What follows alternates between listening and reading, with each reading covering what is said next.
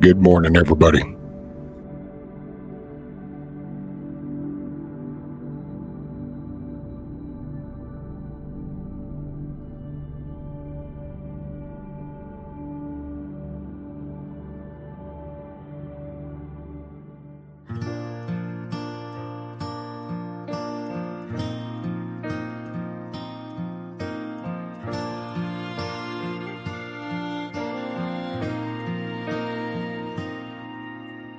Freedom ain't free, that's where I stand.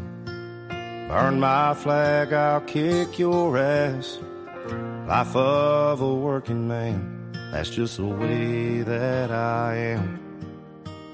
People like me, rednecks like us, still old school barbed wire and rust.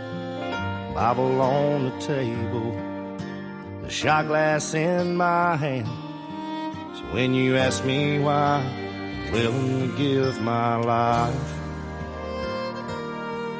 That flag right there, it ain't just stars and stripes. It's a brother lost in Vietnam. It's a World War II plane that got shot down. It's for the ones that fight, the ones that never made it home. It's the way we live, it's the air we breathe. Home of the brave, land of the free. It's the blood we bleed, and we ain't backing down. So when you ask me why, I'm willing to give my life. That flag right there, it ain't just stars and stripes.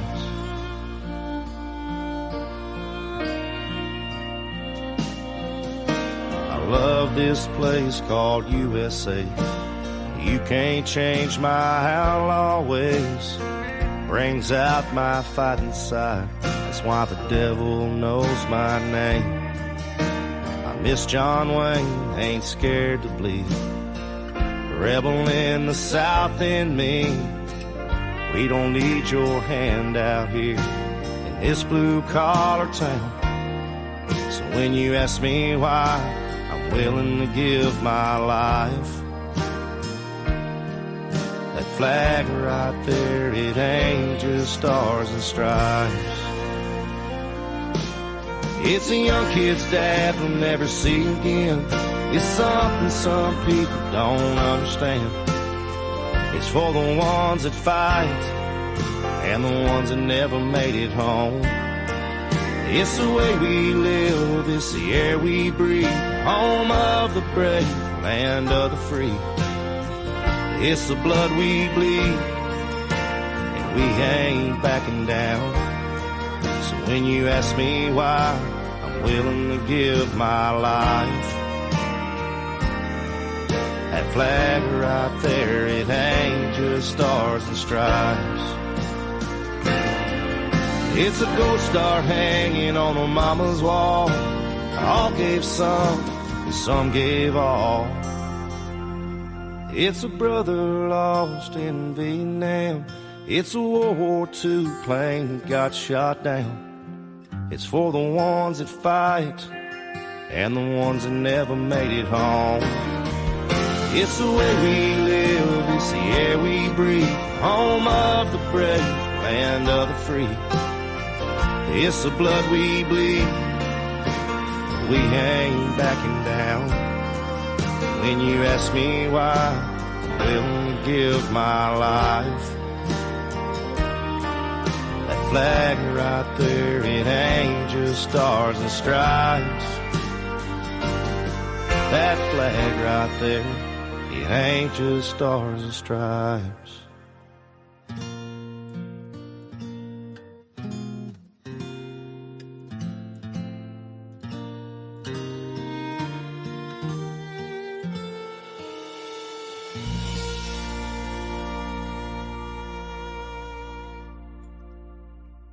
Hey, good morning, good day, good afternoon, good evening, wherever it's working for you. Welcome, glad you're here. Got a little clip I want you to hear from Hillsdale College. It's only about 3 minutes, but the message behind it, I think, is he's talking to a class, small little, I think it's like 8 people. But I think the message is important. It begins in very general terms in that it can be applied, it's not specific to America, it can be applied. Human events means really any time, one people, can be any people. Universally. Right. Isn't that interesting? So who are these guys and where are these guys when they do this? They're all guys.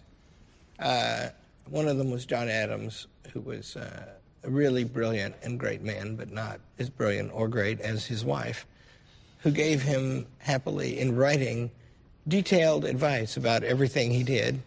And he mostly took it. Really great man. So where are they? Apart from the ones that are oppressing them, separated by an ocean. Yeah, I mean, when they're writing this document, right? They're in Philadelphia. And Philadelphia is on the sea. And Britain is a great sea power. Risky place to be. There were people looking for them. A writ had been issued for their arrest.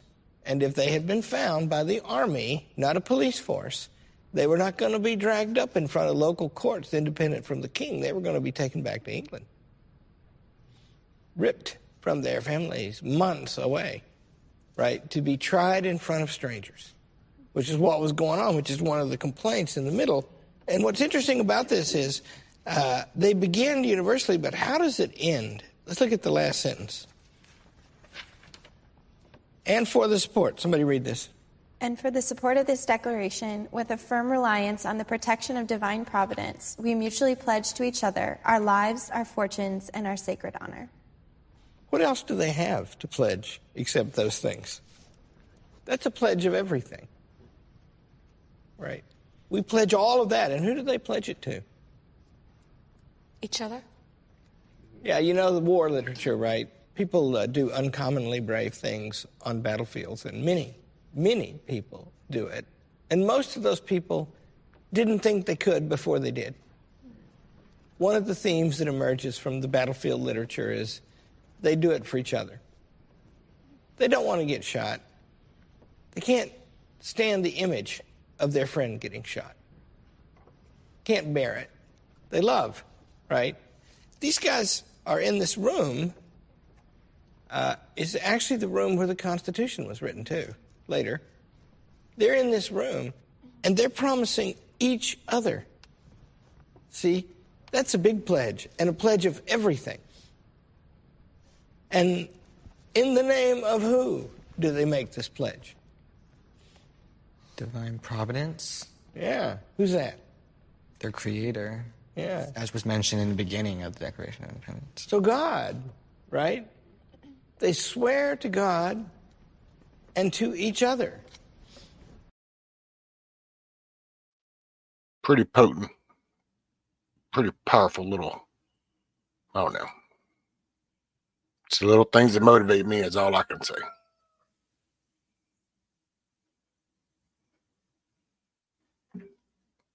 You know, see, I hear that, and I don't know. What I usually pull from those kind of things is the determination, the drive, you know, the fortitude to push through. He's talking a line of shit. I already opened up the door because he was already talking a line of shit out there. I don't know if y'all, I'm sure y'all can hear him.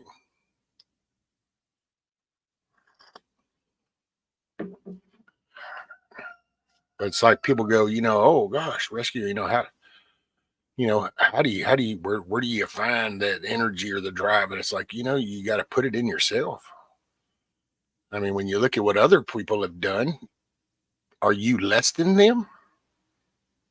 See, I guess it's all in your perspective. It's in your view. Oh, there you go, Mr. Metal. Yeah, he's kicking it. What's up, Monique? Little Maple Leaf, John McGill, Dusty Country Road, Scat Pack, this and that with Matt. Scat Pack, Mrs. Metal. We got Pilgrim. Scroll on up a little bit. Canadian going to work. Mad Shag. Greetings from the Erie Coast. Oh, coffee first. I hope I'm not missing nobody. Miss Teresa, I think I saw in there somewhere.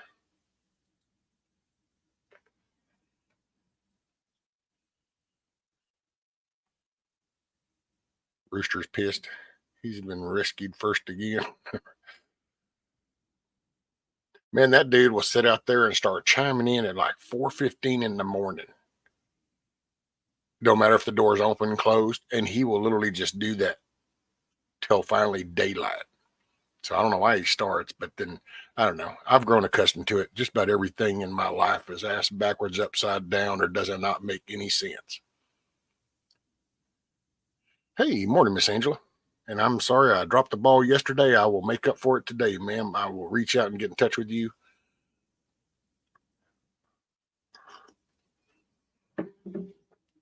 I made no bones about it yesterday. After moving that coop and all that shit yesterday, it was like, but when I got off, I ate, and then I went and laid down and got these cool little patch things I can put on.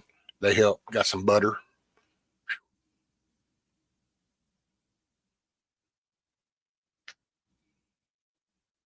Yeah. Dude, and it was so funny. I mean, did y'all notice that yesterday? It's like when I was in there trying to put the ramp back up to the door. Oh, all three of the girls, they just jump out. They're like, shit, we want down that fresh grass. Not him. He stayed in there until I put the ramp and got all the way out the coop and shut the door. And then he come out that thing. He's such a wuss. I don't know. But he's here till he's not. His existence is like mine. You're here until you're not.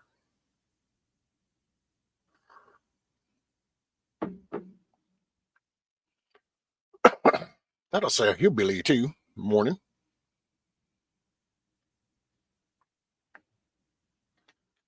Super OG lemon haze. See, I don't know all them names.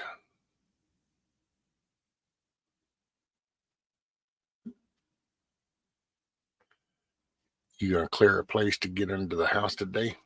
Skep Hut? Not today. Today, I'm pretty much was gonna just kind of stream a little bit for just a couple hours or so, and then this is gonna be one of those recovery days. Got to do this in waves. That's how I have to pace myself, and I have to tell myself to do that. Because if I don't pace myself, then I end up hurting really bad. So I'm gonna have to retrain myself. So I'm gonna kind of just bounce, and then tomorrow, that's when I don't know. I'm trying to figure out how to do that. Because, see all these other little fancy foo-ha-ha people, these do this little, you ever notice how they always got the camera where they're going to? It's like, well, how did that camera get there? I'm tracking up this thing. It's like, really? Because how did the camera get up there to film you coming up? Well, I ain't making multiple trips, so I ain't going to crawl under there to set up my little deal so then everybody can watch me crawl under or do any of that. So I'm going to have to figure out to take this little tablet, and I might have to just put you off screen for thing. You listen to music while I do my little belly crawl, and then set you up underneath there. And then you can watch me try to wrap these pipes. And let's just hope one don't break, because then it'll spray water all over the tablet, and then and I'll be gone, and y'all can just sit there and entertain yourself.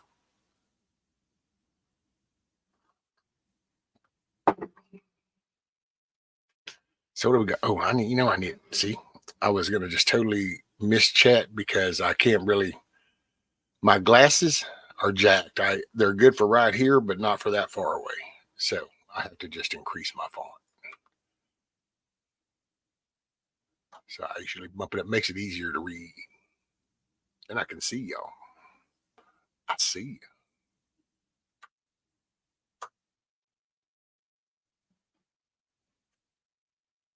Recovery days are important. Yep. Well, you just that's I'm learning I have to pace myself. So I'm like I said, I just have to retrain my thinking, because I just do, dude. I don't know. People have always made fun. I'm a bull in a china shop kind of thing. Just don't tell me what needs to get done. I just get to doing it. Don't make a shit about getting dirty. I don't care. You just go do what you got to do. Hey, morning, Lady Smith. Top of the morning to you. Top of the morning.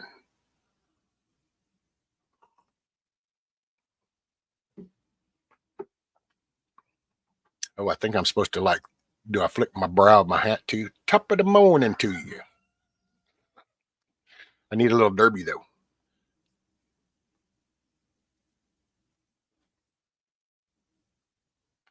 Tinkering with stuff. That's fun. Yeah. I've got an idea though. I ain't even gonna bother saying it out loud, because it's like every time I say something out loud, something always causes a hiccup, and so then I just look like a fool. So I'm not gonna say it out loud, but I got ideas. Thanksgiving kicked my ass, I'll tell you. Man, the food paste, boy, I'll show y'all something here in a minute. Boy, I sure have. I didn't realize just how, dude, I look pretty pathetic when I first started doing this. I didn't realize how bad things were getting.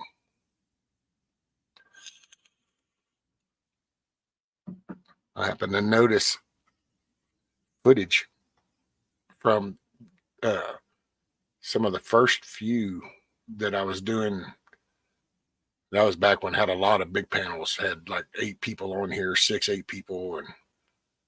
But then I got to noticing that my face was just kind of more, let's see, how does that Sophie say it? I lost my fluffiness. John says, I'm not washing my butt till I walk to the store because it's no man temperature outside. No. Well, yeah. All righty, John. I'm not quite sure the response to that one. So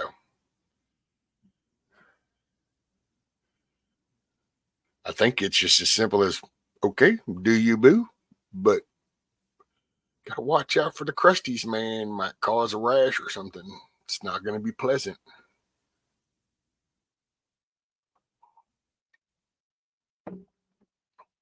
Yeah, Scat Pack and just, well, and that's why I still think about BB Bushido all the time, because I bust out one of them protein pack things.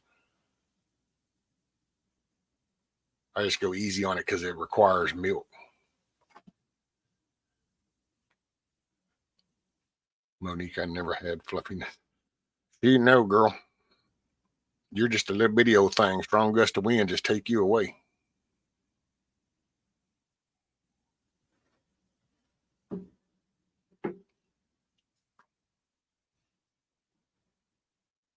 John, you be fluffy, I'll be crusty. I think mine's going to be more comfy than yours. That's all I'm going to say. What's up, Eric? See, as I get fluffy, I become more like a pillow. The more crusty you get, the more you become like sandpaper.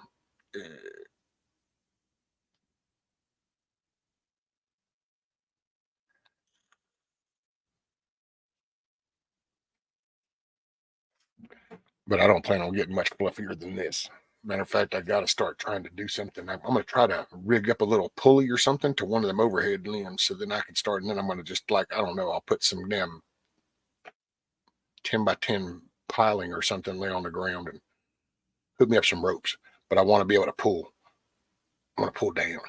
That way it kind of lifts up my upper torso instead of trying to lift shit that pushes my spine down, because that's a no way, no pork company.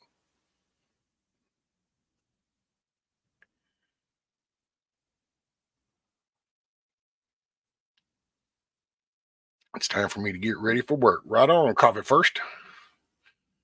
Make it a great day, everyone. Yes, yes. Make it a great day, coffee.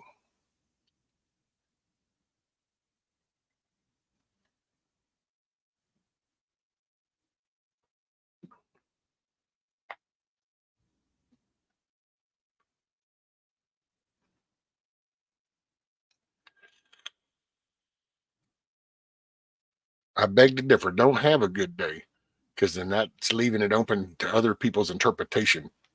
You make it a good day, because then you're in the driver's seat. Hillbilly Homestead. What's up, man? What's up, 420? Wild Dragon. What's up? What's up? Morning, morning. Scabback says, okay, guys, do you not want, yeah. Duh.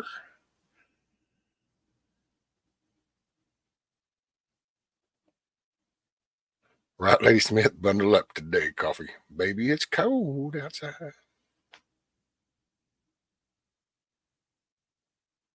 A little nipply.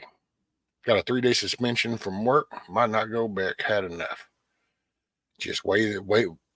Pros and cons there. That's all I'll throw out there. Just sometimes you gotta Take a deep breath. Make sure that's not going to be an irrational decision. It's not even 2 cents anymore because it's a Biden inflation. It's just a penny, man. It's just a penny.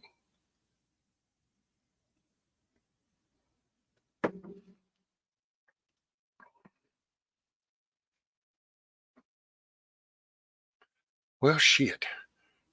We'll just have to do some tunage, I guess, because we got to get the day going. Oh, oh, hey, there was one, that's the small town Toutons I was telling you all about yesterday. There's another one from them. Here we go.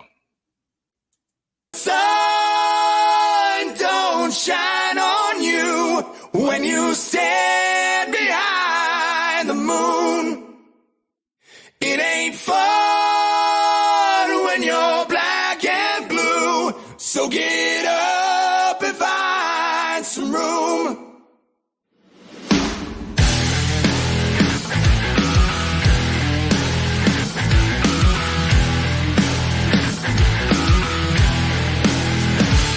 I was walking on the other side of the moon, looking for another sign of life. I was trying to buy another man's dreams in exchange for something nice. Then I saw it coming from miles away. Then I saw it coming from miles away. The break of day.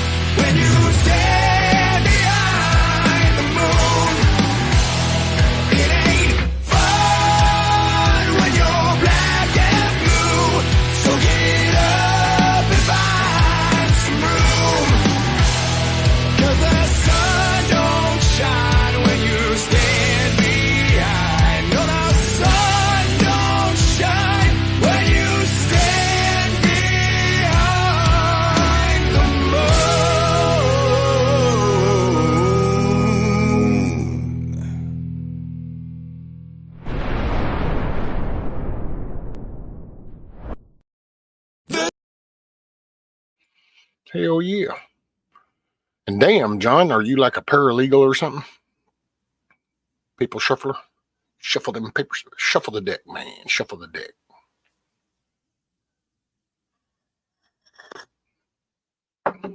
Mortgage is paid up till March. Have a little money put back. The job has run its course.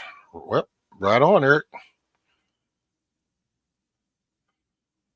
Just, don't lose sight of your goal. So if you get a little hurdle coming up on you, then don't lose sight of your goal.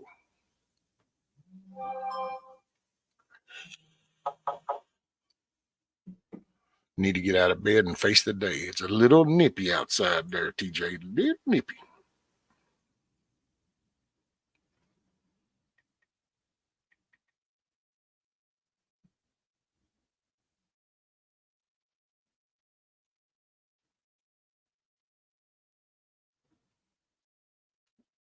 Hoorah. Only one I got.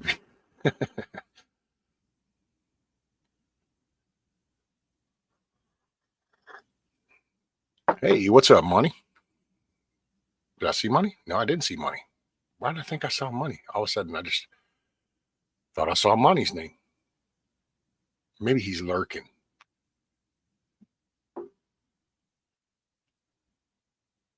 For working Friday night and Saturday night, I'll probably work those that I'm done.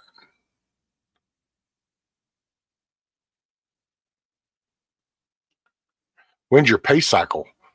So when do your hours cycle stop on your pay scale, Eric? Because depending on how you think they might take it when you walk off, it keeps them from cutting you a check if you do it on the day that the time's already put in for. Like for that week's already accounted. So then like the next day you'd be starting another pay week, do it on that day, and then you get your full check and it's a done deal.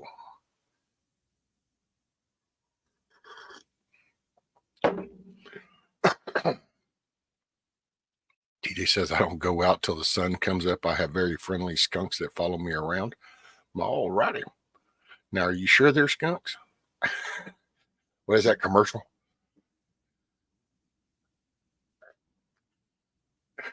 Monique, my bed is looking pretty plush and it keeps calling to me to come back. No. Shoot, it's like what? For y'all over there, isn't it like 6:30 in the morning? Now for TJ, us, see, in the central time, but y'all are on that East Coast stuff, I think. Pay period ends Saturday night, then there you go. Yep. That'd be a good deal then if you're going to do it. That way you don't have to, you don't have to give up nothing and you ain't got to jack with them about nothing extra. Just give me my shit and I'm moving on. Hey, when one door closes, another one opens. That's like, I don't know how long that saying's been around. And there's a reason why those sayings got made. Wasn't just plucked out of fresh air.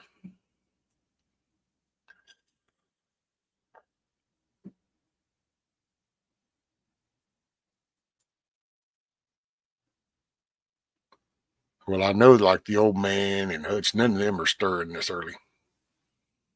I just figured I'd play some tunage. There's a few people I sent out some things, see if they wanted to talk. I'm waiting to see. I don't know if Mike from Hudson Valley, he gets up and how he's feeling today after his surgery stuff. So he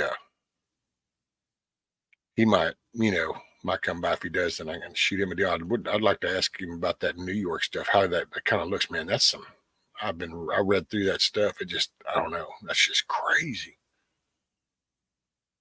It's like just, there's no requirements, man. They just put that title. It's just like the Hawaii thing kind of deal where it's just all of a sudden this title can make a call. And it's like, no, no qualifications of that.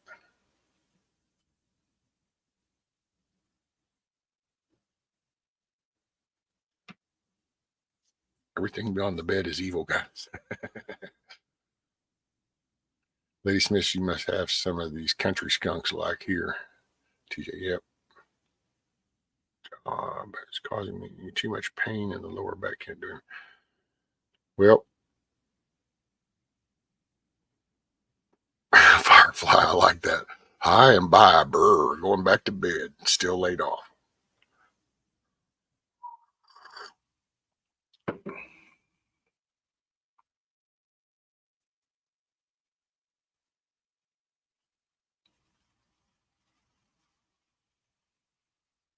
Do enlighten me, rescue. Uh-oh. By the way, don't forget to be in all messages or live chat. And then on the video, make sure you have the red dot next to the word live is on and it's not gray. If it's gray, hit the word live so you get caught up in the conversation, and then we'll see you when you get here.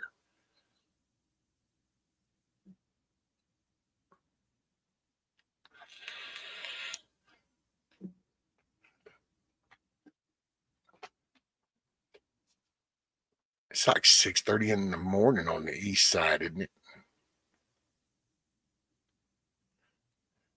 Isn't the sun like already? Oh, the New York stuff.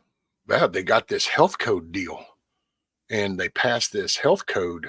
They inserted into their health codes. They inserted a new section that pretty much puts you on lockdown if they want. If a health administrator thinks that, oh, you've got a bug, we ought to quarantine you. Bam, you're like quarantine. That's that. Oh, I think we ought to just use your hotel, and we're going to quarantine people. Bam, they just take your hotel over. And it's a dude that has like no it's whoever's in that role. So it's not like, oh, well, you need to be a qualified medical professional type thing in order to be no. You can just like, it's kind of like the Hawaii thing.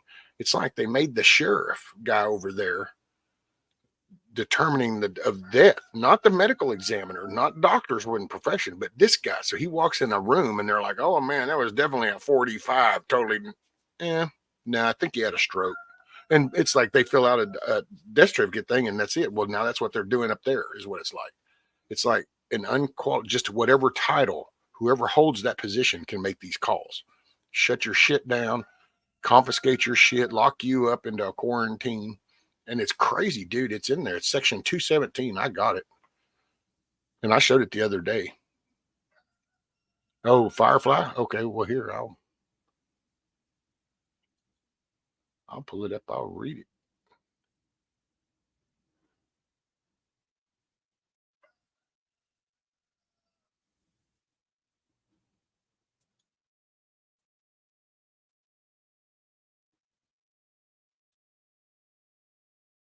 So let's see. I'll put this over here and go here. Fit the page that big.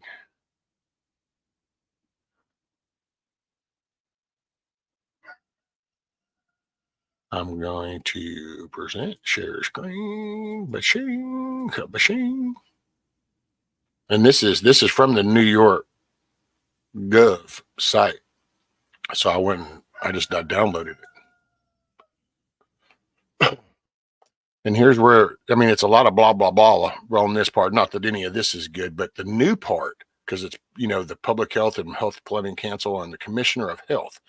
See, those are two different titles. Okay. But here's where they're doing it. It's right here. Let me see. I can highlight it over here. Let me do this. It's that. So it's that part right there. So it's a new section.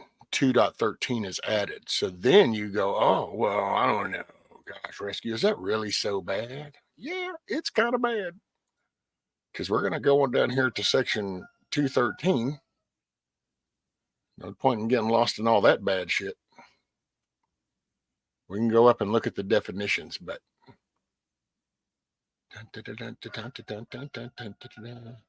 recruit, shut the hell up. Man, he is on a roll out there, isn't he? Little shithead. There it is. So here you go. This is where the new section 213 is added and to read as follows. And check that shit out. Isolation and quarantine procedures. Whenever appropriate, to control the spread of a highly contagious communicable disease, the state commissioner of health may issue and or may direct the local health authority to issue isolation and or quarantine orders consistent with due process of law, which is bullshit because that's unconstitutional, to all such persons as the state commissioner of health shall determine appropriate. What? See, that's just horseshit, dude. It's too open-ended.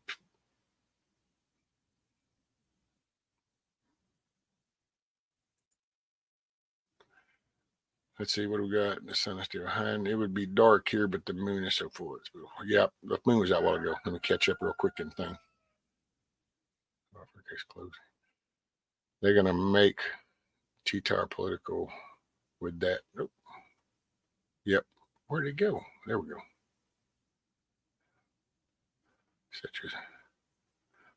Gotta go pick up the 2 guys at work. They're robbing me. Back in a mile. Right on, Eric. Be safe. Keep your head on a swivel, brother.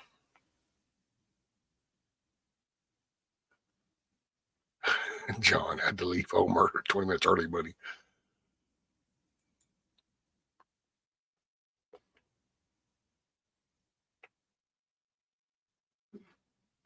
Rescue, I still say blue helmets make great targets. Well, yeah. But it's just, man, look at, dude, this is just, but I don't know. Voting does matter, dude. This is why people pay attention to who got put into office. It's easy to just kind of go, oh, they're mean and they're doing it. No.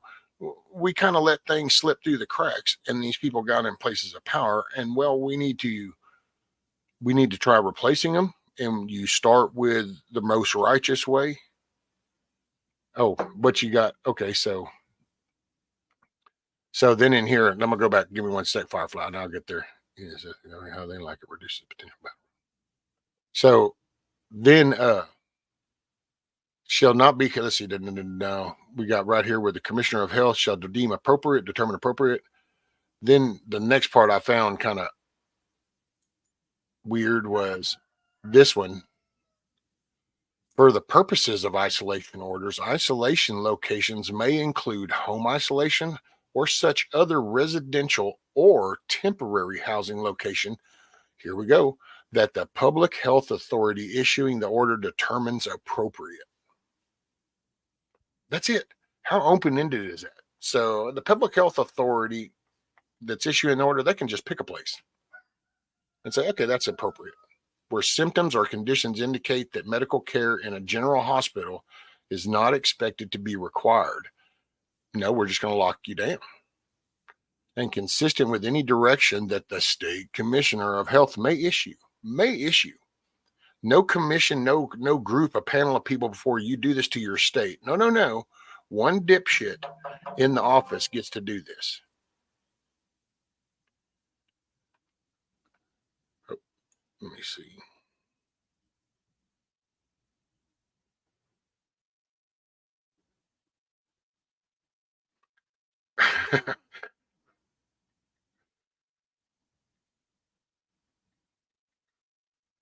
That's funny.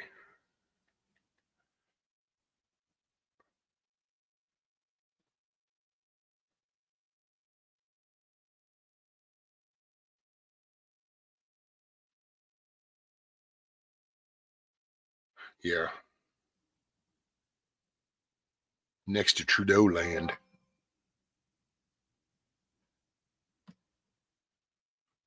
This is just, man. Because it's the wording. It's so open-ended. Nothing's actually itemized. You're talking about shutting people down, and you're just so vague about it. May issue. What kind of words are that? When you're talking about regulations, you don't use words like may issue. No. There's like, you put steps, people understand everything fully. And see, and this one here, people might not like, but this is what happens when you get told that your vote doesn't matter. It's the powers that be, just kind of dig in a foxhole and be there. No, then you just end up sitting in a foxhole until finally you have a massive army on top of you. What you do is there's a system, and it worked because we've built a country 200 and plus years. So we've kind of achieved a lot of shit in a couple 100 years. So apparently the core of things work. We just now need to clean the shit up. It's kind of like, it's like my house. I've let my house get in a shitty state. Doesn't mean I have to leave it that way. And I could just go, oh my God, there's so much to do. I should just burn it all down and just there. No. How about I start just pecking away at one little thing at a time? I had to home isolate for 14 days and not leave my property. See, this is what they're talking about. This is the kind of stuff they're talking about, because it's like, any isolation or quarantine order shall specify the basis for the order, the location where the person shall remain in isolation or quarantine unless travel is authorized by the state or local health authority, such as for medical care, the duration of the order, instructions for traveling to the isolation or quarantine location if appropriate, instructions for maintaining appropriate distance and taking such other actions as to prevent transmission to other persons, with any direction that the state commissioner of health may issue. And here you go. If the location of isolation or quarantine is not in a general hospital, instructions for contacting the state and or local health authority to report the subject person's health condition consistent with any direction that the state commissioner of health may issue. Nowhere in there is there doctors, man.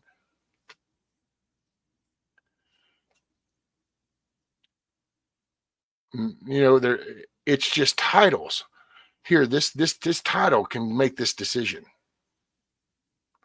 If the location or isolation of quarantine is a multiple dwelling structure, oh, gee, I wonder what that is. That's apartments, hotels, motels, oh, yeah. That the person shall remain in their specific dwelling and in no instance come within 6 feet of any other person and consistent with any direction that the state commissioner of health may issue. Hey, like that. And in no instance. Well, how do they make of that no instance? Somebody outside the door? Did they pull the China thing and like nailed the door shut type shit? I mean, and in no instance. If the location of isolation or quarantine is a detached structure, that the person may go outside while remaining on the premises. I'm sorry, as I read this, tell me this does not sound like the Australia kind of thing. And there were some other places we saw that. It says detached structure, that the person may go outside while remaining on the premises, but shall not leave the premises or come within 6 feet of any person who does not reside at the premises, or such other distance as may be appropriate for the specific disease and consistent with any direction that the state commissioner of health may issue. See, sounds like, here, we're going to put you in this little, well, shoot, no, Firefly. They ain't going to do that for them. They ain't made them get the poking shit. They're able to just come right on, bring TB, bring hepatitis, bring everything that's been over there. Bring it all. Meanwhile, everybody over here, you get your little mRNA shit. And it's like, no, thank you. No bueno. No bueno por cacamay. Such other limitations on interactions with other persons as are appropriate, consistent with any direction that the state commissioner of health may issue. So once again, no doctor, no nothing, just a person, the state commissioner. Notification of the right to request that the public health authority issuing the order inform a reasonable number of persons of the conditions of the isolation or quarantine order. A statement that the person has the right to seek judicial review of the order.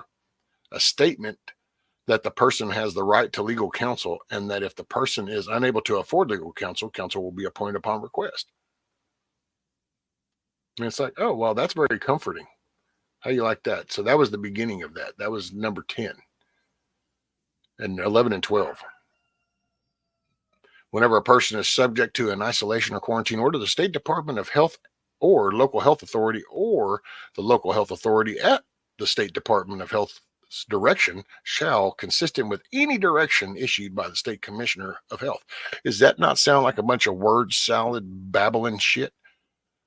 Basically, they're telling you that State Department of Health, the state commissioner, he's running it.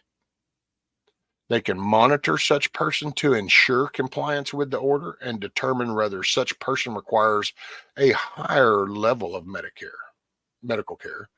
Whenever appropriate, coordinate with local law enforcement to ensure that such person comply with the order. Ooh, I'm sorry. What? Yeah, whenever appropriate. And who's making that call again? Oh, that's right. That's the state commissioner of health. It's this dude. So then we can just, whenever appropriate, coordinate with local law enforcement to ensure that such persons comply with the order. Ooh. With the extent such items and services are not available to such persons, provide or arrange for the provision of appropriate supports, supplies, and services, including, but not limited to, food, laundry, medical care, and medications. I mean, it's just, man, this is some cray shit, man. And this is important because this can be changed. So it's not all hope is lost. It can be changed. And it just, but you don't have to wait, because I know everybody wants the dramatic, seat exchange, because that's the movie kind of picture. But there's plenty of steps that are righteous and validate everything to get to there. So you start with, you go, AOC didn't get put in there because some George Soros dude said, right, that little beaver damn waitress, I like the drink she made, we'll make her one. No. She went around that little area as that bartender, and she sold that shit to them people, and she was able to weasel her way in. Well, you go and you need to find righteous people that want to step up and do a righteous job. And you put them in and you say, this is where we need to focus. It's no different than they did. It didn't start out this way. It's just that it's kind of like a mafia or mob shit. Hell, gangs down here, MS-13 does it, Mexican Mafia does it, everybody does it, Aryan Brotherhood, all these gangs do it. And what they do is they tell their youth, don't get in trouble. Study this, whether it's criminal justice, whether it's legal, whether it's pharmaceutical, whatever. Learn this. Don't get any conflicts. Don't get a mark on your record. And we want you to work your way up to here. Now you're here, you can start to influence and impact things. It's just, we got to change the force in there. Got to change that. Can't freak out and panic and like, oh my God. No. We need to gather our people, start getting people back on constitutional type thinking, get away from all this emo drama shit, get back on point. Then we start trying to find somebody that their brain operates in a legalese kind of world, because this whole shit is run by lawyers, dude. That's the fucking problem with all this word salad shit. These are a bunch of lawyers, mostly are all lawyers. We're starting to get a little change of the herd now, because we're starting to get some vets in there. Not all of them are good. Little old Crenshaw's a piece of crap, but we're getting some good ones. And then we're getting individual business owners. See, you can get lost in the media hype, but people like Marjorie Taylor Greene, Lauren Brobart, you can pay attention to media stories, but when you look at it, these were business owners that saw what was going down and they're trying to step up. You got Mike Lindell. Yeah, you can fall for all the make fun of him, but look at the root thing of what people are individually doing. Are they sitting there whining or bitching, or did they get involved and try to make changes? That's all I'm going to say. If the location of an isolation or quarantine order is owned by a landlord, hotel, motel, or other person or entity, no such landlord or person associated with such hotel, motel, or other person or entity shall enter the isolation or quarantine location without permission of the local health authority and consistent with any direction that the state commissioner of health may issue. So just like that. So you know how you handle this? You need okay, who the hell, whenever you vote in the state commissioner, okay, that dude might be a piece of shit right now. But if that position, is it assigned? Is it voted in?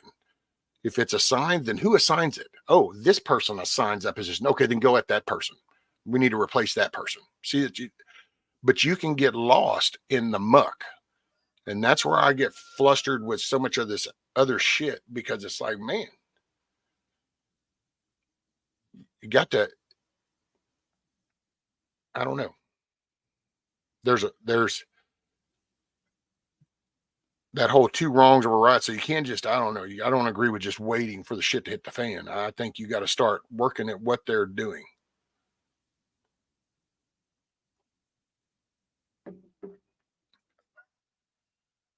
Here you got no article that is likely to be contaminated with infective material may be removed from a premise where a person is isolated or quarantined unless the local health authority determines that such article has been properly disinfected or protected from spreading infection, or unless the quarantine period expires and there is no risk of contamination. Such determinations shall be made pursuant to any direction that the state commissioner of health may issue.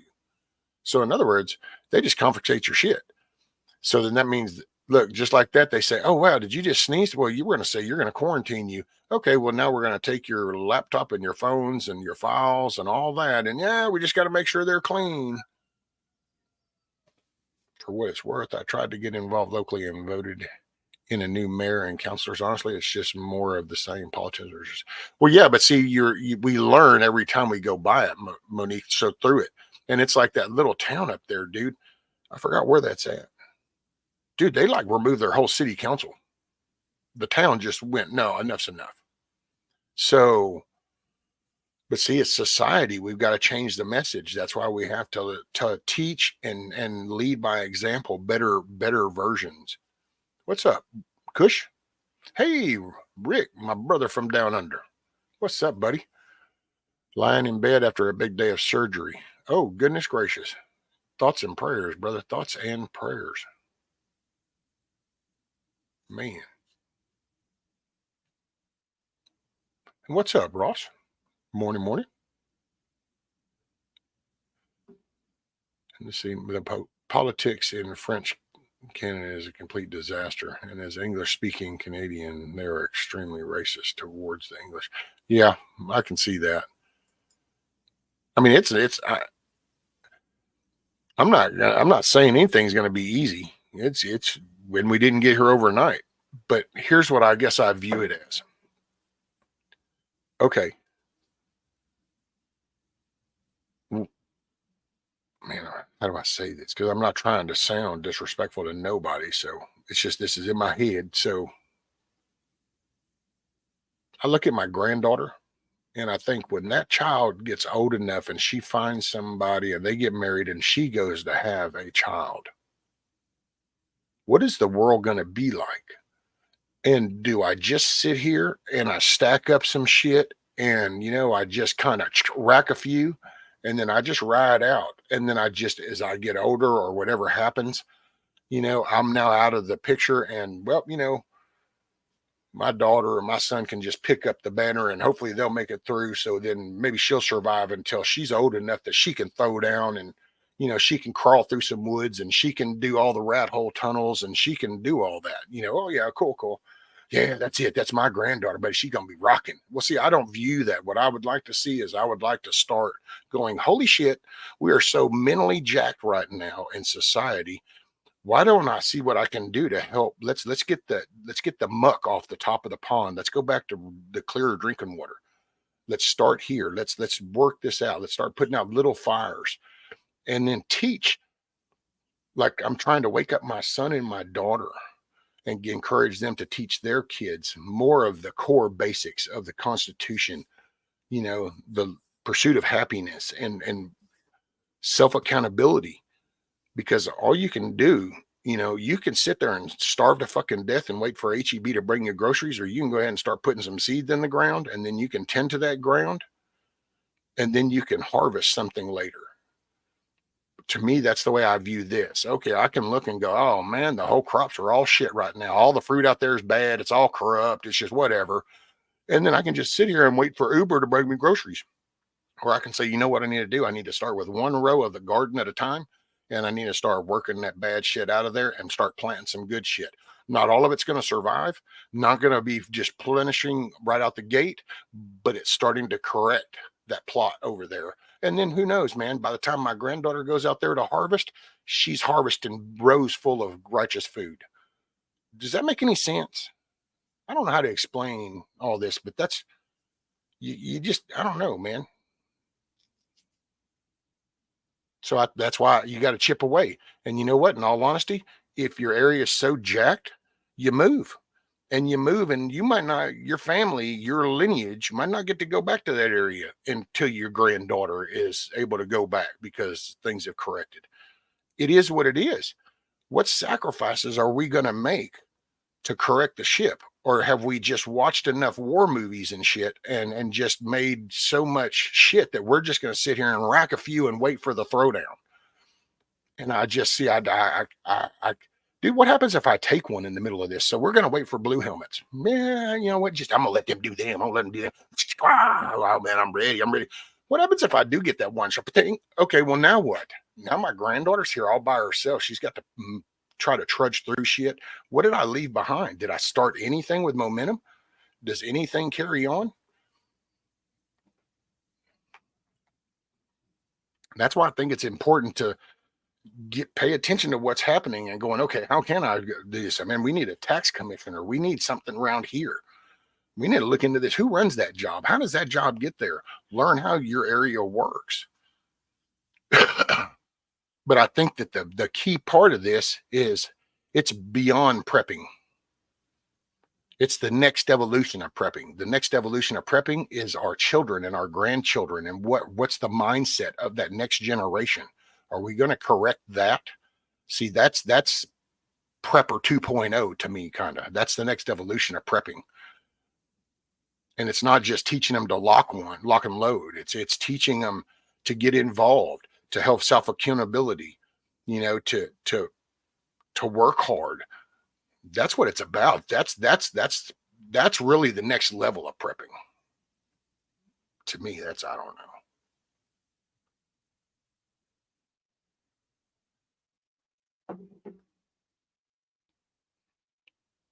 There's just, I don't know, man.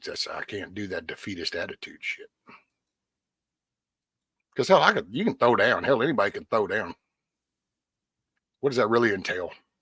I don't know. I mean, I've watched hundreds of people throw down over the stupidest shit. TV's not working. Watch hundreds of people, 1,000 motherfuckers all go stupid. So, and guess what? When it was dust settled, the TV was still off, and it still went off whenever they said so. So it was all for nothing. Well, this is all, that's what bothers me with all the distractional stuff of, oh, look over here, you know, look at this. Everybody's going to get paid. Look at the Q stuff, you know, the white horse is going to come riding in to save the day. And oh, look at this. And it's all it's everything is to get you off of just a simple thing of, hey, I know. How about you just do some self-accountability, look at yourself, start working at your house, see what you do there, and you start looking into your county going, well, what is the structure of the county? What about the county laws? Where do I look that up? Do they hold commissioner court meetings? Do y'all have, see, like here, we got county commissioner meetings, so you can watch them. You can go participate. Well, you know, find out how that works in your area. Because I would have to say that almost everybody at this point, you got plenty of freedom seeds, and I'm sure, you know, I mean, everybody's kind of got that part down. That's why I said it's the prepping 2.0. It's the next evolution of prepping is teaching that next generation not to go batshit crazy, but to slow the roll. Slow the roll, gather your focus. Let's get back on point. Let's get back to, here we go. Good old Bushido will love this one. Let's get back to the moral compass. How about we focus on teaching the next generation not to be emos and to get back to a core, you know, strong men, strong women, strong leadership, you know, strong leadership. Let's get back to that. Let's get back to the moral compass. Right's right, wrong's wrong. To hell with this word salad shit. Because you know what? If you don't put your foot down, then it just perpetuates. It's like I was telling the missus going, you know, when the kids were born, there's no way you could even entertain somebody were saying snip the homeboys ding ding off and shit. Nobody talked like that. Nobody brought any of that shit up. But see, it slowly gets dribbled in and you slowly get this mindset of, just let him do that. It's none of my business. None of my business. Well, I don't know. It starts to shift the society as a whole. I'd say it's pretty damn everybody's business.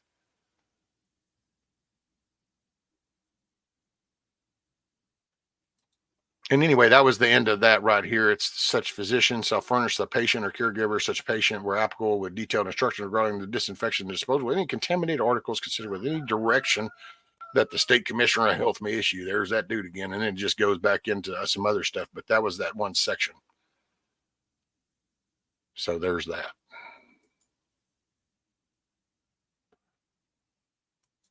You know, and I ain't trying to talk like a dick.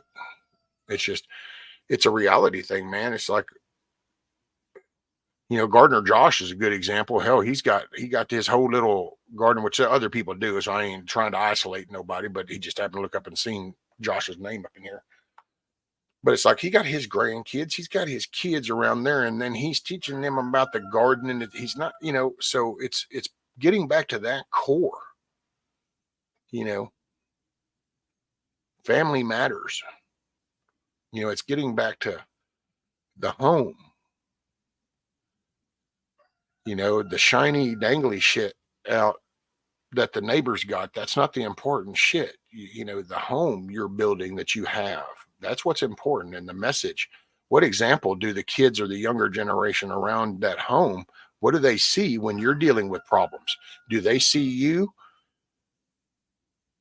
you know, actually processing the problem and going, okay, this is what's wrong, this is what I need to do to fix it, and okay, or do they see you calm, or do they see you emotional? Oh, it's like I've said it numerous times before, dude. Kids suffer from road rage before they ever get a driver's license because of the shit that they hear from the back seat.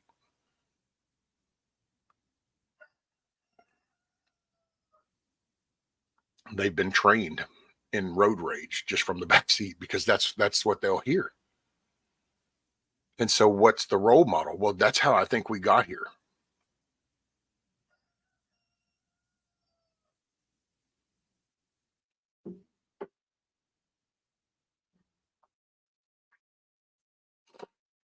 The smell of Folgers in the morning. Classic roast. Dude, I've wanted to try some of them other people's coffees, but I just, man, that shit's high. And I get why it's high because it's here, but also would like to know where the coffee beans are grown before I go, oh, this is American coffee. Because just because you buy it from over there and bring it doesn't make it American coffee. But there's been, there's the one that the gun rights guy does. It's not the Black Rifle. It's, what is it, Blackout Coffee? And then there's another one called Buffalo something, or I don't know. There's been, I've heard some brands, they sound good. Folgers Classic Roast. 3 to 4 scoops in the basket per pot. And then if I want a second pot, I usually take a little bit of water and pour it back in the back and just run it through the grounds. Ew. But I just waste not, want not.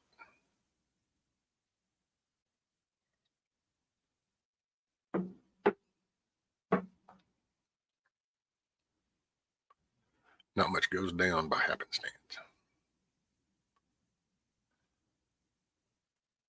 Moose Run.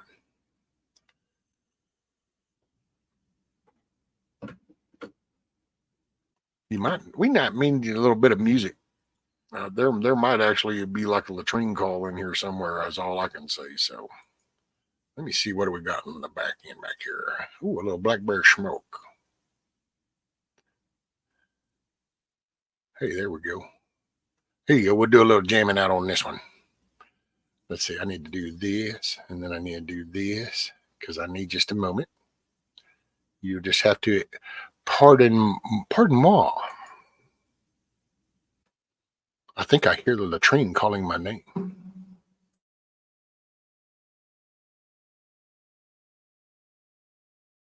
Two, three.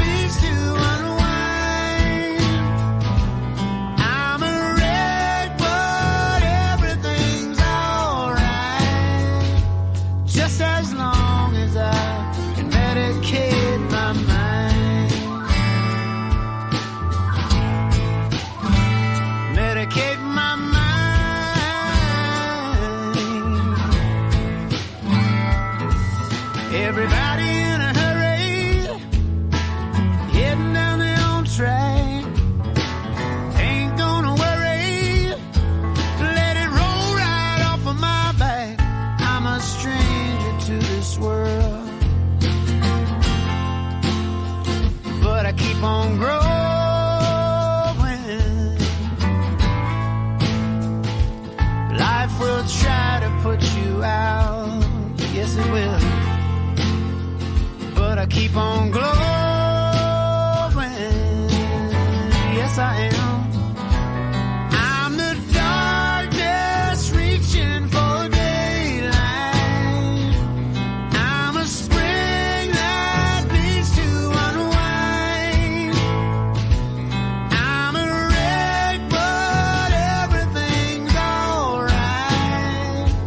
Just as long as I medicate my mind.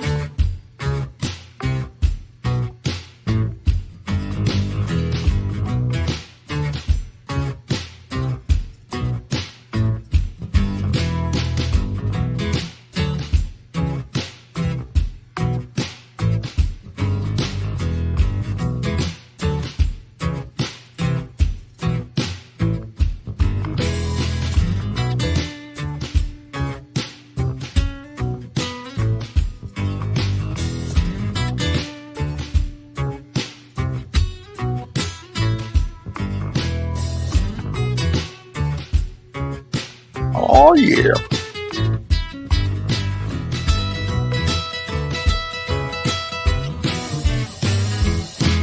I'm the darkness reaching for daylight. I'm a spring that needs to unwind. I'm a wreck, but everything's alright. Just as long as I can medicate my mind. Medicate my mind.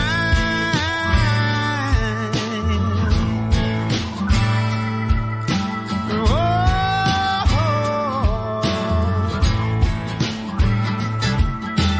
yeah.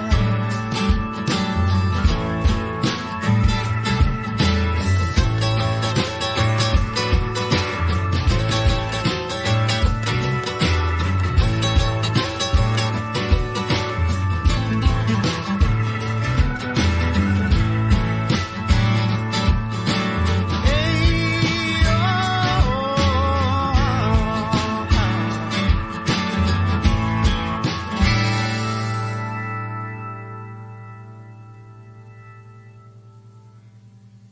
Right on, right on, right on.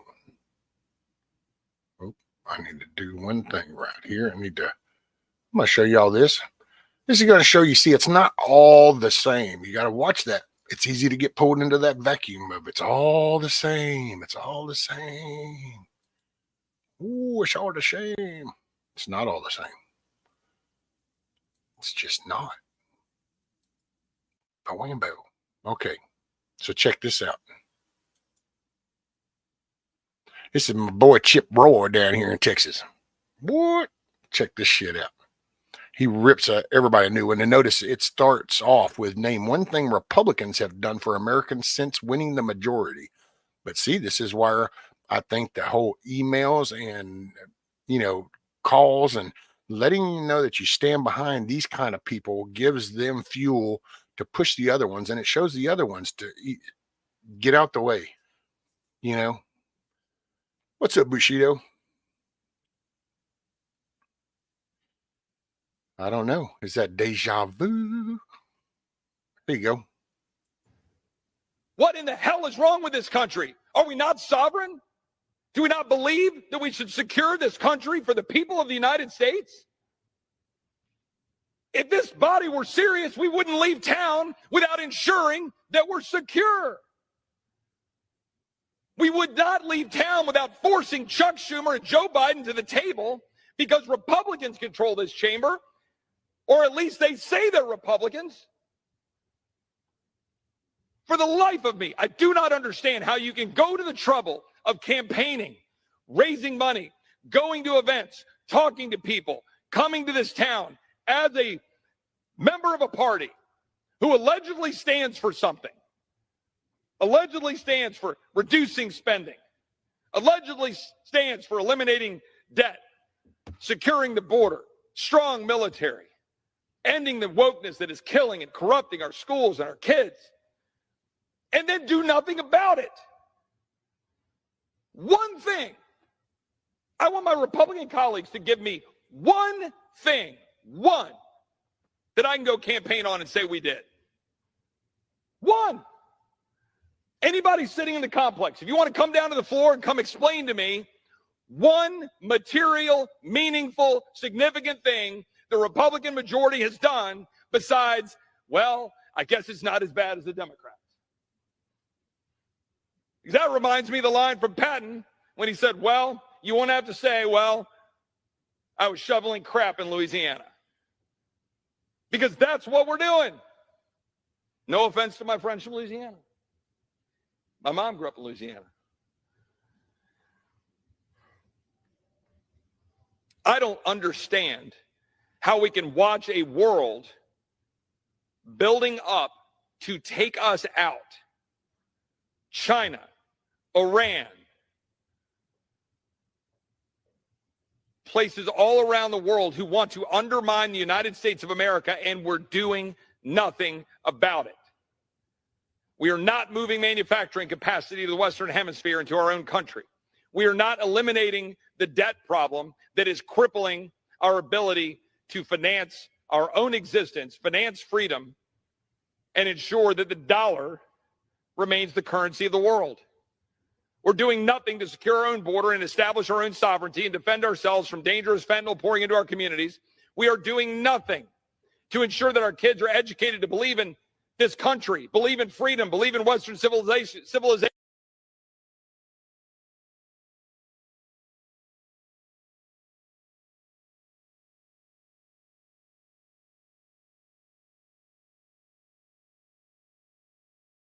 Morning, Ohio. Morning, Teresa. See, man, I mean, I don't know. Like I say, I guess there's always the phrase of half full or half empty.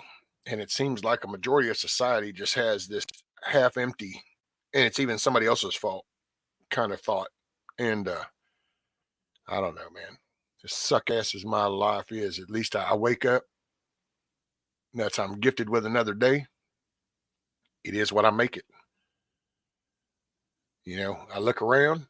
I might not be happy with what I see, but I actually have to own up to where it all belongs. You know, it belongs on my back. Hey, Anthony, morning. We're not stopping through to say hello. Hope all make it a good day. Right on, Anthony.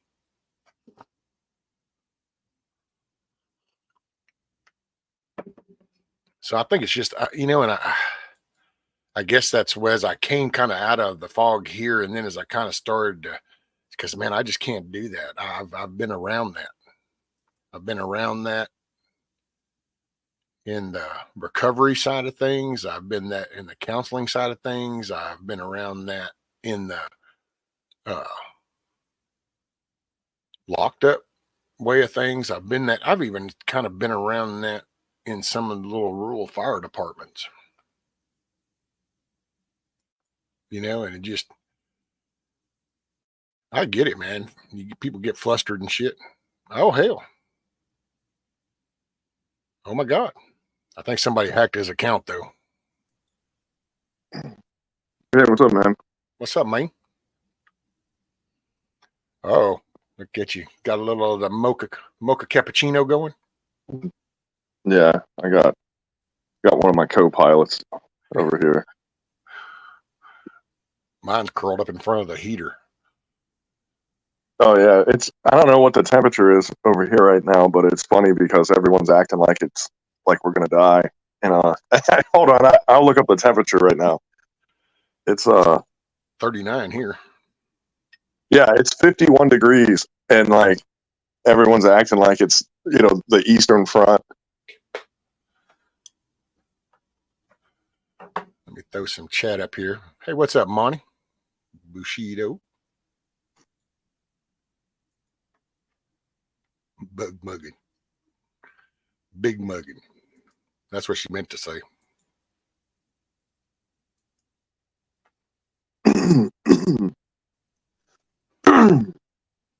So how goes the chicken coop experience? That's the last little clip I saw where you were helping That was at Stump's grandmother's house, actually. And as it turns out, this little neighborhood that we're in here, that I'm in, it's like out in the middle of nowhere, kind of tucked away. Well, used to be out in the middle of nowhere. Now they're developing and developing and developing, and I'm starting to get swallowed. So I'm actually probably going to leave Florida altogether here in a year or 2 or 3 or 4. But it's changing down here, you know. But dude, I could see that New York thing causing a big change for you guys. I mean, I don't know if you picked up on that earlier when I was reading that new little section they've added into their health deal. 213 and the whole quarantine, and it's like, oh yeah, up to just the state health commissioner just decides, hey, you know, I think you sneezed and that might be communicable disease, so you just need to lock you down. By the way, we're going to confiscate all your shit. You might be infected. You mean like the like invasion of Florida from New Jersey and New York? Is that what you're talking about? Yep. I think you're fixing to get a New York flood. And it's kind of funny, man, because where I work, there's not a lot of original Americans there, if that makes any sense. It's a lot of south of the border types, right? And the really funny thing, I was talking to an electrician yesterday, and he was a Cuban, and he left Cuba. I forget what year it was. He's an old guy, man. But he left Cuba when he was like 15 years old. So we're talking a long time ago. And then he lived in Germany. That's where he got to. And he lived there for a while. And then he moved back he moved into Florida because that's where all the Cubans live pretty much, you know. And he was talking about how, because he goes to Germany every year and he lives here now, right? And he was talking about how Germany was changing. And then I was like, well, it's changing here. And he was like, yeah, it definitely is. But, oh, man, it's hard to explain the flavor of what I'm getting at, actually. So I'm kind of like a little bit at a blank here to find the words for it. But like, man, I don't know. The dynamic is rapidly changing, you know, and the development and us getting swallowed here. You know, I was like, it's not the same as it used to be. And he's like, no, it wasn't. But when he was talking about the guys from New York and New Jersey, he was like, I've been here a long time. He's like, people from Canada came here in waves and they were fine. He's like, the Midwest came here in waves and they were fine. He was like, the values and the behavior was kind of the same.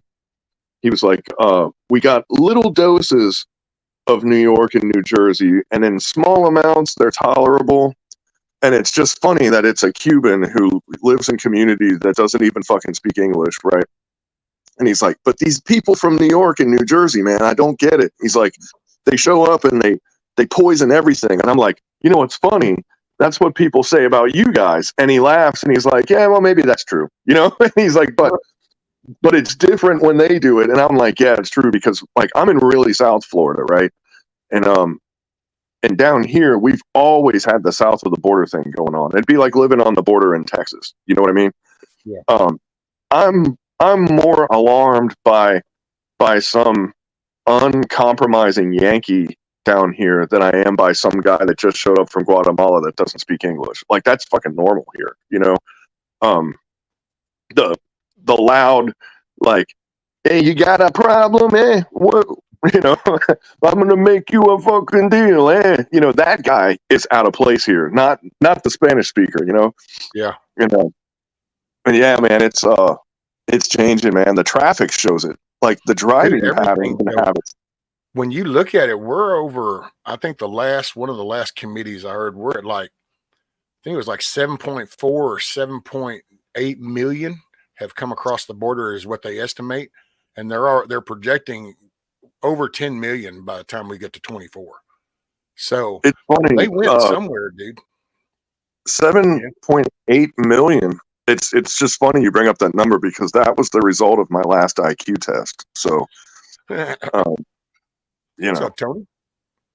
Well, you know, and you look, because it's like here, dude, we actually commented on that yesterday, because there's some houses that up in the woods now, people have gone in, they've bought that little land, they've gone in there and they've cleared out some trees and made them a little build spot, and they're actually starting to build little houses. And I'm like, this is kind of cool, but it depends on who's building the house, like who's moving in, because that's the problem with a lot of areas.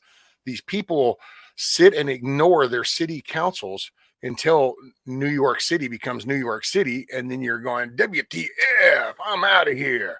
Well, the ignorance that you had that developed that is what you then carry over to other places. So now then those places start to turn that way.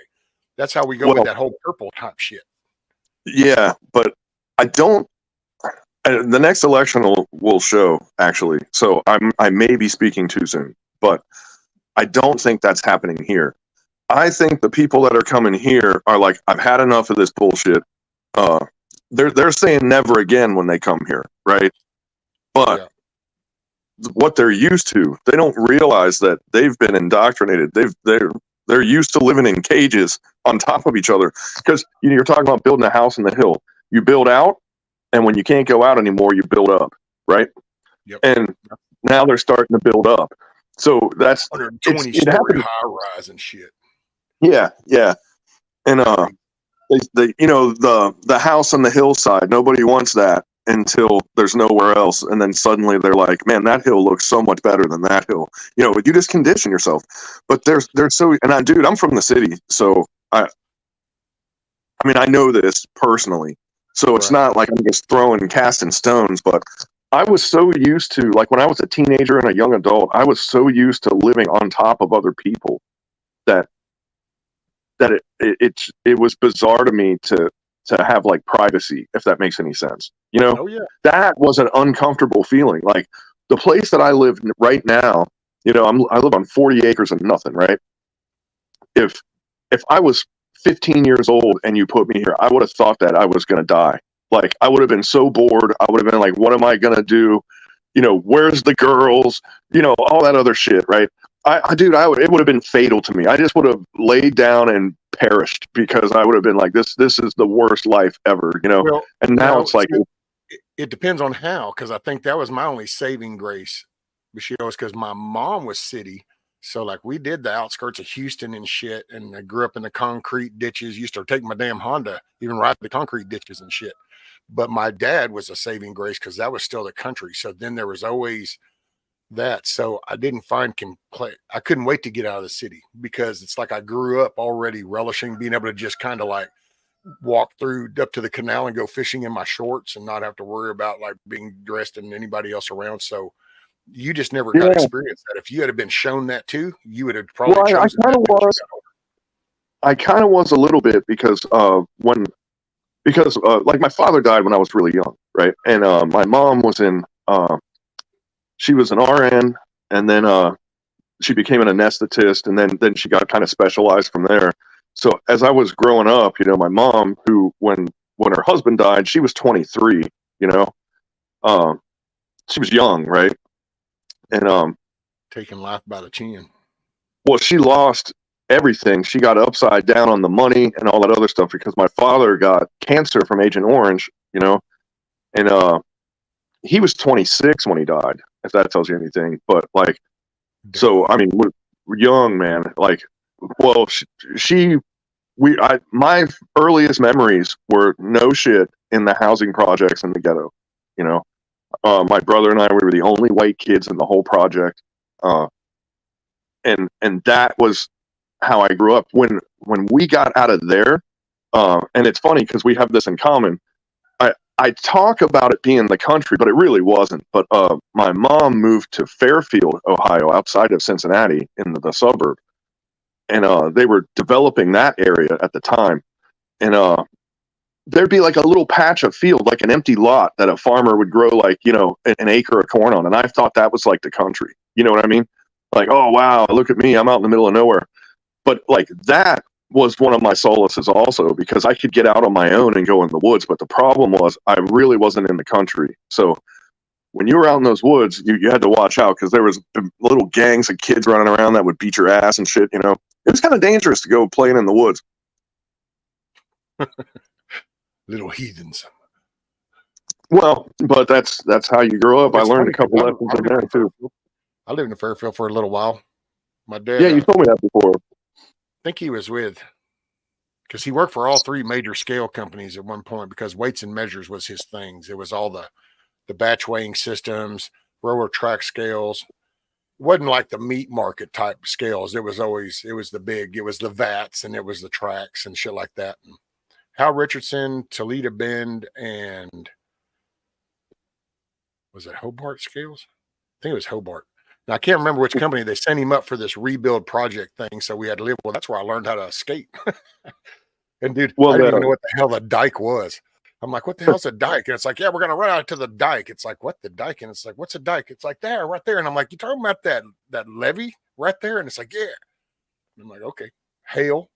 That was the first time I experienced hail, dude. Got my ass beat by hail, and I'm like, what the shit is this shit coming out of the sky? Who the hell throws all these? I've never experienced. Cincinnati's from the late 1700s was when Cincinnati was established, right? And Hamilton, right above it, is even older than that. But those old cities, almost all of them, all the major roadways in that city used to be canals, you know, and you get a lot of direction and redirection and stuff of water. Like any old city has that, though, you know, if you know where to look.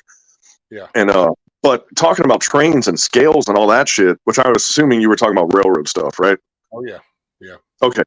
One of the most I'm not going to say advanced, but one of the most practical and ergonomic railroad stations in the country was in Cincinnati. And in fact, the Super Friends, the cartoon with all the superheroes, the Hall of Justice was based off of that building. It was the Union Terminal in Cincinnati.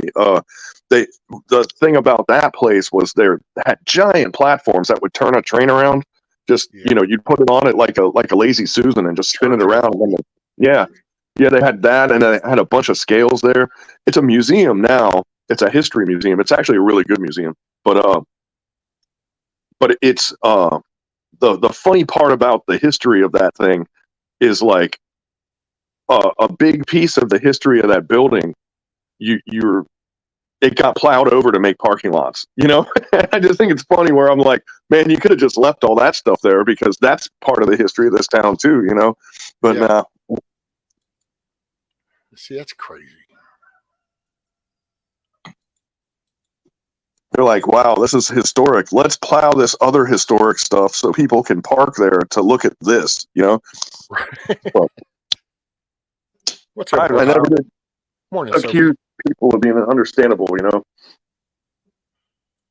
Well, we become so spoiled, and that's why I go with when you look at how the cities took off, I don't think we thought it through. I mean, I get it. There's people, and they got the whole roads mean something in some symbolic way and all that. I don't know about all that. I think that we weren't prepared. It's kind of like you don't really know. We discovered this area, and all of a sudden people are coming, and you actually get to choose where you want to live. It's not like, oh, well, no, this is Homeboy's property, and he only allows X amount of people to live there. You now either need to go or we're going to kill you. You know, that's that monarchy kind of shit, you know. But all of a sudden here you could. Well, people also found that convenience, dude. You're going from some starving little place where you're waiting for your bag of rice and shit, and all of a sudden you come over here and you're off the boat and off of the island over there into New York, and you're like, what? Here's a deli, here's a restaurant, and it's like, yeah, and they just stayed there. I think that was our biggest problem. They just stayed there, and it's like, no, you need to get out. Well, like. Because you got to admit, dude, it is kind of batshit crazy when you literally stack up 150 stories and you literally can drink a whole cup of coffee before you ever get to the floor to actually go to work or some shit. That's crazy thinking, dude. That's just right. But and that same time period where there was a big influx of immigrants, that's also when Rockefeller was changing this country to turn us into, for lack of a better term, wage slaves. You know, this how we live right now had a huge influence by Rockefeller. He wants he couldn't get people out of the family farms. So he was like, I need to change and indoctrinate these people. He was a big donor and benefactor. What a philanthropist. He got the public school system started, but he did it. It was the first version of wokeness is what it was. He said, when you turn 18, you need to get married, move out, and move into the city and get a job at a factory. That was the principle that they told everyone, when you're an adult, you're a man, you got to get out there. You can't live under the shadow of your parents and their parents and their parents, because these people were growing. That's marketing. When you look at it, the mob does it. I mean, you got gangs that'll do that with the dope in neighborhoods. I mean, it's marketing. You got massive amount of people. You got business. You're into making money. That's your thing. You want to make money. You don't put hands on and do anything. You don't build anything. Your thing is to shuffle and do. It's kind of like the mail-ins we used to get, and now you don't. Now they just listen to your conversation, and next thing you know, when you click on that phone, it tells you that, no, here, this is the coffee. Here's Folger's Classic Roast. You were talking about that a while ago. It's marketing. It's the love of money. And you got people that got into power. That's why I say I'm not like knocking I don't know how you even phrase that stuff anymore, because they polluted the word conspiracy. You can't just use that word, because no, there's actually real shit that's attached to that word. It's not really a conspiracy. Well, and another thing that kind of sits, the word conspiracy, it is sort of deceptive too, because like there are quote unquote conspiracies that we participate in every day that aren't hidden, that aren't secret, like for example, Social Security is a conspiracy. It's a pyramid scheme. If you or I set up Social Security, we would get arrested, because they'd say this is a pyramid scheme. Because what happens is, the second you get a generation that's smaller than the generation before it, somebody's going to get stuck holding the bag, right? And that's what's happening right now, because the boomers are the largest generation, and now they're going to expect fewer and fewer workers to contribute to pay for that, right? So we know is that Social Security though? Is that society's, that generation shifting, growing from the guy that goes out and has no problem having the job, pulling 60 hours, 70 hours a week or something, versus to now this generation that says, I can sit right here and I can Uber this, or I'll play around on TikTok. And is that what shifts it? See, so then it's like, is it really Social Security, or is it the fact that the workforce actually changed the mentality, that moral compass went away? Well, the workforce changed, but like there's a bunch of things that go into that. One, like for example, Biden manipulating the housing market, and I don't mean to specifically shit on Biden. It's kind of easy, but I don't mean to do it. It's government.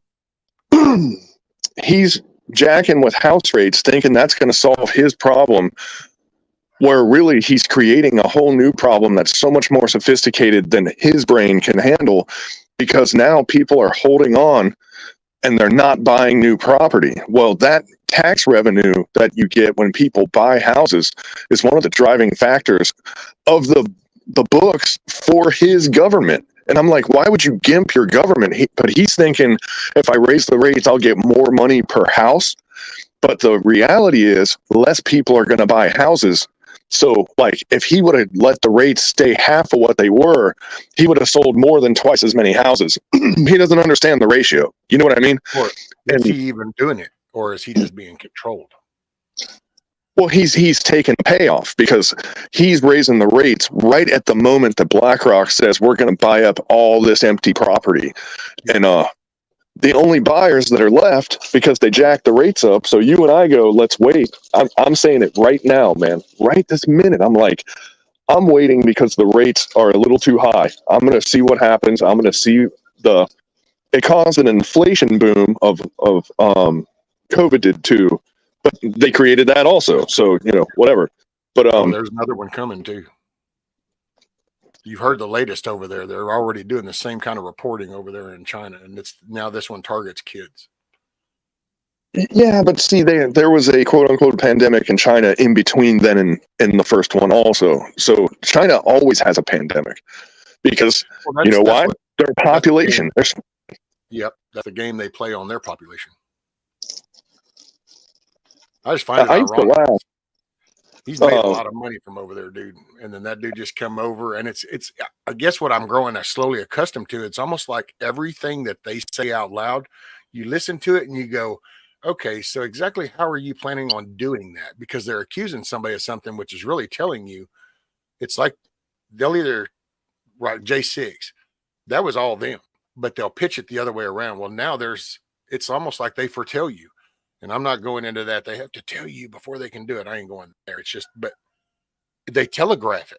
So they start reporting on this side doing this, and you can start to zoom out and you go, but wait a minute, over here, you started mentioning that. You know what I'm saying? Yeah, I know what you're saying. And what's up, Brian?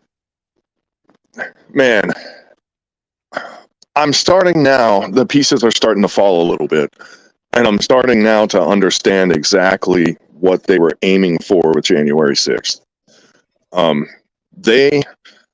Here's my theory, if you want to hear it. I don't want to get you a strike or anything, but I think we're allowed to talk about this now. There's enough footage. I showed footage on it. What's up, Hutch?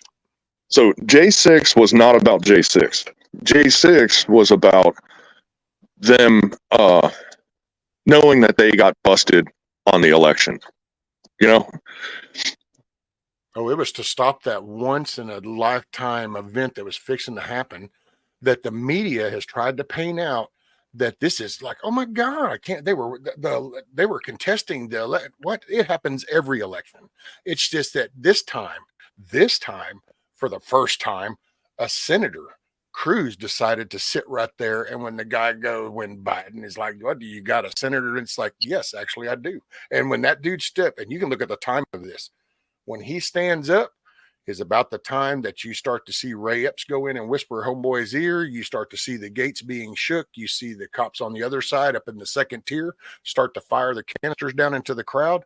You can watch the footage of Nancy Pelosi with her daughter in the back room that's talking about the film crew and getting this right here. Dude, it's straight up painted up. It was, and they knew it, which I bitched about it then, because the minute that it went down in November, every damn Republican kept going, you're going to see in January, we're going to show you in January, we're kicking this shit back. You know, this is all bullshit. Wherever you were caught, we know it. And we're in January, we're going to do it. And so what they did, they said, okay, well, this is the day. So they're going to be there. What we need to do is we now need to paint this whole group as some kind of domestic, violent, terroristic group. And so we need to kind of plant our little shit, and we need to get in there. And at the time, if this really goes through, we need to fire this shit off. And you can watch even Pence get slapped his little gold coin in his hand at the end of the thing when he walked off. Well, no, we got to do that. Sorry. If I just deflated anything you were going to say, I'm sorry. That one gets me fired up. No, because that element exists, right? But I'm talking about behind the curtain. You know what I mean? I'm thinking about it from as if I was on the other side. You know, like, why would I perpetrate this? You know? And what I came up with is, if you have a career crooked establishment, right? So they are dishonest. They've been dishonest for so long that it's normal to them. Like they can't even imagine doing this job without being crooked, you know? So in the back of their minds, that's always bothering them. Like, I can only imagine that, like, a guy that's stealing from his employer, or a cheating spouse, or like, you know, something like that. Like, in the back of your mind, you always have to be like, well, one of these days I might get caught, right? I can only assume, I don't know. But so they have that complex. They start to resent the stand up, did it the right way, you know, workers and business owners and citizens that aren't crooked. They start to hate them because their whole existence is based off of doing things the wrong way, taking the bribes, doing this, doing that, you know. And look at how every mistake that any president made benefits somebody else, you know. And then you say, are they mistakes, or were they calculated decisions that they took a payment for and said, I could get away with this? You know, dude, like, look back into what Clinton did when he was in, and he established a lot of the world trade shit. So he played a part. But then you turn around and you get Hillary, who's pissed off because it's like, yo, homie, this was supposed to be my seat. So she spent all that time. That's why they had to hit him so hard. And that's why that time, that day was not going to happen, because he had done scene shit. And as a business guy, can you imagine on a business guy? These are politicians, lawyers, spoiled, rich families that don't, but they've been having their scam going since Clinton was in. So they've been working this whole global type thing. But then all of a sudden, that business dude walks in and looks at the books and goes, "This is about some stupid ass shit. Why are we doing this?" Dude, they've dumped everything at him. And when you kind of look at that zoomed out, that's why J6 was going to happen. They were not fixing to let him, they won't let this happen in 24. And, yeah. I say yes. But also, you got to remember, man, and I haven't even kind of gotten to the point I'm going to, but I like where this is going. So, like, I'll run with it. But look at how, for example, Reagan deregulated trucking, right? And they say that Reagan killed the trucking industry because, back in those days, if you were a truck driver and you had a little baggie of go-go powder, like, you made a lot of money, right? And Reagan put a stop to that. Well, for safety's purposes, yeah, that's responsible. And the people said, yeah, I get it, that's right. But then you look at when Bush is president, he starts to propose, what was it? Was it NAFTA? Yeah. And he wanted to make the, remember the Amero? Do you remember that? When they tried to make a currency that was the peso, the Canadian dollar, and the American dollar mixed together. And then they wanted to make a highway that went from Mexico to Canada. I don't know if anybody remembers this. And I'm not crazy. This was real. No, that's still happening. That's Interstate 69. No. But see, this was under an initiative that they were going to make where, so the truck drivers in Mexico could bring resources to Canada, and they could bypass any outside influence from the United States. So what we kind of had going for us before was, let's say, for example, because this is a hot button topic right now, and if Ice Age Farmer was not, I think somebody assassinated that guy, by the way. He just disappeared, but Ice Age Farmer, Christian, I think is his name, he would have been all over this.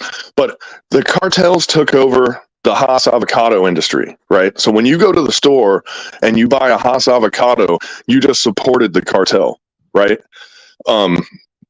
Now I'm starting to see commercials for avocados on TV and shit, and I'm like, wow, these guys are like, they're getting into legitimate business.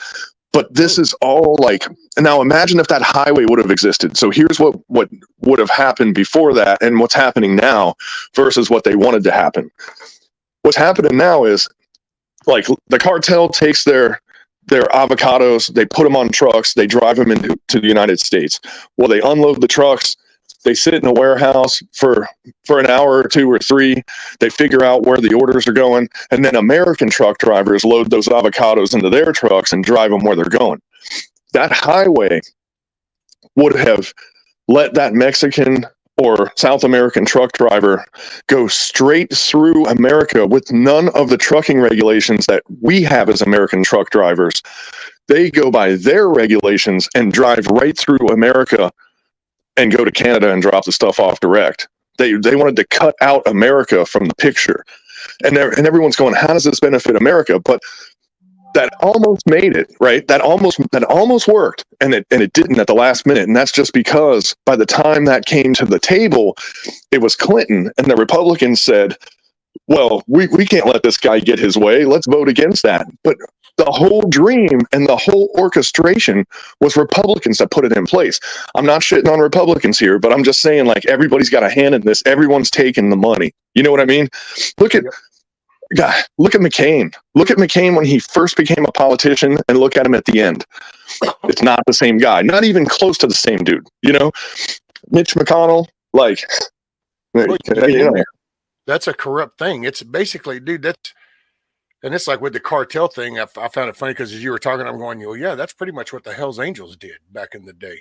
I mean, right. They kind of booze fighter at first, and they just kind of like, got drunk and beat shit, and then they started that kind of thing, and then they got attacked, and they were like, we ought to just incorporate this thing, and then bam. We outsourced. our corporations, we've outsourced our labor, we've outsourced our criminals. Like, do we have anything anymore? But now let's go back to this J6 thing. Okay. So it's clear that the administration let's just say they're not on our side, right? And that's kind of maybe why I was talking about all that stuff. I don't know why I was talking about that, to be honest. I forgot where I was going with that. But like, back to the J6 thing, that was, and this is a classic thing, and I know more about this than I should, so like, whatever. But the FBI and other covert agencies, let's say, right? But in the United States, the FBI owns it. Other agencies own it overseas. You take an event or something like, let's say, a sit-in or like a protest or something like that, and then you put spin on it, you make it controversial, and then more people will show up, and you can sort of tailor it to like one particular faction or another, right? Like, you look at a pro-life rally, and then you look at the Antifa people that show up. Well, those Antifa people that showed up were manipulated by somebody else to say, well, we'll show them because we'll be there to protest it, right? Yeah. You know what I'm saying? Well, that's all done on purpose. And say Antifa's going to do a drag queen show and you look at the town, right? It's always some town that you're like, Antifa's there? No, Antifa's not there. That's the whole thing. They'll pick a town like, you know, God, I don't know. Like, think of a town like, you know, Bull Shoals, Arkansas or something. You know what I mean? And like, you're like, there's Antifa here? And they're like, of course there's not. They bust the Antifa in, they bring the bad guys, and then all the good guys in the community say, hell no, that ain't happening here. They all get photographed, they all get documented, they all get tracked, they get tagged like wild animals on the Nature Channel, you know? And now they have them in a file, you know? And anybody that in theoretically would stand up against them when they do something wrong, they already know who they are. Look, you know about the air marshals, how they don't even do their regular missions anymore, right? You know, you heard about that one. Okay. Well, dude, look at the same thing with school boards. They did that with the parents that started going to school boards. Then out in the parking lot, they were air tagging and all kinds of shit and writing down plates, taking pictures of all cars, and they were starting to track parents. Yeah. It was a trap. And any protest is a trap, by the way. And this, going back to when all this stuff was happening, I lost a lot of popularity with people because I was like, nope, not doing it, not interested, not ever going to a protest. I'm not ever going to go in the parking lot where protesters are parking. I'm not going to go out to eat in a town when there's a protest going on. I'm not going anywhere freaking near that place. And everybody's like, well, that's you're the problem because you need to go out there and have your voice heard. Well, those dudes, their whole life is in a file right now. Enrique didn't even have to go to that town. So it didn't help him now. They had his ass. No, but see, he did enough stuff before that whenever they want to punch your card, they can punch it once they have enough info. You know what I mean? Dude, there was an interview with an ex-FBI agent I watched, and they were talking about that, and he goes, no. He said what it is they don't care about your record until they need to, and then if there's nothing, they'll just generate it. They will make whatever you did a crime. And well, when it's time to feed the machine, they feed the machine. They have quotas. They have this, they have that. And it's like, you know, every time I get pulled over by the cops, you know, because like I just happened to work out in the middle of nowhere and there's a big old stretch of road where nobody's there. And the speed limit will say 60. Man, people drive 90 on that road, you know? And if I get pulled over, I pull my phone out, I look at the date. And if it's like the 20th, I'm like, oh, okay, this is no big deal. And I sit there, I talk to the cop for a minute. They're good cops down there, you know, or, you know, as good as a cop is going to be. I get along with them anyway. And who fills the role? You know, you bullshit with the cop. They're like, you're going too fast. Like, yeah, sorry. There's nobody in front of me, nobody behind me. I'm listening to my music. I'm totally going to work. They're like, yeah, they're not looking for me on the 20th. You know, on the 20th, they're looking for the guys because it's also a drug corridor, you know? So they're looking for dudes that are not me, you know? They say, hey, you drive the speed limit. don't be a dumbass. I say, Roger that. They turn me loose. If I get pulled over anywhere near the 1st or the 15th, I'm getting a ticket. And that's because on those days, they're thinking of their quota or or the not the 15th, but the 1st of the month or the end of the month. They're either it's the lazy guy that didn't get enough, or right at the first. Targeted pay thing. See, that's that targeted pay thing. So how many businesses get paid first of the month? Like most state employees, that type of thing, get paid first of the month. Social Security paid first of the month. It's a targeted thing. It's always pissed me off. It's like the time frames that they do it. It's totally it's like go out there and bust somebody not holding down the job. You're literally attacking the working mofo. Well, but they've done it so long, that's all they know. And that's back to that indoctrination, which it's a way of life. Right, and we're guilty of being indoctrinated also, but this is something different. And I don't look at the police having a speeding ticket quota being anywhere near as serious as like people illegally monitoring. Thank you, Patriot Act. Illegally monitoring citizens and preying on them, because here's the thing: we've gotten so close. I think we actually have exposed them, but officially, I have to say we've come so close to exposing them for being corrupt and absolutely not what they say they are. But we've gotten so close to catching them that now we've become a threat to them. And like shit can get dangerous at any moment now, because the second that everybody says one day we're just going to flip the table and say, that's it, we've had enough. Well, like, it might not go the way that people think it's going to go. I'm not going to say that we're going to lose, but winning is not going to look like what we thought winning is going to look like. Things are going to change forever when that happens, Yeah. And I think it would be the same. And disposable people, okay? Those Antifa people and those extreme right wingers are both being programmed by the system. 15 years ago, let's call it, I was just talking to Milkmaid about this the other day. Occupy Wall Street. Let's use that as a pin in the map of time. Okay. That was like 2010, right? Somewhere around there. I think so. In 2010, that time I ignored. No, and most people did. That's kind of how the snowball became kind of a boulder, But like back then, the politicians were going, white supremacy's everywhere. We got to do something about white supremacy. Online, in person, everything. I couldn't find one white supremacist. I couldn't find a single one. And I'm like, show me where these white supremacists are. That's what I kept saying online back then. Show me where they are, and maybe I'll believe what you're saying, because this is some bullshit. But now, if you go online, you go on Telegram, you go on any of these social media sites, it's littered with white supremacists. They're like fucking cockroaches, And the funny part is they think that they're fighting the system. I'm like, man, the system just totally sculpted you into that, because now you're the perfect bad guy, because everybody can hate a Nazi. Everybody can hate a white supremacist. It's so easy to hate one that like they made you into such a marketable bad guy that when it's your time to get the hatchet, they're just going to put a spotlight on you, and your neighbors are going to do the work for them. Yep.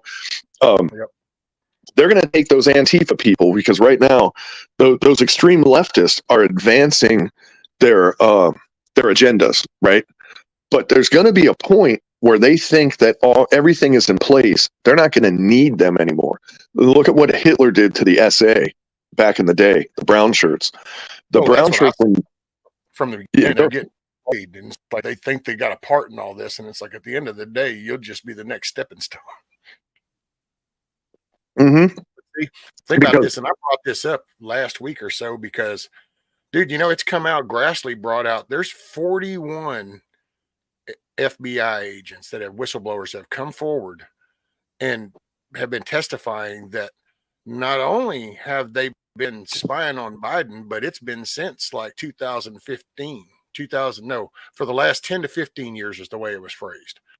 So that meant, and you don't spy on people without starting to blackmail them. You just start fighting garbage when if that's, you just don't do that for entertainment purposes. You do that with a goal. And so you can only imagine when we talk about being puppeted or played, dude, they've had him for the longest time. They've allowed the shit to go through to continue on. And so that's the scary thing, because where does that filter through all the little branches and all the divisions? Where's that where's the cream separate? You know what I'm saying? Oh, I mean, I won't say they're I'd all love to bad. be in the room.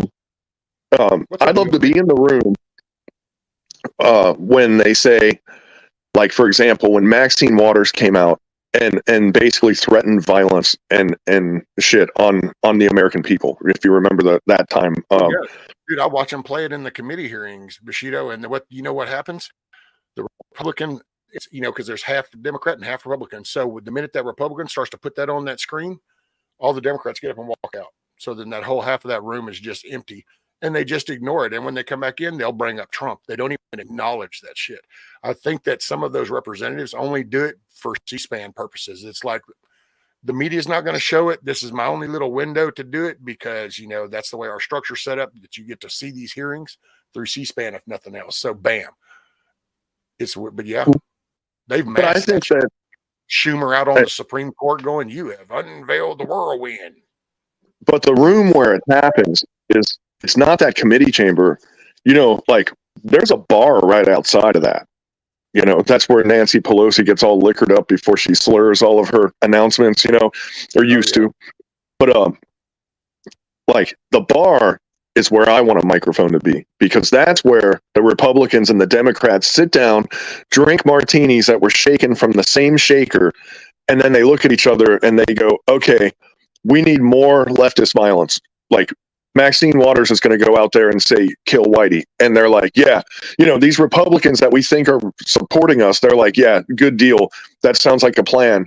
And then they go in the chamber and they blow the hot air, but then they let them get their way. We've let them get their way so much. And now there's some Republicans that are like actual right wingers that are actually trying to do something. But now our party leadership is just burdened with rhinos. And like, look at Mitt Romney, for example. Like, it's like, see, the RNC is actually now being threatened. That's kind of in the inner group of the Republican Party, per se. That whole RNC, because now people are even seeing that, yeah, you've been supporting Republicans, but it's Ronald McDonald, whatever the name, that little shithead chick name is. She gets to decide. Well, they're trying to actually shape things. Well, then now people are starting to see that, yeah, there's a separation within the Republican Party itself. And I think that's where, and I said this actually last year, there was probably career politicians that were on board with the corruption, the way it was going, just milk the taxpayers. Yeah, we can get our little investments, we can do this. But this became so radical that's I think some are even on pause. And it wouldn't surprise me if there's not some Democrats sitting up there going, man, if you guys will take control, I'll jump ship quick, but I ain't fixing to sacrifice myself for no reason. And I think too many, because it is radical, dude. That's me and the missus talking. It's like, when you look at when your kids were born, can you even imagine entertaining the idea? I mean, I don't know. I know down here, if you had said that out loud about, oh, look, my son, but you know what? Don't put boy on that birth certificate. I want him to decide. I would have probably been locked up in fucking Rusk Mental Hospital back then. It's like, okay, we need to put him. And yet, here we literally have hearings and shit on this. We have states that pass bills on this and shit. And it's like, what? But it's that subtle. I didn't see that one coming. I'll give you that much. I did not see that one coming, See, I think there's a lot of those corrupt ones that might have been, it's kind of like the Gambino family dude. It's like, look, I'm okay with hustling these shops, but I ain't fixing to go out here over here and slaughter grandma because that dude ain't paying the tithes. And you got people that walk away. I think that we'll reach that with some of this radical shit, that you'll have some. Now, the Democrat Party, you won't get none of them until the Republicans actually get power. And then you might have some of them flip, but they know, buddy, if they don't, yeah. I mean, dude, they're so bold. Did you see, what's her name before she died? They literally reached over there on an open mic and told her, you need to just vote. Yeah. Oh, yeah. Are you talking about Feinstein? Yeah. Dude. Yeah. Well, dude, my hatred of her really began in the assault weapons ban in '94. That's where she really, really showed her colors, Dude, and that's the key to this country. All the other countries see it's what it really means You know, it's the tyrannical government. So it's literally the biggest threat to them is that right there. So if you want to be the mob and you want to go into Vegas, what's the first thing you do? You go in once you realize there's some hiccup from the law enforcement, you just buy them off and get into that and go ahead and front the problem. That's, you know what I'm saying? Oh yeah, dude, for real. And like my thing is, who's the next? Yeah, like for example, Crenshaw. He's a great example of a fucking rhino, right? Crenshaw had so much promise. I actually fell for this one, you know, and I should have known better, but I fell for it. When Crenshaw first got in, I said, "Wow, they got a team guy in there, a dude that's been over there, seen some shit, right? Okay, this guy's gonna make sense." And then he didn't, you know, and I where I'm mad at myself. He went for the red flag laws immediately, scooped it up. And then he went in an interview and said, "No, that's not really what I meant to say. You know, relax, everybody. Here's what I meant." And I went, "Okay, all right." So he was misquoted. I get it. Okay, fine. And then what does he do? He goes out there and does exactly what he originally said he was going to do. Not when he said, "I didn't mean to say that." And I went, this motherfucker got me. You know, I was defending him. I think I defended once on your stream, actually. And dude, it was me. I got it. For how short and how unreliable my memory is, if you burn me, I remember it forever, you know? And he burned me. So like that guy, oh man, you better hope they don't build those guillotines in the town square, because like I'll have a special place in my heart for him when that happens. You know what I mean? That's it, dude. It's money, because they got family that's embedded. They've got, and I think there's way different levels. It's no different than the dope dealers kind of thing. You know, yeah, you got the little thug ass shit that you're seeing here, you know, in the 50 cent video on the street corner, but that's not who's pulling the weight. The dude who's pulling the weight sitting over there in, you know, the 12-room mansion with the pool and tennis court and shit. And it's not even. Well, he also is drinking martinis in the bar outside of the chamber with the other people, because when you follow the money, it always goes to a crooked politician, and a good one. And I can't remember the freaking dude's name, man, but we're talking back. He was in San Francisco, was where he lived, that area. He was an Asian senator, I think. And he pushed gun bans in California like over and over and over again, starting with the assault weapons ban, but like adding on to it and doing it, because now there's all this California compliant bullshit and all that stuff. Oh yeah, but he's still in office. Only he's had this little tuck thing. He looks really weird. It's the same kind of a taller Asian dude. Yeah, man, I'm trying to remember his name, but he got caught. Think around the Fast and Furious days, you know, where the whole government got caught doing it. But he personally was caught trafficking guns in California.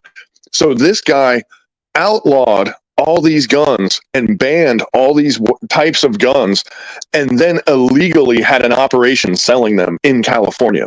Got caught, and I don't think he ever even went to court for that. And, you know, Fast and Furious, nobody went to court for that. Nobody was held accountable. And that was, what the fuck is his name? Eric Holder.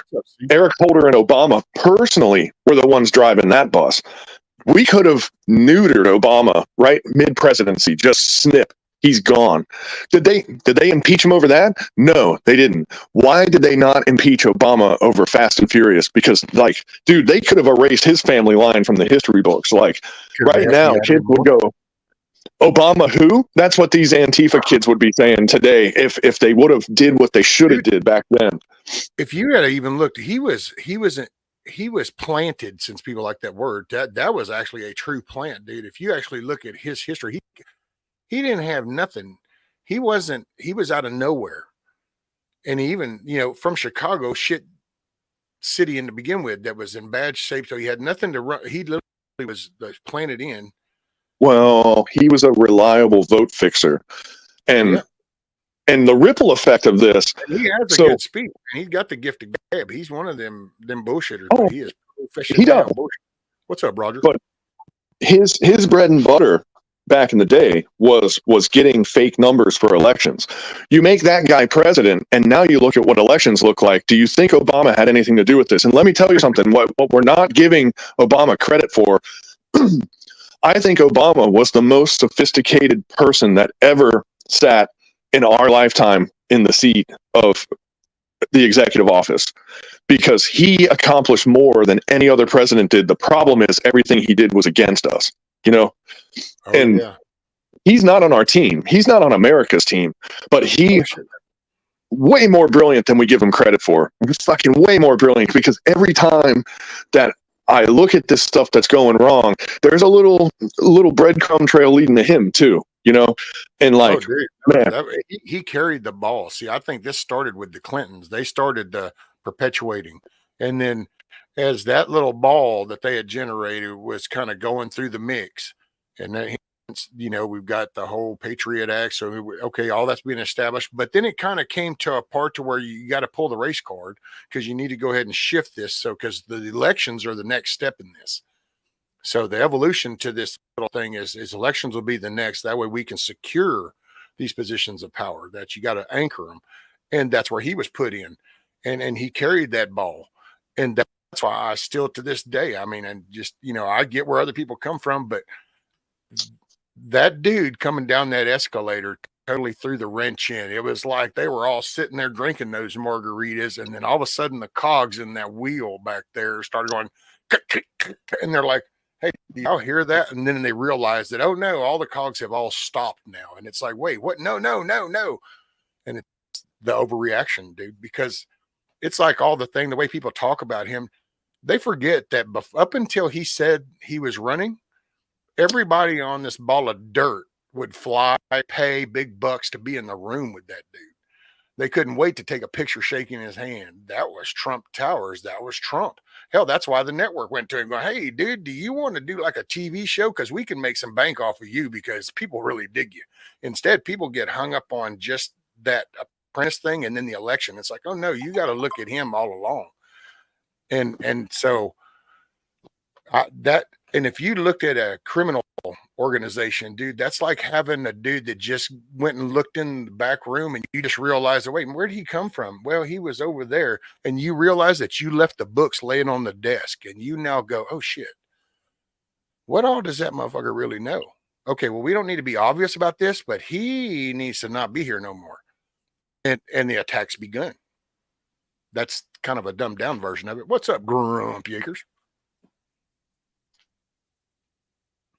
Did I lose you? Did I soapbox too much? No, you didn't. I was just in the middle of reaching for a pair of boots, so I was like, I'll seize this opportunity to grab some stuff here. But yeah, man. So what do we do now is the question, you know. I love bringing up the past, and I love showing how we got here. But you know what stumps me? The person that doesn't give a shit about any of this, that can't wait to drink their next Bud Light and watch their next NFL game after they swore that they'd never touch either of them again. That guy, he always says, well, what do you do about it? And then he wins. He wins the argument. That's why But see, I'm around regular people. Because okay, so the way you do this, the battlefield is established, and the battle is an engagement now, where we're engaged. Okay, at what level is different, but we're engaged because it's obvious that America's under attack. And we'll go with that. So we're going to say America's under attack. So the battle has now been initiated. First thing is and for your benefit, to go ahead and get your day started to a rock solid point, we need to establish our moral compass. And we do that. So in these little pocket groups and stuff, we start to perpetuate that moral compass mentality. And then you start, consider those your foxholes is where you're at. Those are your foxholes. You're going to start fortifying your foxholes. And you do that, how? You clean up your house and you start dealing with your county. And so there's your foxhole in this big union of the United States. Then there is your foxhole, is your county. And so you need to start securing your foxhole. You need to start, fortifying the sides, and you need to start putting in some some placements to defend yourself.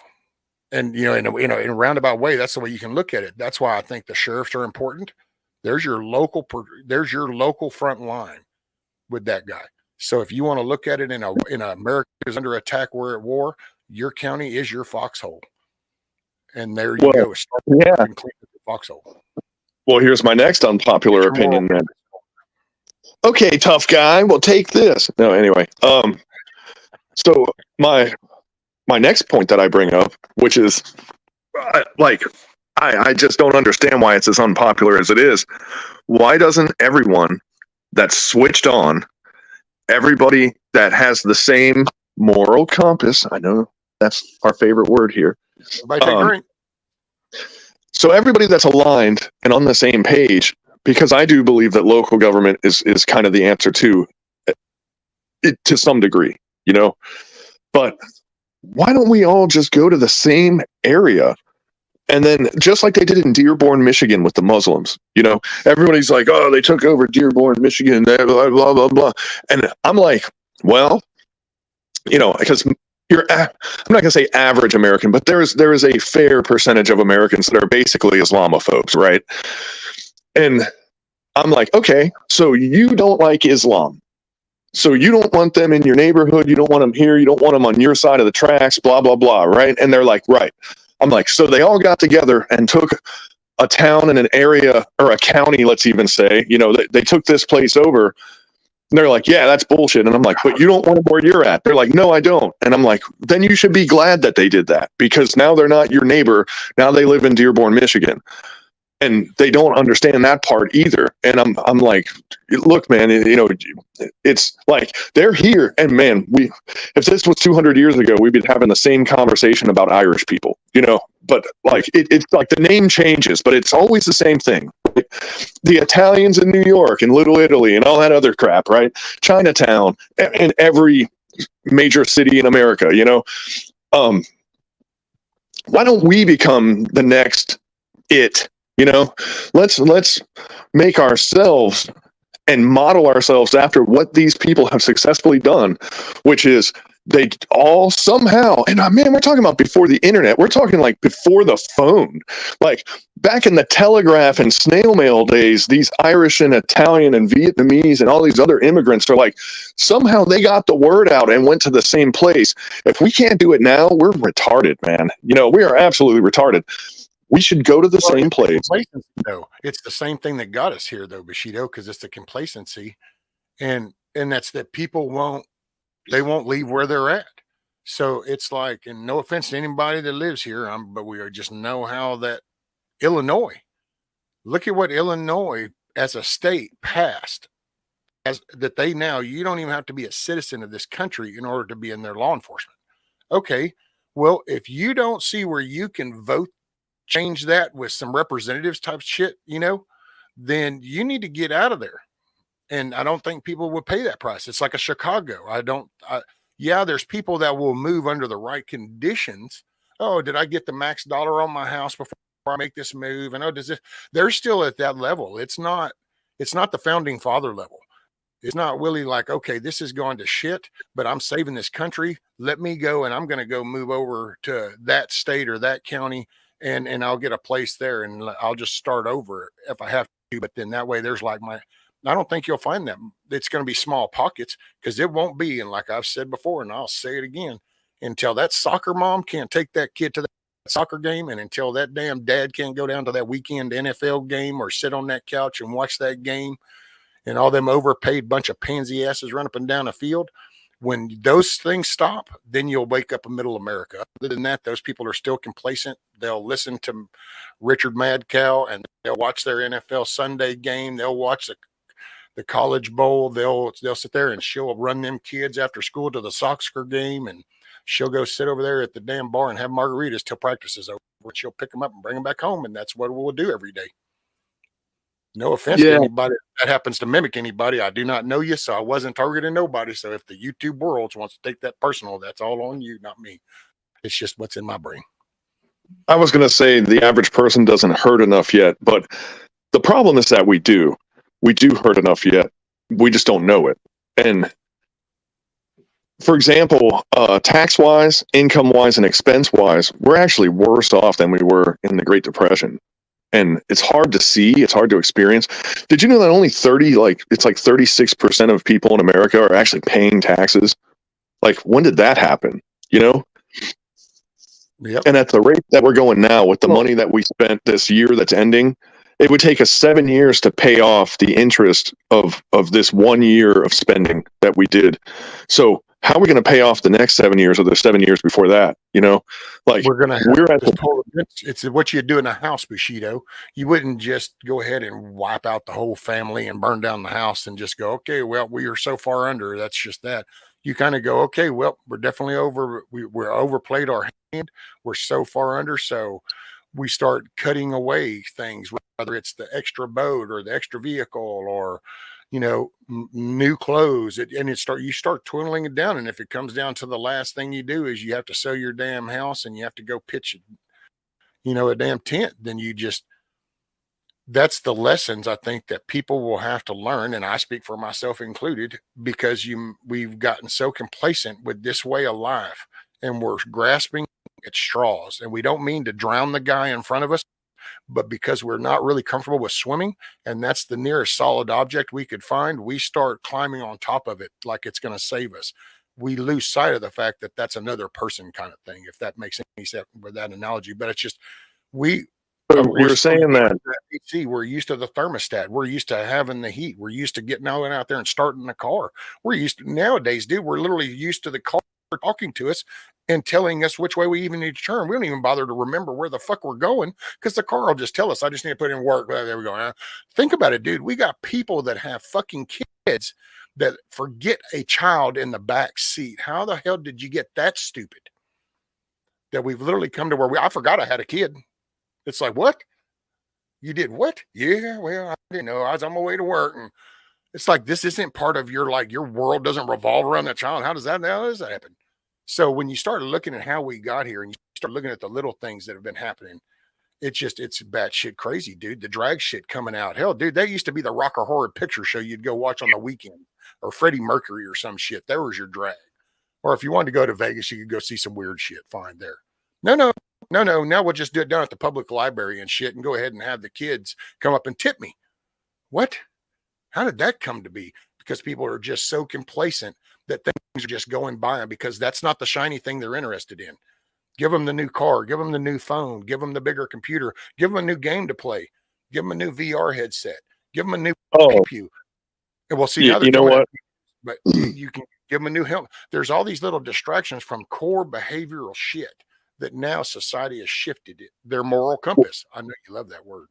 Well, something that you just kind of jarred something in me that, oh man. And by the way, so Grumpy, I'm not saying secede the land to invaders.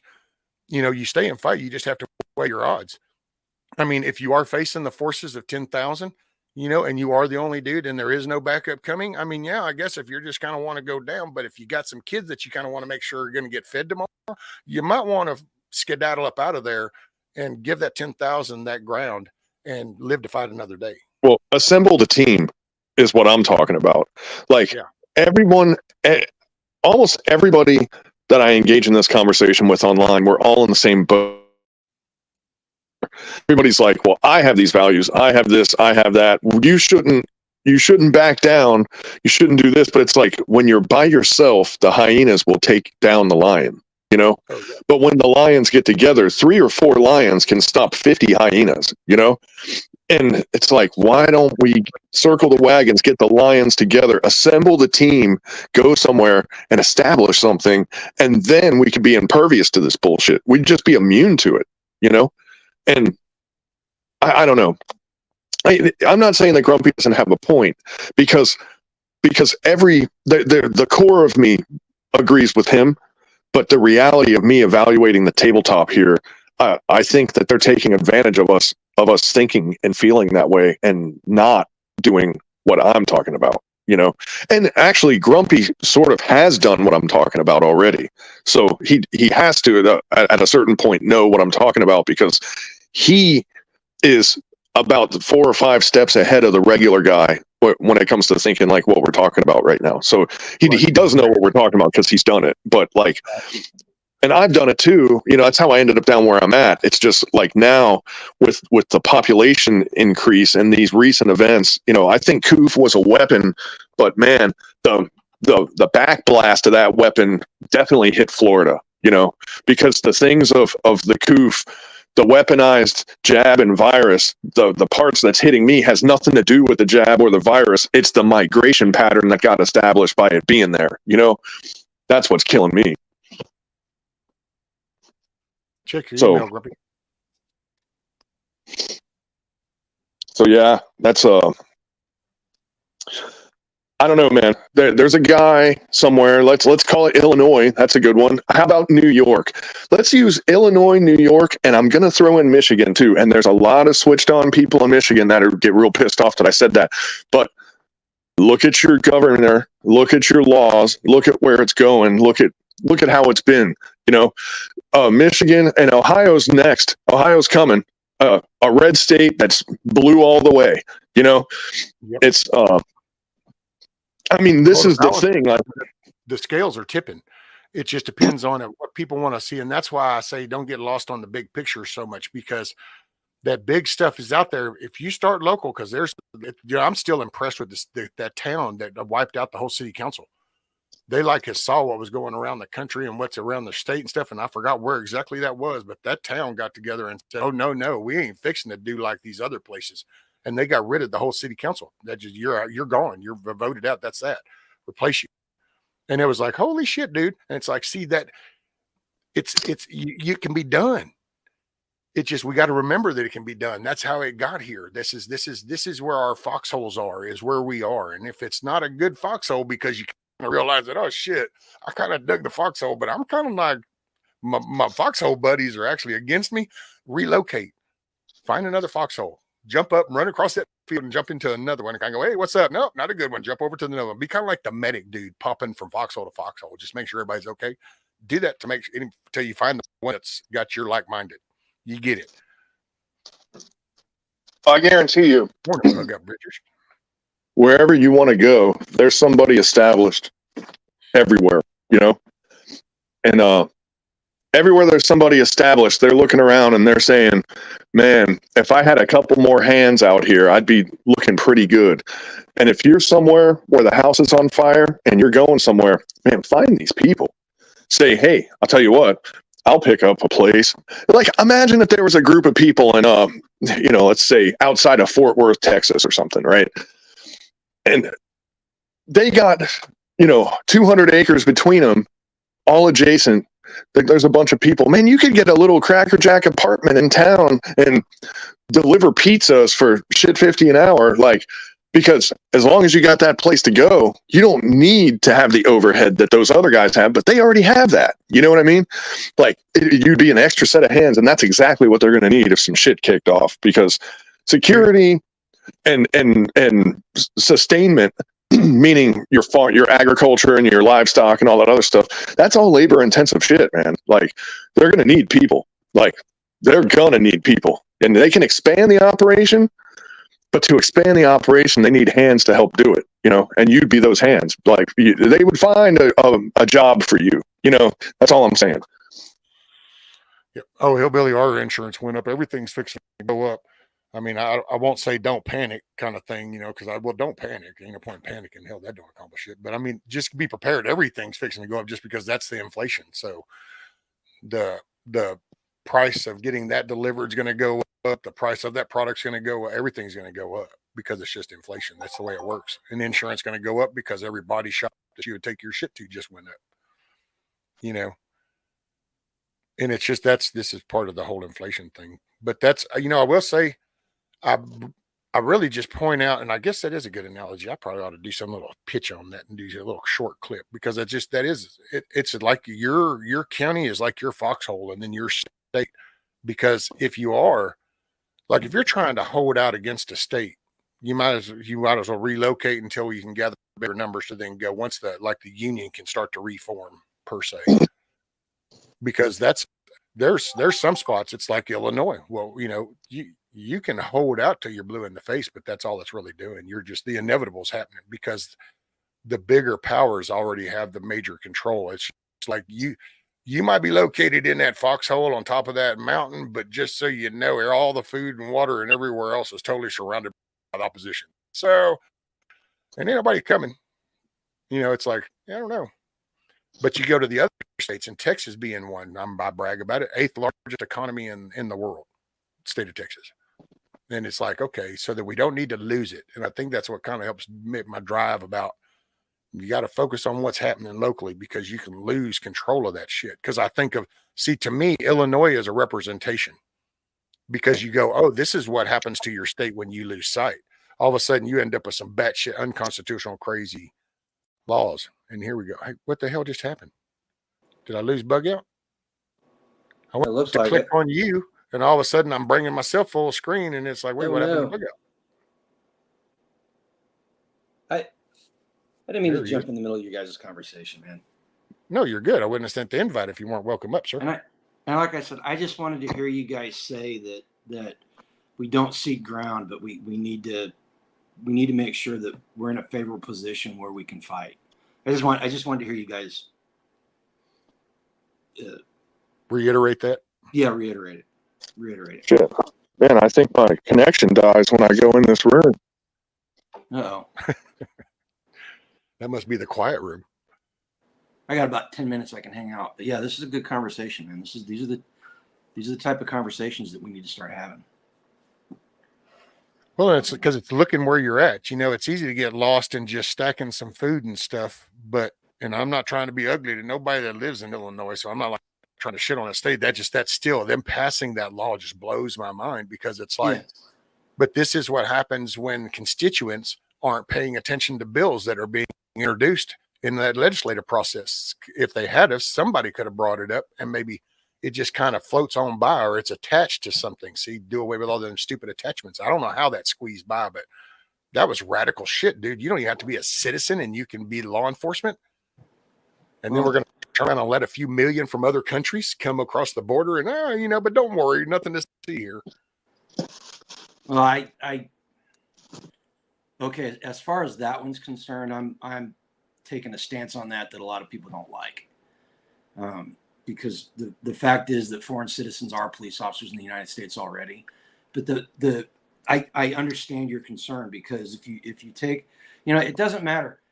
I don't care where you're from. If you are willing to uphold the laws of the United States and you are working to become an American, I don't care if you're a law enforcement officer or not. But I understand your concern, because they do that, and then they turn around and they say, oh, we're going to give illegal immigrants the right to vote. We're going to, Mayorkas just said something yesterday, as a matter of fact, where he's hoping Congress will give 13 million illegal immigrants amnesty. And they're talking about it in Congress right now. Yeah. But that's their next voter base. One thing I wanted to point out, though, is we need to be careful when we're painting with a wide brush about locations.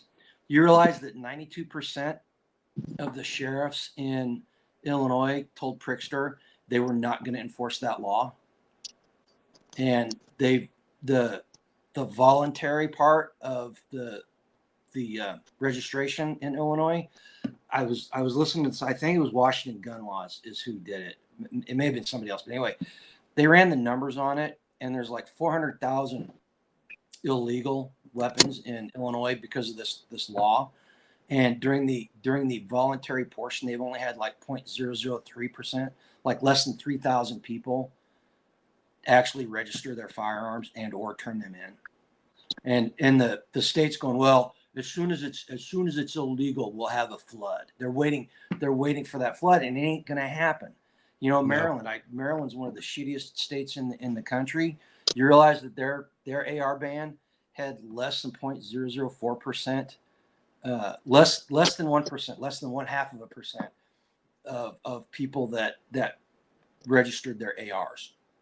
And that's just actually, Grumpy. That's what I mean. Like, see, and yeah, you're right. That was kind of ignorant on my part, because I got a broad stroke that with the thing. But then that's the importance is if you live in that state, is start looking at how that system works. Because see, then you would have known, like you already knew about the majority with the sheriffs. Because then that's what there's your foxhole. Your foxhole is your county.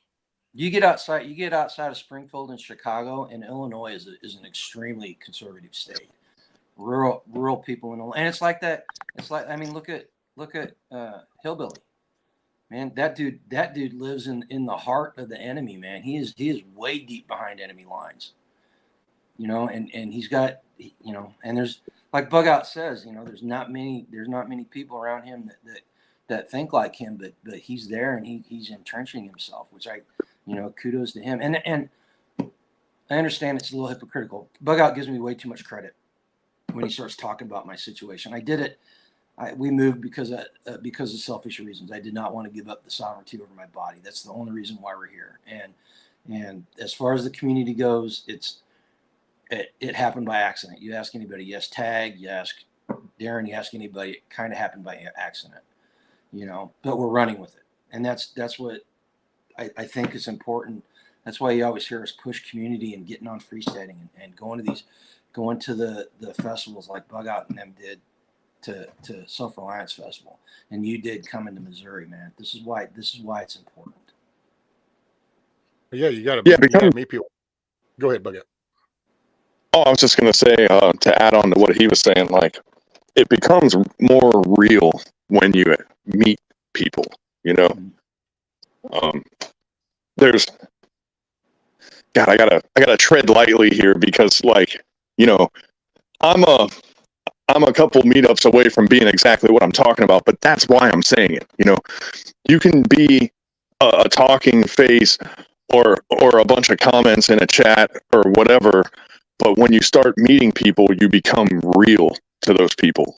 Right. Like, you actually exist. You and there's a difference. And I've kind of learned this from, like, for example, in the contracting world, I had recruiters for different corporations that, like, I communicated with these people all the time, never saw them, never saw them. And then every once in a while, like, you'd be at, like, the Blackwater facility and they'd show up for some corporate thing and you'd go, so you're that person. And they're like, so you're that person. The relationship and the dynamic totally changes after that, And maybe if you're just a big douchebag, maybe it gets worse. But, like, for most people, the situation improves when that happens, because, like, there's just something about humans. They like that face-to-face contact. And I mean, look at this platform. I mean, it's like people get online, they put their faces out there and they talk. What's the difference? I don't know, man, but for some reason people like to see it, and it's just, we've been programmed that way since before we even had language, and it does make a difference. It does. Expression actually send the core of your message that you're fixing to either translate through verbal or you're going to hand deliver a written, but your emotional expressions and your body motion starts the conversation right out the gate. And I think that's why the real connection is what really kind of matters, because you can do this, but there's a certain level, like me, myself, I take it with kind of like it is what it is, because it's a digital world. It can be whatever you want it to be, but like sitting across a fire from Grumpy and drink, or how about this? You're sitting there in the morning and all of a sudden you hear, hey, and it's like he comes over and next thing you know, you're sitting there drinking a cup of coffee, shooting the shit for the morning. Well, see, then that's a real connection. That's not the same as an email invite and then sit up here going, hey, morning, Grumpy, what's going on? I mean, now this is different, but before it was at one level.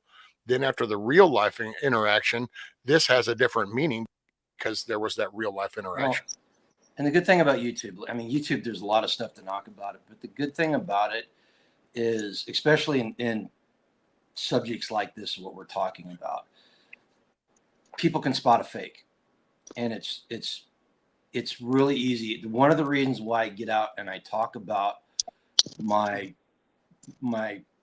fighting with my past and going through all the personal issues is because if I don't let people know about that, it's going to be behind the scenes and somebody's going to find out about it and they're going to go, this guy's faking it. This is why I talk about what a terrible position we're in as far as infrastructure and all goes. Why I'm always talking about cleaning this place up, because we're not homesteading like we used to. And if I'm sitting here telling people, you guys need to homestead, and then somebody finds out what my place is like, I'm a fraud. And you can see at the homestead, the homesteading community is huge on this. There are a lot of big name people, as we've been out on the show circuit. There are a lot of big name people that are being exposed for the frauds that they are, and it's happening. I see it happen in the prepping community. I see it happen in the homesteading community, and it's one of the good things about having a YouTube channel and being able to get out and meet people is that it keeps me honest.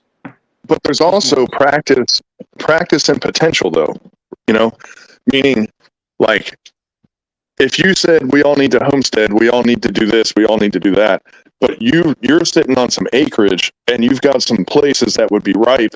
You're like, I could do this here, I could do this here, I could do this here, and you're kind of moving towards that. You're better off than the person that's in an apartment saying we have to all be homesteading. It's like we feel like frauds. Like there's a lot of stuff that all of us say, and that's why I try not to push the tactical stuff too much, because I could be like tactical this, tactical that, but there are people that are making their money being tactical guys out there on YouTube and other platforms and stuff. And the thing is that I notice is you catch a couple sponsors, they push stuff on you.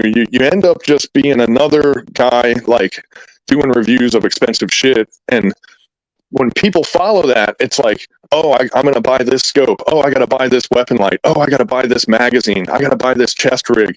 And when that cycle's done, it goes right back to, oh, there's a new optic out. There's a new magazine out. There's a new chest rig out. And these guys are stuck at square one because they're buying the same shit over and over again. And the homesteading thing kind of does the same thing. But like with me, it's like the potential. It's like, if you got a rifle, trick it out, put some stuff on it, right?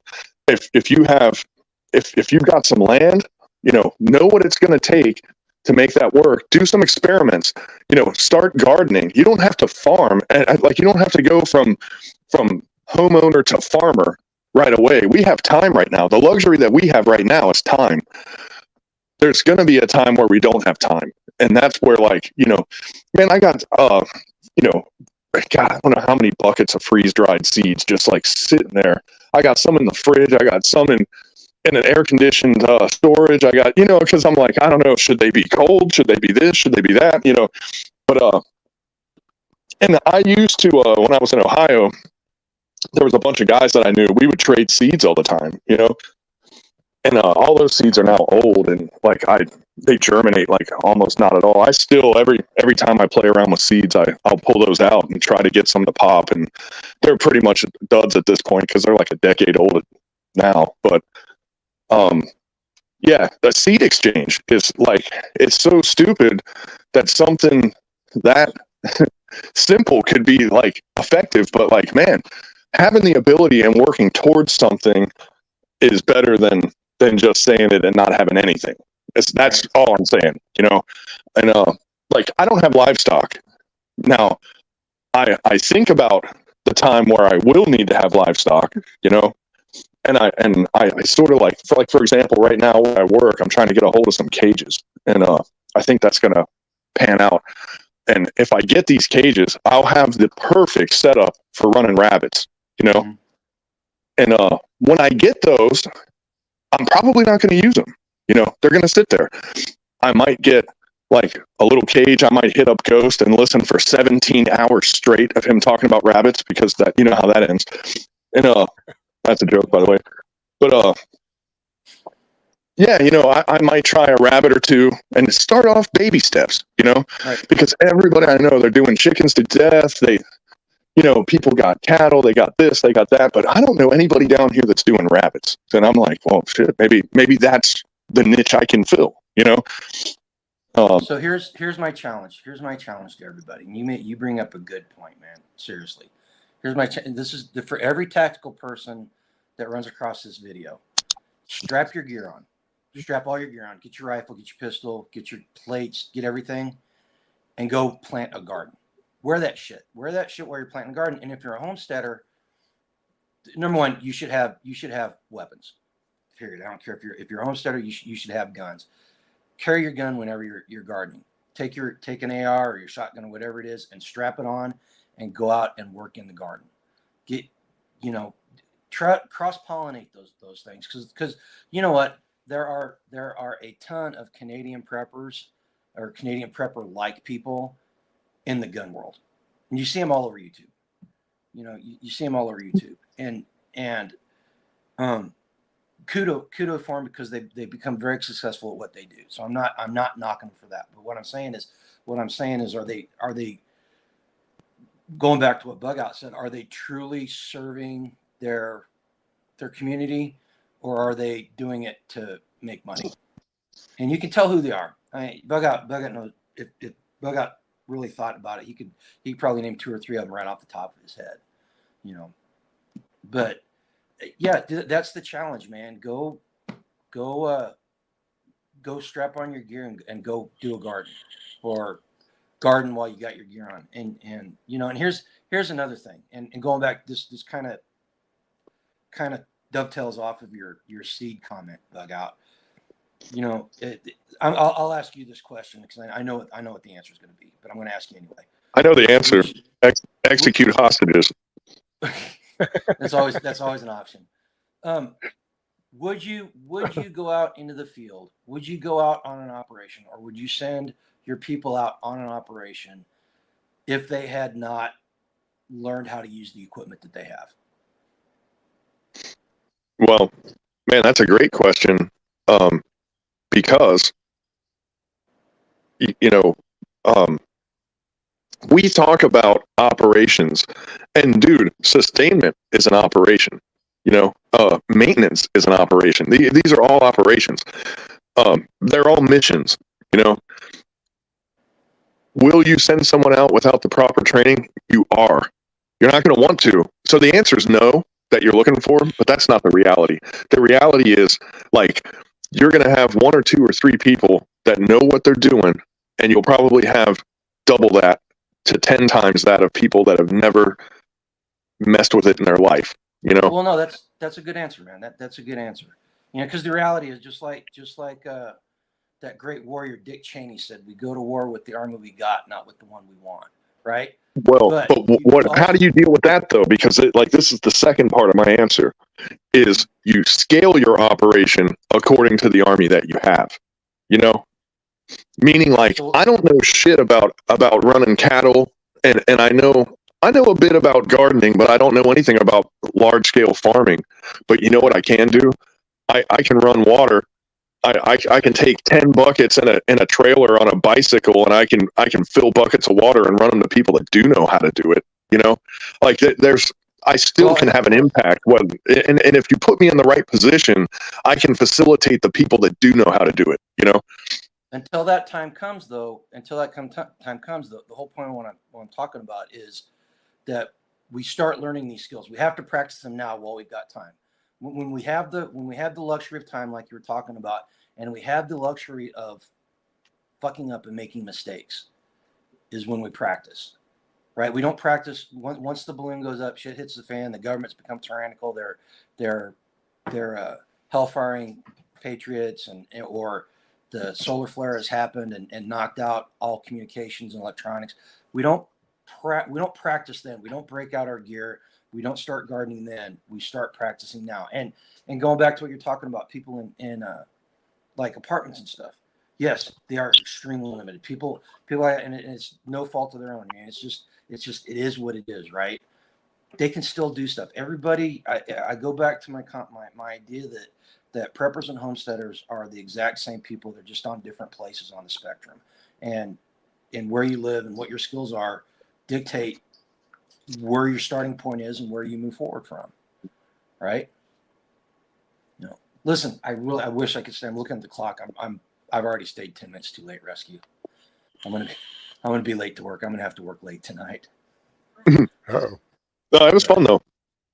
No, dude, I appreciate it. I appreciate you inviting me up, man. And everybody out there, you guys, Bug Out, and Rescue.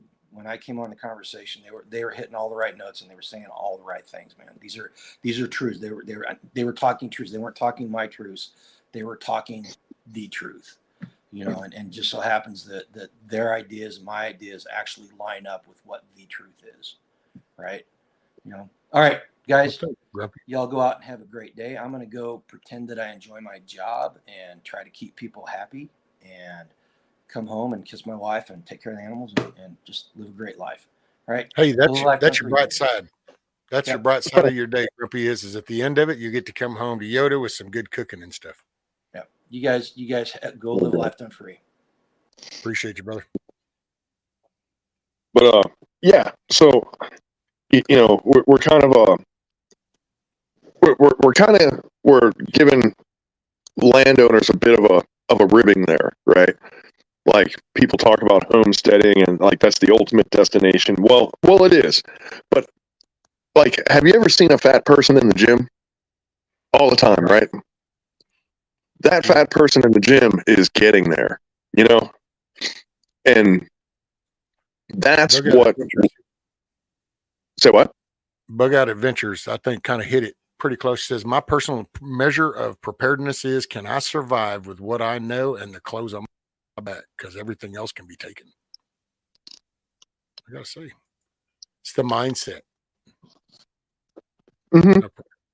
But see, I mean, that's certainly true. You know, it's people that, you know, we make fun of like teaching the kids how to change the tire. Well, think about just the concept of all that, because I'm a firm, anybody is capable of doing anything they put their mind to do. It just, you've got to get rid of the garbage and all the pollution and all your hurdles to maybe achieve that. But you can learn to do whatever you need to do if you want to. It's kind of like getting sober. You can only do it if you want to. You can't read a book. Yeah, but we're at an open-ended point right now. We're at a really open-ended point. Like where we're at with this discussion is like 5 different people can say 5 different things, and they'll all be true at the level that we're talking about this. You know, and really, to be honest, like individually for each person, the right thing to do is going to be ever so slightly different from the other person. You know, like. If you're in an apartment, what you want to look for is calorie dense. If you're prepping, like calorie dense, try to get those calories, because you can go out and forage and bushcraft, and you can get a bunny, you can shoot a bird, you can do this, you can forage a couple of wild edibles, right? But man, you can't go out there with a stick and a homemade saw and a knife and bushcraft a 5-gallon bucket of rice, you know, and that 5-gallon bucket of rice would make all the difference in the world if you found yourself stuck out there. You don't want to be stuck in the woods when this shit happens, because like every odd is against you. Can you do it? Well, yeah, if you have the skills, you can do it. But man, let me tell you something, from the jungle training, the survival training, and all this other shit that I've they made me do, you know, I'm not saying that I didn't want to do it and I didn't like have an aptitude for it or anything like that, but like, you know, I got slotted for these schools and they sent me to them, and like, man, I don't want to do it. I don't ever want to have to do that, because man, let me tell you something, comfort is, if we have an addiction to anything as an American people, it's comfort. We are so freaking comfortable. And that's why nobody gets off the couch and does anything. That's why nobody, you know, all that inactivity that you were talking about, we're complacent and comfortable right now. And I'm as guilty of this as the next guy, you know. And well, we got reasons, we have excuses, we have justification for everything. When you kind of zoom out and you look, we justify everything. You know, even drunk driving doesn't get just held to walking out too intoxicated, bam. Well, I don't know. This case, it might be the bartender's fault. This case, it really might have been the alcohol breathalyzer that was, and there's always, and then you add the legal conflict. So it's just, everything has just some justification of why shit's just screwed up, and wrong's wrong, right's right. And we've lost sight of it because it all fits the narrative. All of a sudden we realize that, if I say that you're being irresponsible, then if anybody looks, they're going to see that I've been doing the same thing. So all of a sudden, you know what, boo, it's okay, because I don't want anybody to look at my shit. So I don't want to do self-accountability. Then I'm not going to hold you accountable, because I don't want you to look at my shit. But if I hold myself accountable, then I can look you dead in your eye and hold you accountable. And that's somehow I time skipped, and I ended up here in 2023, and that now is gone. Yeah, I think that's why we call it an asshole. But there are people that got that foot on the third rail, though. Like, meaning, there's people that are living that one life, the guy that pays his bills and the guy that does all that and goes to work every day, and they're doing this stuff. And a great example of that actually is probably Survival Living. He's out there in the woods a lot doing it, but he's also working at the shipyards these days, and that's probably why he's not as prolific online as he was previously, because man, you throw a job in there and like it's hard to do this stuff, but I mean, he bushcrafts. He has a school that he started that, like, I'm not sure how often he does it now because his schedule got totally wrecked when he started working at the shipyards again. But like, I mean, I can't watch all of his videos because I'm so much better looking than him that it bothers me to look at his face. But like, for other people, they could probably watch all of his stuff. Oh, that's what it is. Now we know. Yeah. You know how it is.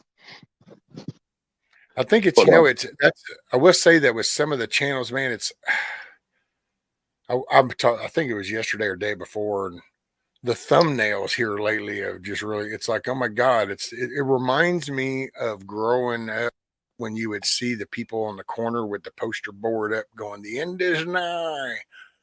And it's like, nobody wants to just go, hey, have you thought about not like panicking and freaking out and actually going, why don't you look and see, are they trying to pass some shit in your county? Or are they trying to pass some shit in your state? It's kind of like you can sit and spend days and months and years bitching about Mitch McConnell and Nancy Pelosi, but you know what it is. Why? It is what it is, but start looking at that local shit, because circled all the way back to that. I know how you like redheads, so we'll circle back, even though, by the way, your latest little star up there at the podium, that's about a dumbass dude. Jean Pierre or whatever.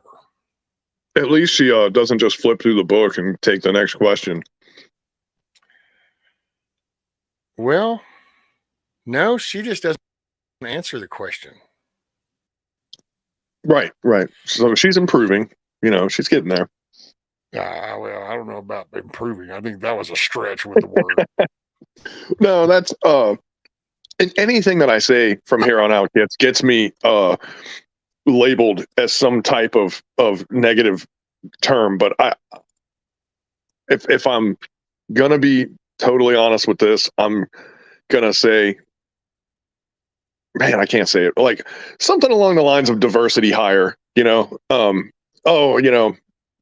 This lady, minority, lesbian, blah, blah, blah. All the checks are in the right boxes. They looked at that before they looked at skills. And that is, you get what you pay for, you reap what you sow. That's who is sitting at that podium every day at the press conference. And dude, that was a pillar. That was like that nuclear. What was that little bald-headed freak clothes stealer? The nuclear disposal waste secretary or some shit. I don't know, some nuclear kind of shit. And it's like, really? Or take a look at that. What is that? The assistant.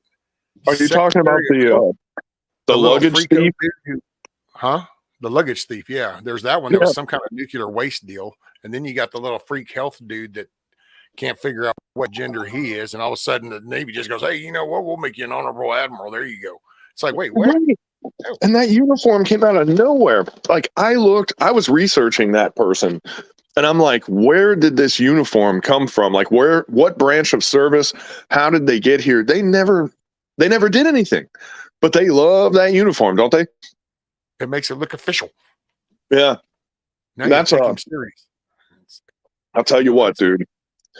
There was times 2 decades ago where I said to myself, why do I have one of these old school tomahawks? Like, man, those days are over. Like, why am I so drawn to these? And when I see people like that on the television, I go, that's why I have it. I get it. Like, can't say too much more about that because I don't want your channel to get in trouble. But it's like, no, we're gonna, yeah.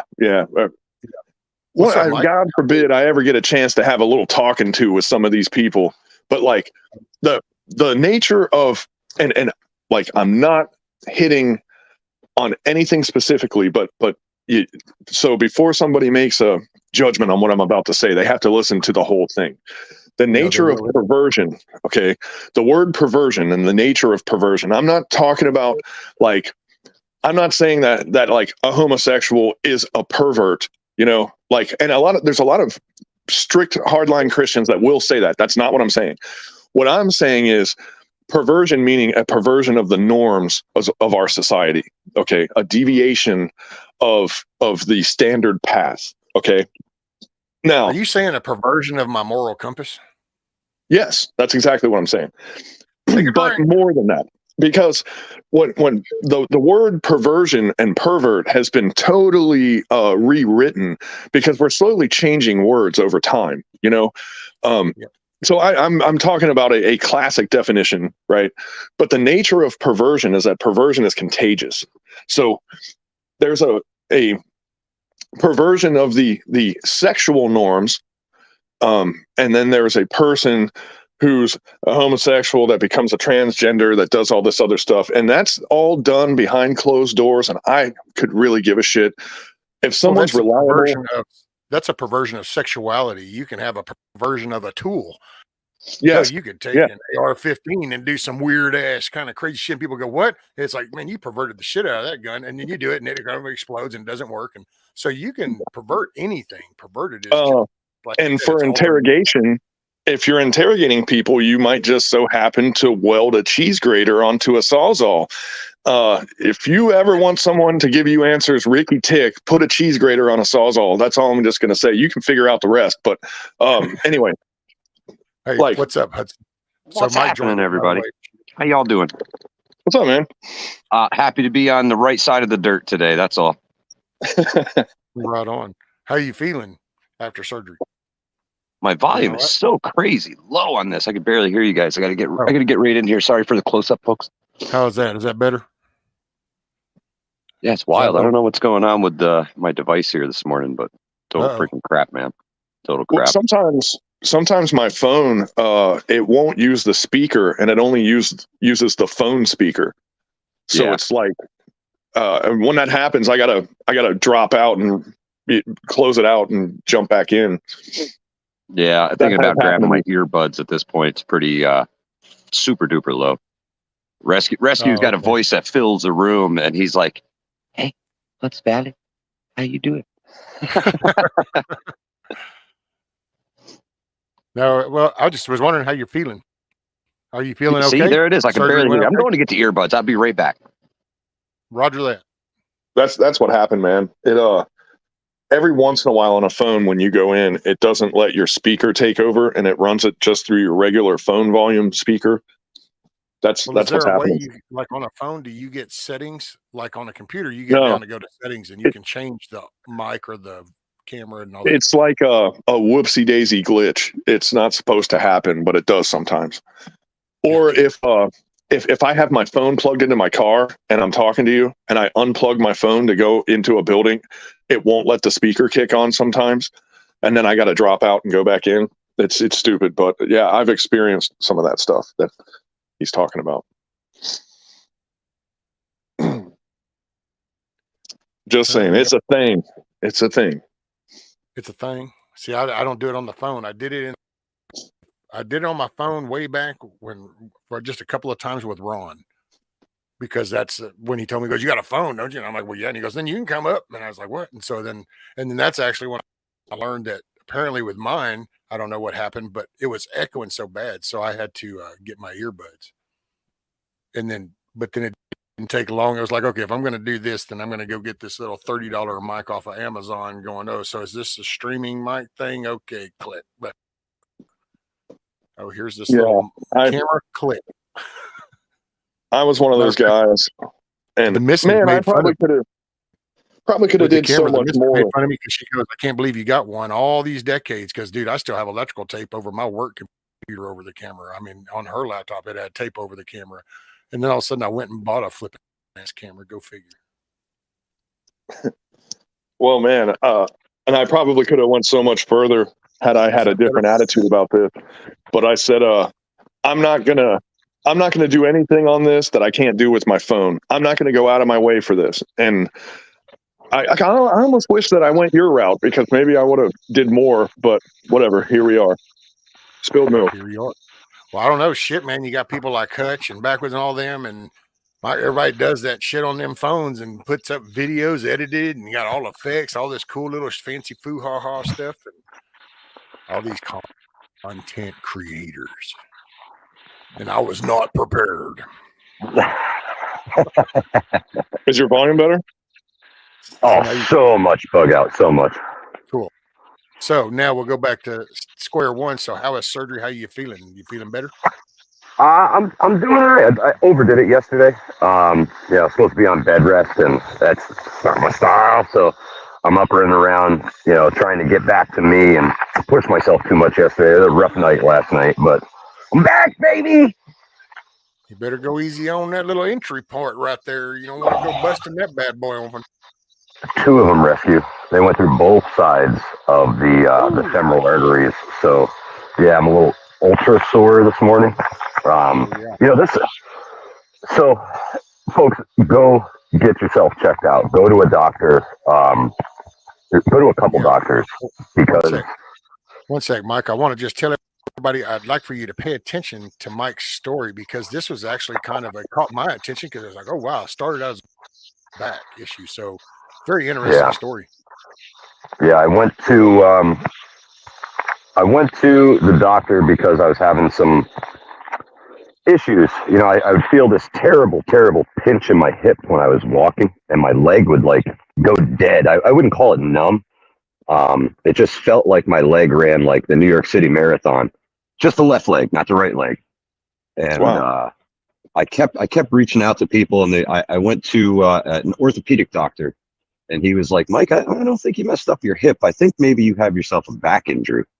I was like, oh, it sounds like a sciatic nerve kind of thing, is what it. Yeah, exactly. So that's kind of the route that everybody went, and they were like, man, you got a little bit of nerve damage and stuff like that.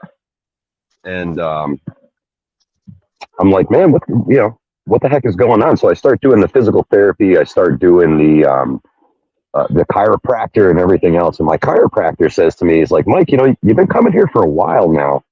And if it's muscular, the physical therapist should have taken care of it. If it's an issue with your spine and, the compression, I should have already taken care of it. He says, you should go see a cardiologist. One second, guys. I'll be right back. I'm sorry. Chiropractors today are so different than they were in 1980, by the way. People still think that chiropractors are like quacks or something. And man, I just got to say, a chiropractor saved my ass too. And immediately saved it. It's a different ball game than it used to be. That's all I'll say about that. And I had heard good stories, about people getting that alignment kind of, the realignments and stuff, and it helping. And I tried it a long time ago, but I actually did it after I fell and bounced, like a sack of potatoes on the ground. So chiropractor thing didn't really help me. I mean, I remember laying on the table part when he did my leg, and he brought it up around me, and then he did the bounce thing to crack the lower part. And I was like, oh shit. But they just never. I had one try to do some kind of wall shit to me one time. He said, well, here, I'll do an adjustment. He put me against the wall, and he did his forearm. And I said, I don't think that's going to work. And he tried his little damnedest, but the little dude just didn't have it. It's like sometimes there is a reality to physics. Okay. Well, with me, I had a chiropractor did his research, did some x-rays, looked at it. He said, this is 50-50. It's going to work or it's not. He was upfront about it. He was like, this might work or it might do nothing. And if it does nothing, you got to go under the knife. And I was like, when will I know if it works or not? And the guy was like, I'll give it 10 minutes. And man, I dealt with this pain in my neck from getting my neck all jacked up. I blew a disc in my neck, and man, it just a bunch of domino problems cascaded after that. But man, in 5 minutes, the pain was gone. He put me in neck traction, and it just went away. And after that first time, I fell asleep when I was in there. And it's the first time I didn't have pain. The first thing I did was just I just.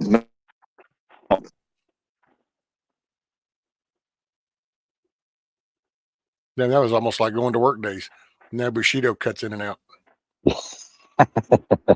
Sorry, I had the town guys up here in my lawn yelling at me about the kids' basketball hoop down next to the road. Oh. Yeah. That's what they came to yell at. Apparently, this thing's been there for 10 years. And now they want to say something about it.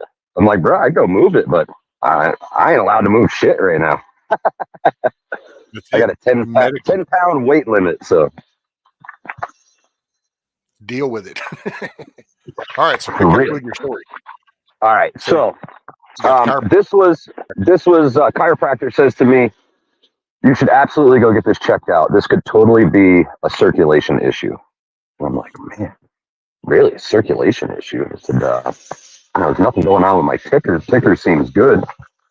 So I finally go and they do some testing on my legs, and it was a really simple test. It's called Doppler, and they use a ton of blood pressure cuffs on your legs to get different pulses at different points in your legs. So the lady goes and she's doing the thing, and they use a super high powered microphone. They get right down on there. It's like an ultrasound. You can hear it. I'm like, all right, great. There's a pulse there. It's not dead. So maybe it's something else. And sure, you could hear the pulse through the machine. If you tried to feel a pulse in my foot, there was none. If you tried to feel a pulse in my femoral artery, there was none. So I was like 98% blocked through my left femoral artery. My left leg wasn't receiving the blood that it needed to operate. That is so. It was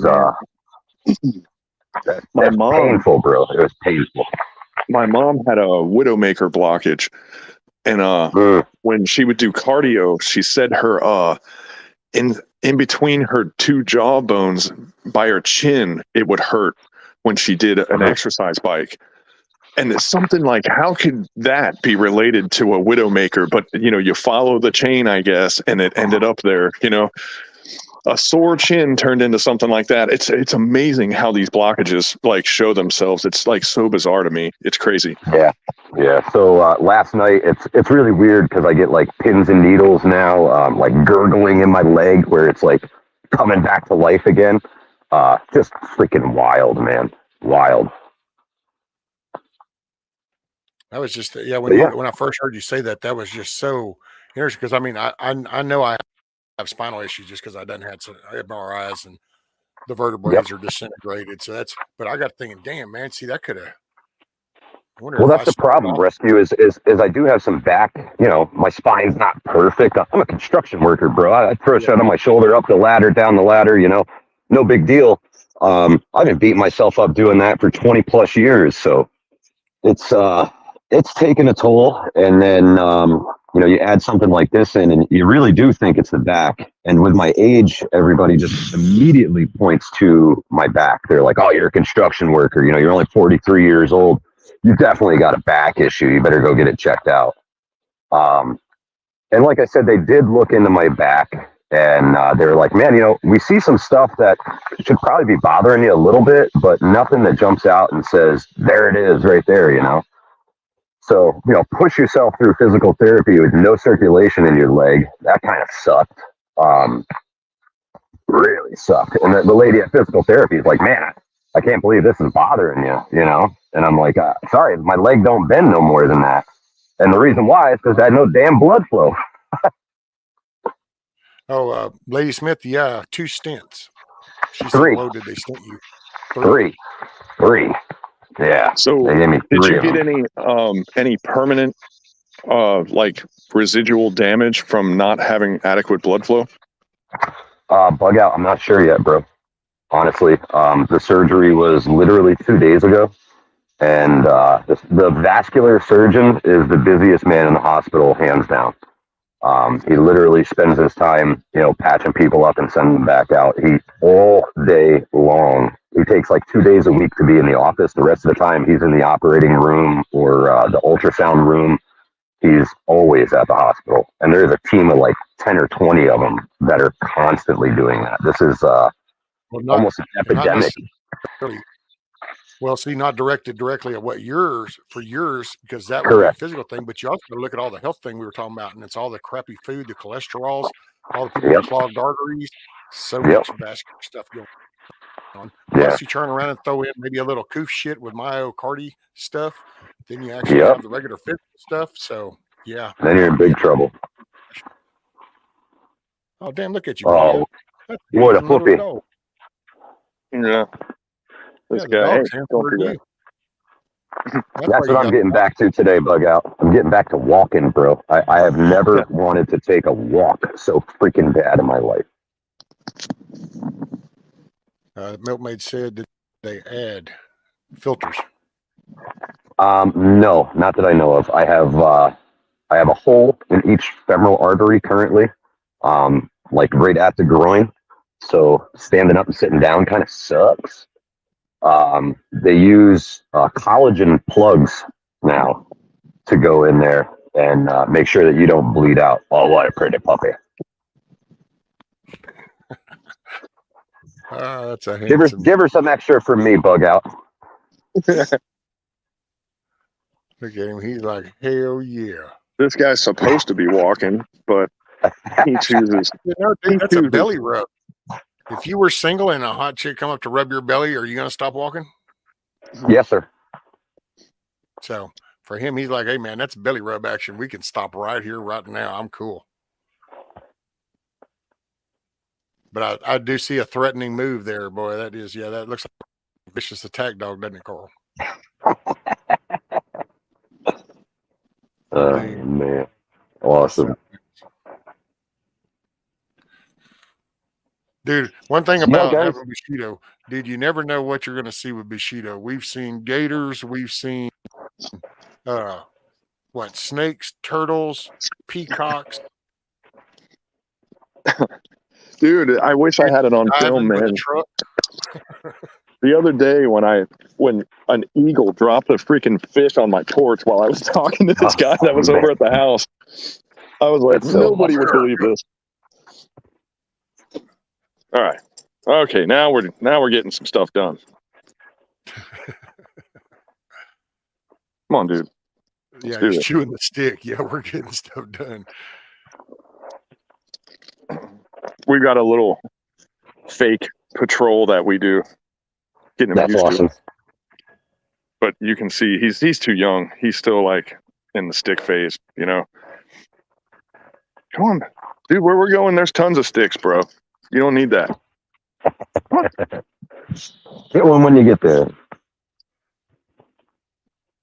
And he's still too clumsy to really know how to pick him up right. How old is he, Bug Out? To my guesstimation, I think he's like 5 months old. Yeah, he seems really young.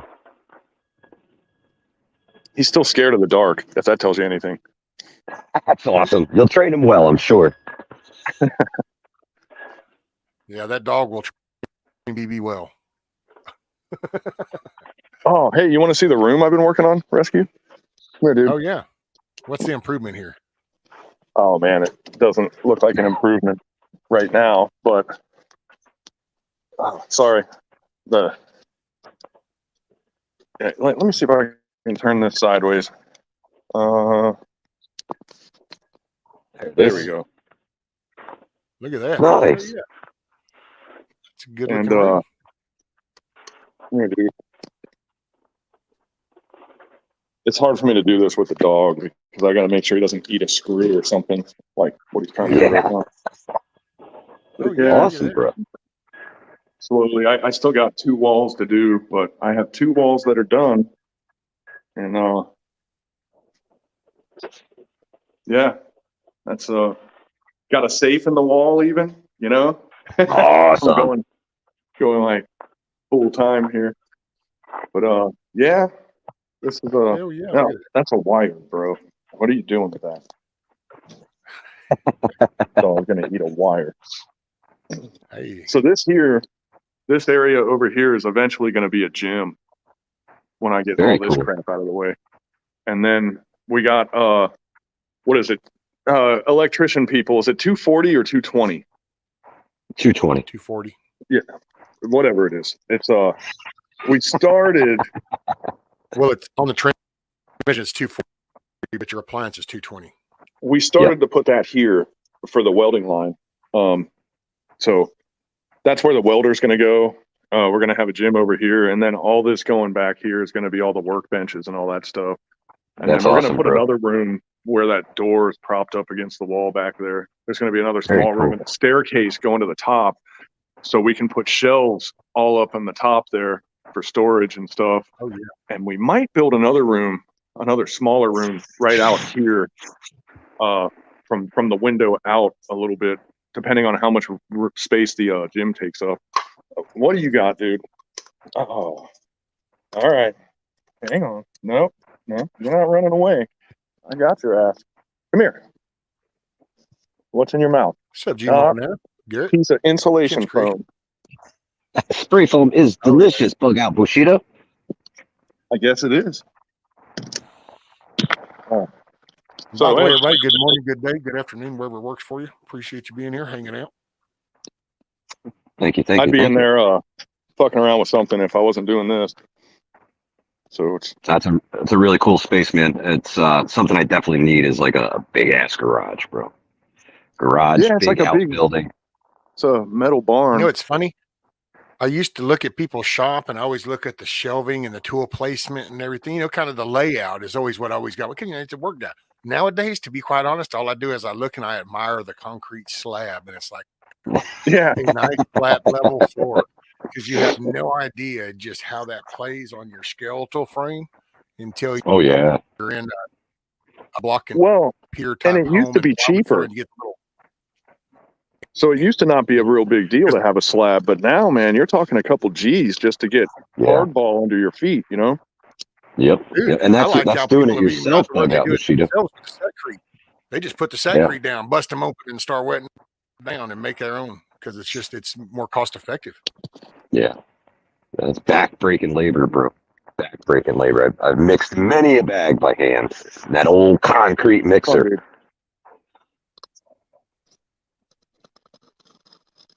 Crank away, carry the bucket up and go up and over and dump the bucket. Dude, I used to do some bricklaying way back whenever I was a kid, and it was like, it didn't take me too many jobs to figure out that bricklaying wasn't going to be my thing. I ain't into toting brick shit. It's hard work, man. I ain't toting bricks. Hard work. I did framing for a while. I was a framer. That's awesome. Matter of fact, even for one little time period, doing out of Dallas, Fort Worth, became so popular, we went up to North Carolina, Raleigh, Durham, to build Texas homes. And it really cracked me up, because then we got up there and it's like, you guys have cellars and shit. What do you mean a Texas home? Well, you know, and I go, so you just want Texans to build the home? Is that a Texas home? Because it was the first time, dude, the job, it was so funny. First time I'd ever seen a cherry picker on the house side. I'm like, what the hell do we need a cherry picker for? One little flat deck ones. And it's like, oh, for the garage header. And it was like, garage header. It's like, well, yeah, because they 1/4 inch plate in between the 2x12s up there, and it's like, what? And it's like, holy shit, dude. That shit's heavy. Down here, we throw some plywood in. Two of us just tote them bad boys up and set them on ladders. Oh no, not this. You need a crane. Hudson Valley Prepping Survival at gmail.com. No and. Hudson Valley Prepping Survival at gmail.com.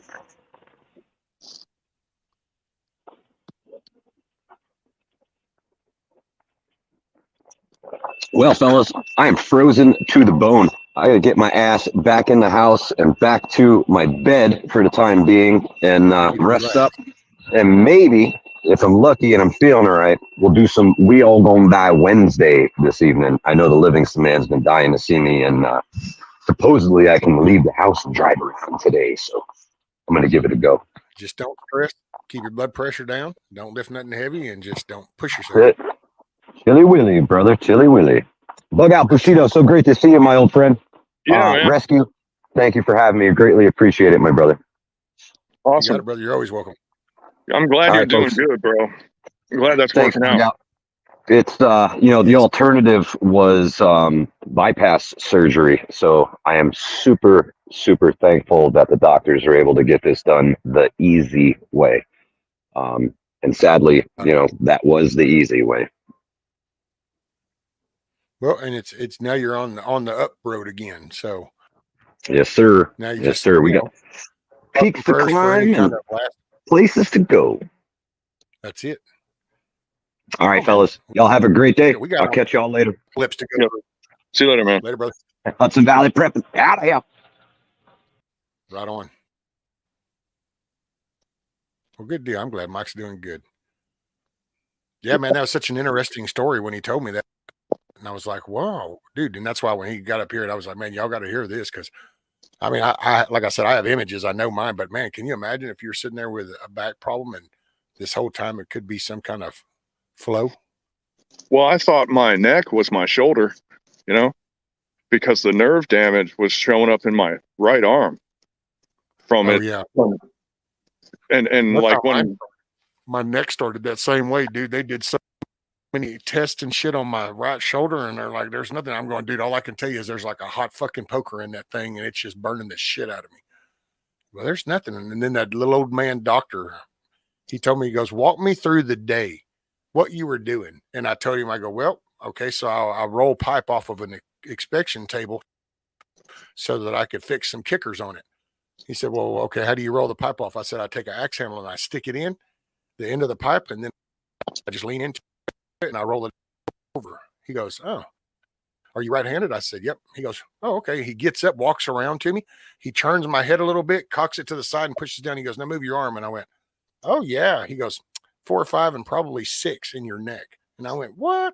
Dude, I had to argue for a year because that dude said that, because they did not believe that. And I would go, I don't know, man. That's what that dude said. Sure enough, first MRI, 4, 5, and 6 was bull. I'm like, see, this was good medicine. This was back when doctors practiced medicine. They didn't just read out of a book or follow some pharmaceutical directive. They actually practiced medicine, talked to one another, learned things, learned little signs. He smells pigs, by the way. See him smelling that? Huh? I said he smells pigs. Oh. He's getting good at that. You got some wild hogs? Oh, we got tons of them here.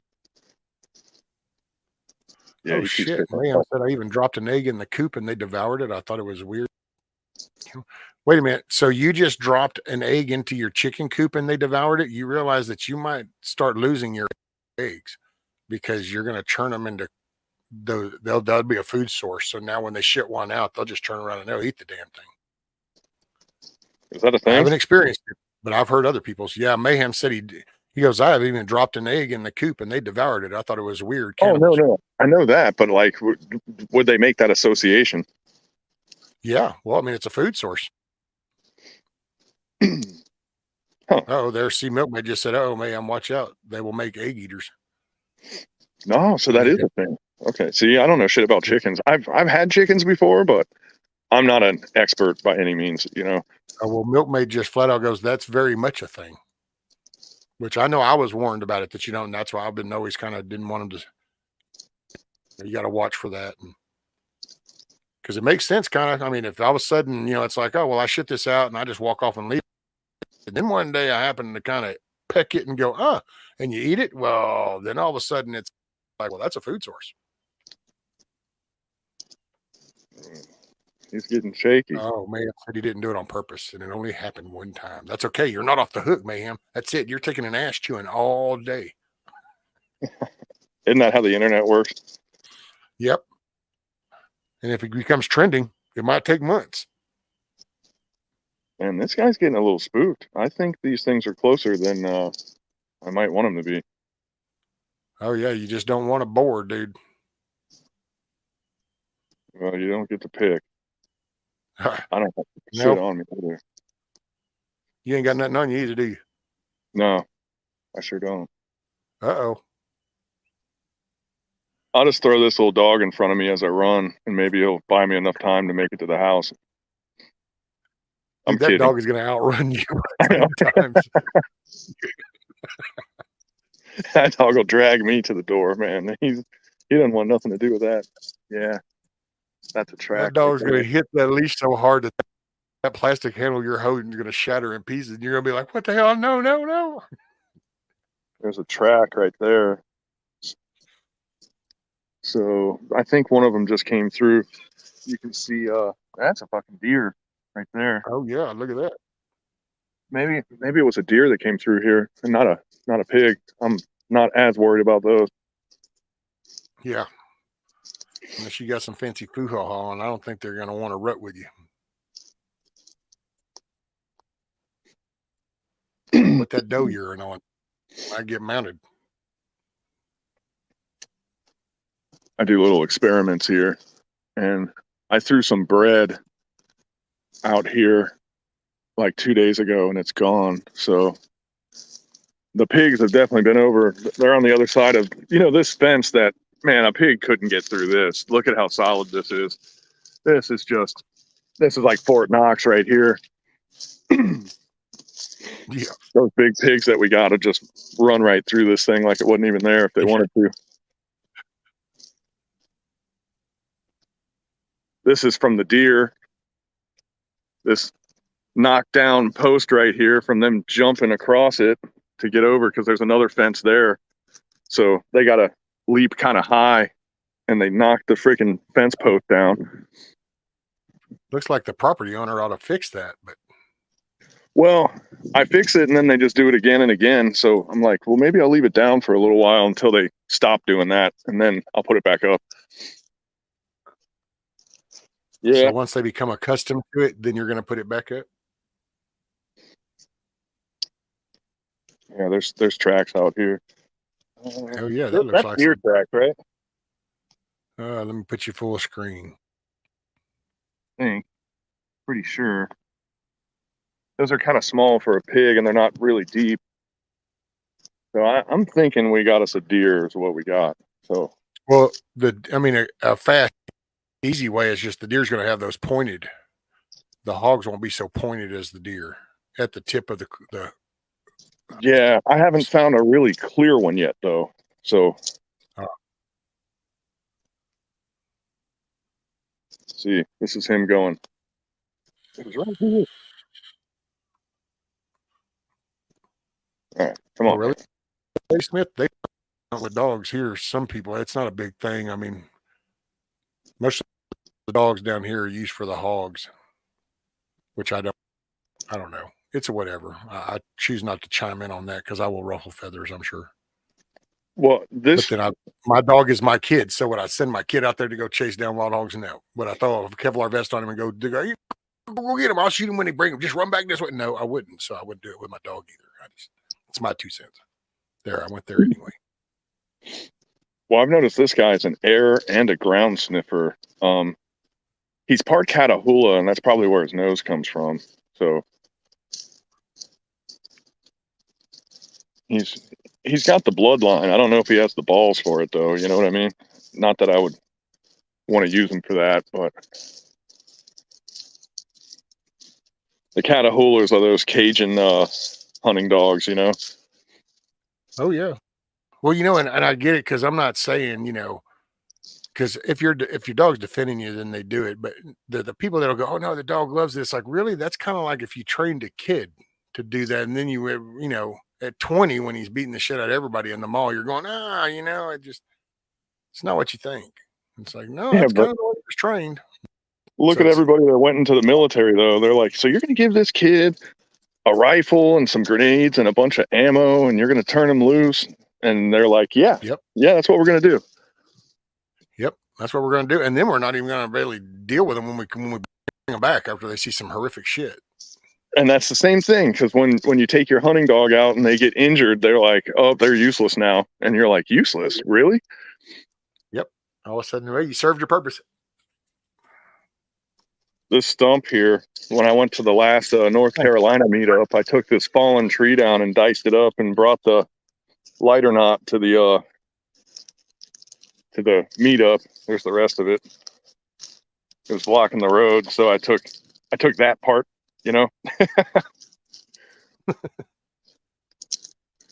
Hudson says he's 100% good boy.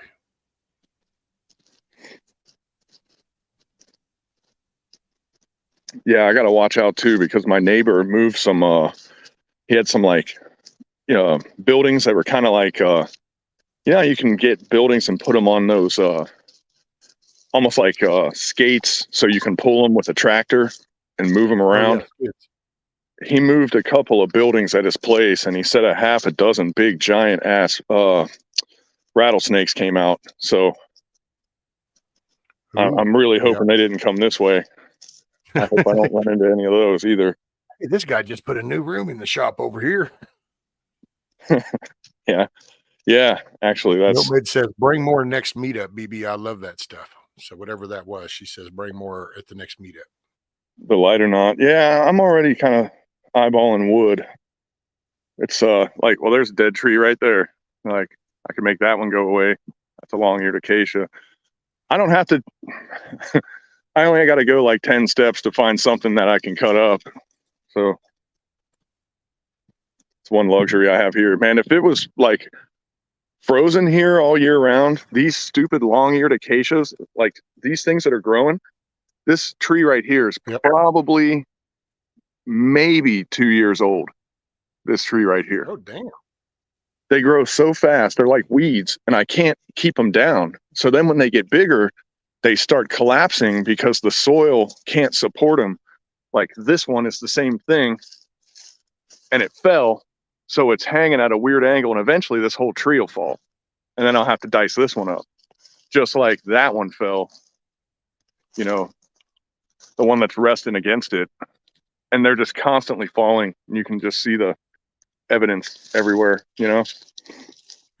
Yeah, well, that's kind of just Mother Nature's kind of like, fertilizing her soils, isn't it? And it just kind of like falls, deteriorates, feeds in nutrients. And you can see when they fall, and then I cut them so that we can get through. And then I look at the rest of it and I go, that seems like a good job for tomorrow. Well, this is how many tomorrows are just stacked up one after the other. Everything's all cut, and like there's just a wealth of wood, like just right next to the truck. Milkmaid said to tell you to bring some bamboo to make a bamboo fire. And then Sophie asked, "Are those tree of heaven, Bushido?" They're called long-eared acacias, and if it's the tree of heaven, then I don't want to go there because I hate these things. Well, from what you're saying, it's going to come down to you.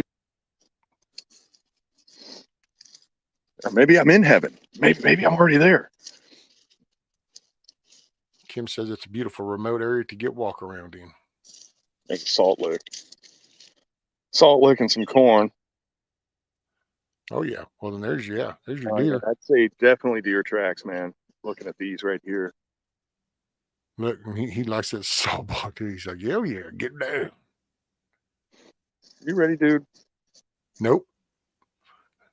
The salt block ain't gone yet.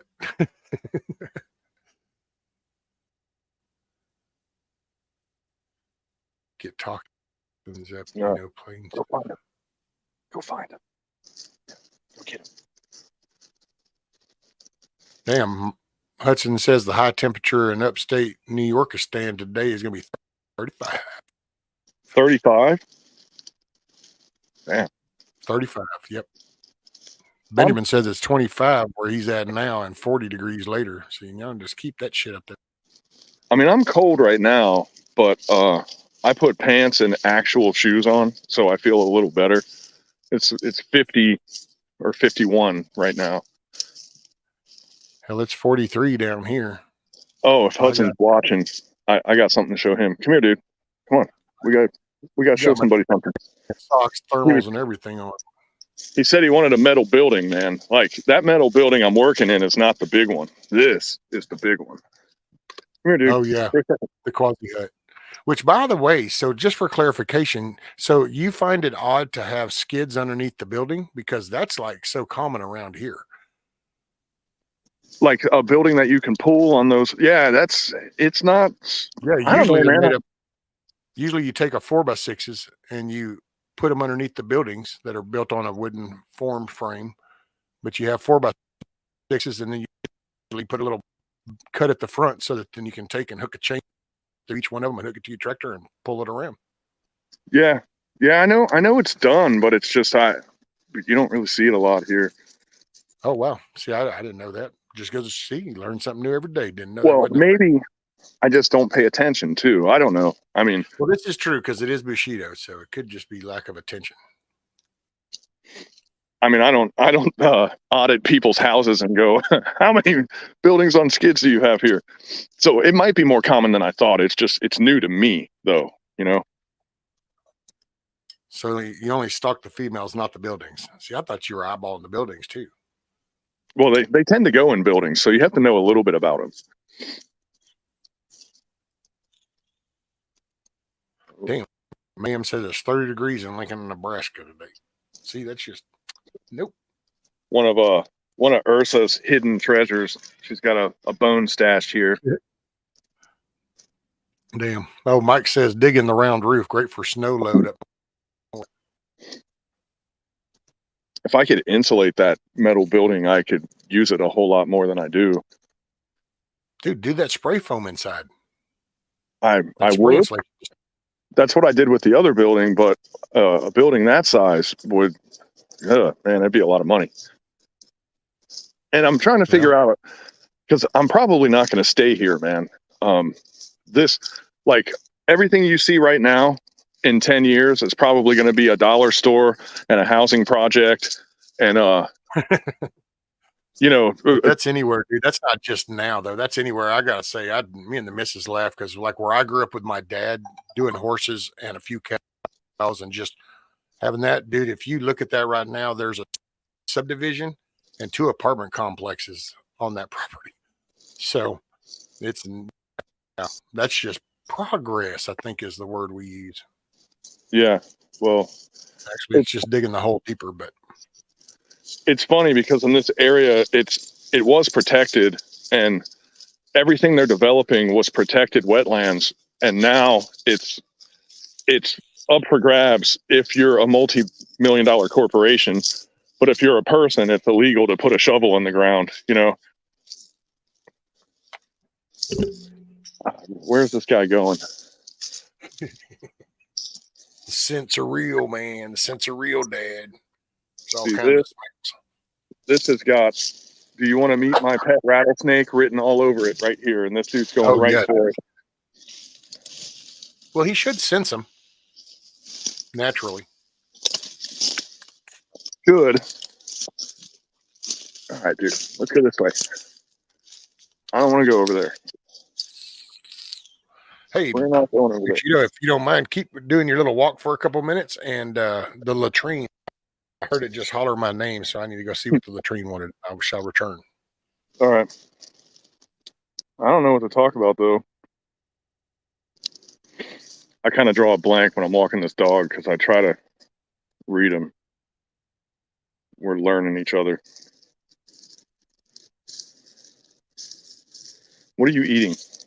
Oh, you're eating. He's eating fucking. That probably was bear shit. We got a bear out here too.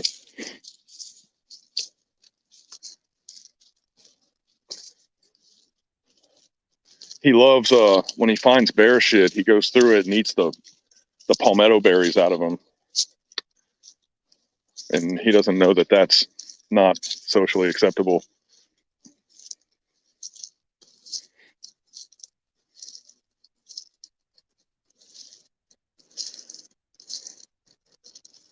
Where are you going? You want to keep going? All right, let's keep going. Let's see where this goes. Come on.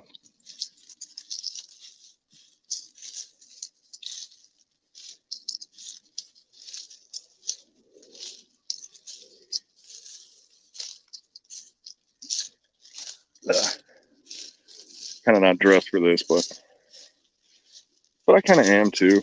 So,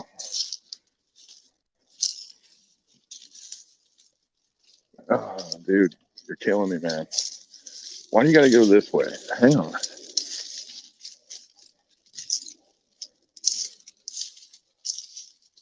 Okay. All right. He went off the trail, so we're back. We're back in there. We're back. What's up, Zach? Which Zach? The middle finger Zach. Oh, I hate that guy. Unique prepping Zach. I haven't seen Zach in a long time. Zachary Zemas. He just did something not too long ago, and I watched him for a few minutes. But other than that, I haven't seen him in a long time. This new schedule I'm working has killed my internet presence. I'm pretty sure, Well, work will do that.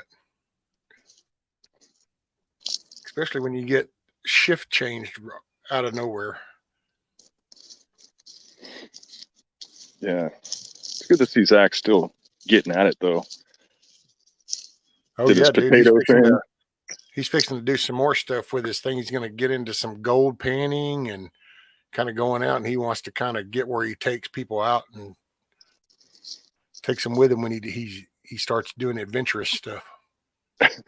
When he did his potato unboxing, I guess you would call it, Ghetto told me about it, and I was like, man, I'm at work. I can't hop on. I was like, but when he's done, however many potatoes he has, just tell him that I said I had one more when I did mine, and that should be good enough.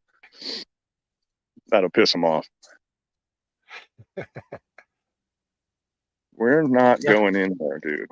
He did canning. He did some canning, done dehydrating. He's been doing different stuff. It's good to see him get out. You want to go this way?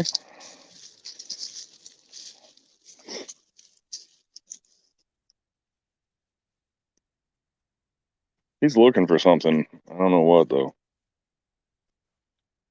There's no telling. I just know there's not too many obstructions this way. There's a nightmare from a time gone past. There's cut trees all over this place, man. Somebody says bring wood. I'm like, how much do you need? Except he wants to know if you're lost. No, not lost. It's just the areas that get overgrown are they kind of move around a bit. See, like over here, I don't want to get him too close to it because there was a gator in here last time I paid attention. It's a little baby one, but see, I got another. There's my backup pond. Okay. Water. Yeah. This is an old pond, so there's like big old snappers and shit in there. That's why I don't mess around over there too much. Kind of on the food chain when I go in there. You start wondering where your place is. Well, this dog, they'd get this dude. This guy'd be like a taco for the things in there. Although he's getting bigger, though. I don't know how big he's going to be, but. Well, and he'll hear something before you will, and it's like he'll detect it. If you watch his head and then watch his ears, if he looks over and the ears perked, then something got his attention. Might have just been a simple little chirp or something, but something. There you go. Yeah, he's being inquisitive as shit right now, but he's exploring. Yeah. We're back to the barn. Got a fire pit here. Talk about preparations for later on. Got me a little RV hookup, Oh, there you go. Hell yeah. All right, Mike, be careful. Make it a great day. Get you some rest. Take care of yourself. Don't stress. Because we ain't going to die this Wednesday. Got a hose set up here. So in the apocalypse, the first person with an RV that shows up in the apocalypse has got their own luxury pad that's already set.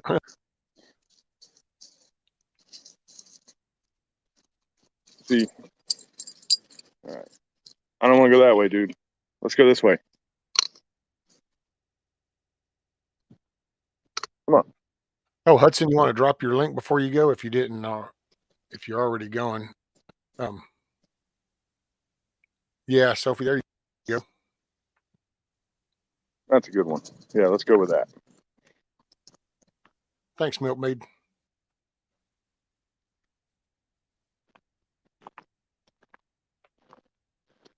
See, this pond is where the tilapia are, and the gar, and the catfish. And the turtles. Yeah. I'm not going to eat the turtles, though. I kind of got attached to them. Why not? Well, you can get even better attached because they can give you nutrients. And then you can use and in memory of them, you can use their shell as a bowl for the next meal. They say that these soft shell turtles are supposed to be some of the best tasting wild game that you can get. Come on, man. We're not going over there, dude. You two might make it a great day. Hey, Zach wants to know if you'd like to do some QA videos next year with him. QA? 2A, Second Amendment. Oh, yeah, we could do that. He's not allowed to do this. Oh, no, dude. I don't want to get in trouble. He just wants a drink. No, he wants to do way worse than that. Come on. It's cold. Oh, come on. I don't feel like drying your ass off. Come on, dude. No. No. Come on. Let's go. Gosh, Dad, you're no fun. You're no fun, Dad. He just look, see, he wants a drink. He's like, wait, look, come on. Oh, that is not. He wants to rooster tail is what he wants to do. He likes running through this pond and making a big giant splash. And I'll tell you what, if I didn't have to dry him off. See, this is him fighting me right here. He's like, fine, I'll wait till you die. I'll wait till your ass dies of old age, and then I'll go in the pond. He's protesting. It's a Sicilian. My son got this patch for him. I'm here to break shit. Well, no, Dad won't let him. That is his personality. Okay, you ready, dude? Let's go. Come on. You made your point. I've been humbled by your persistence. No, see? This guy. Look at you. Come on. No fun, Dad. No. You are no fun. You're like a party pooper. You're acting like Mitch McConnell right now, sir. You won't let freedom ring. You're being tyrannical. The problem is that I let him go in the water. One, it starts setting the habit of him getting in the water. But two, he gets wet. It's freezing cold. I got to pick up a gun frame later. So I'm not trying to get wet and having to change my clothes and all that crap either. Come on, dude. This is the point where if I wasn't on a video, friend, I'd be cracking the whip right about now if I wasn't on a video. So he's taking advantage of that. Yeah, see, we're saving the poor dog's life. Y'all realize that, right? Pressure. Yeah. You know where we're going. He's trying to get every last second. Carl says he'd be in that pond before the dog was. Yeah, that's actually a pretty safe pond. It's got a lot of visibility, and I've kept the shit from growing in it so far, all the pads and stuff, because, man, once you get a bunch of those aquatic plants that hides the water, you really don't know what's in there because all the other stuff likes to hide in that. So that one, you could probably just walk right in and start swimming if you wanted. And if there was anything in there, you'd see it. You'd see it. I'm gonna get this guy in the house right quick. Nobody says, oh, whatever, freezing cold. What does that look like in South Florida? 65 degrees. Well, I mean, cold is cold, but the humidity in the air makes everything feel colder. It makes everything feel hotter, too. It's just the worst of both worlds. You ready to go inside? Come on, dude. Let's go. I get it. You got a stick. You got a stick, but nobody cares. I asked everybody. Nobody cares. Nobody cares. Welcome back, Miss Metal. What's up, Canadian? My northern buddy.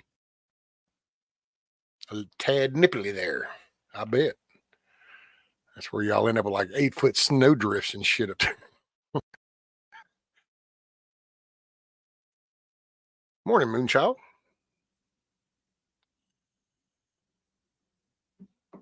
Just working, paying taxes. That's it. Damn, Zach says it was 10 degrees this morning. Of course, Milkmaid's got 65 degrees as bikini weather. Just saying.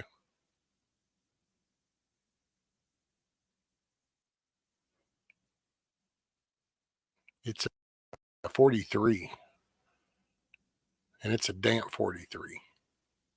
Matter of fact, that's one thing I need to try to do today. Yesterday, I died after doing that chicken coop.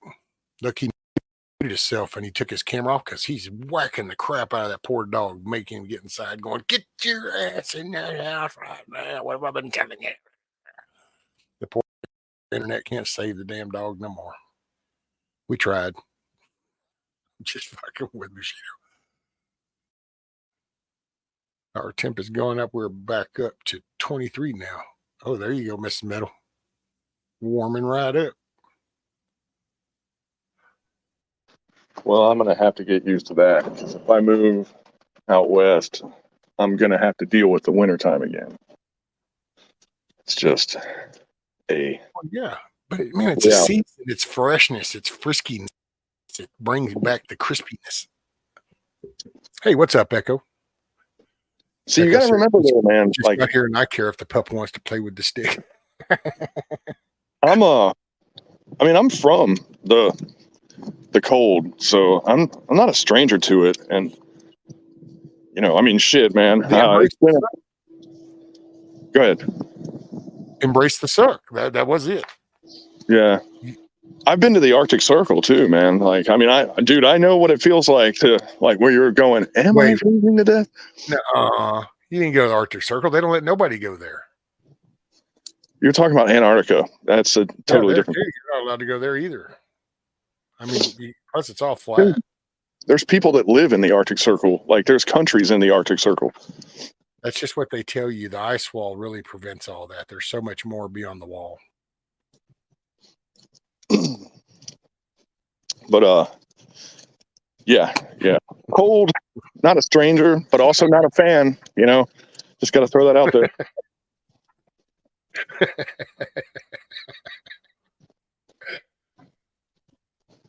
Hey, it's all for entertainment purposes. I can deal with freezing, dude.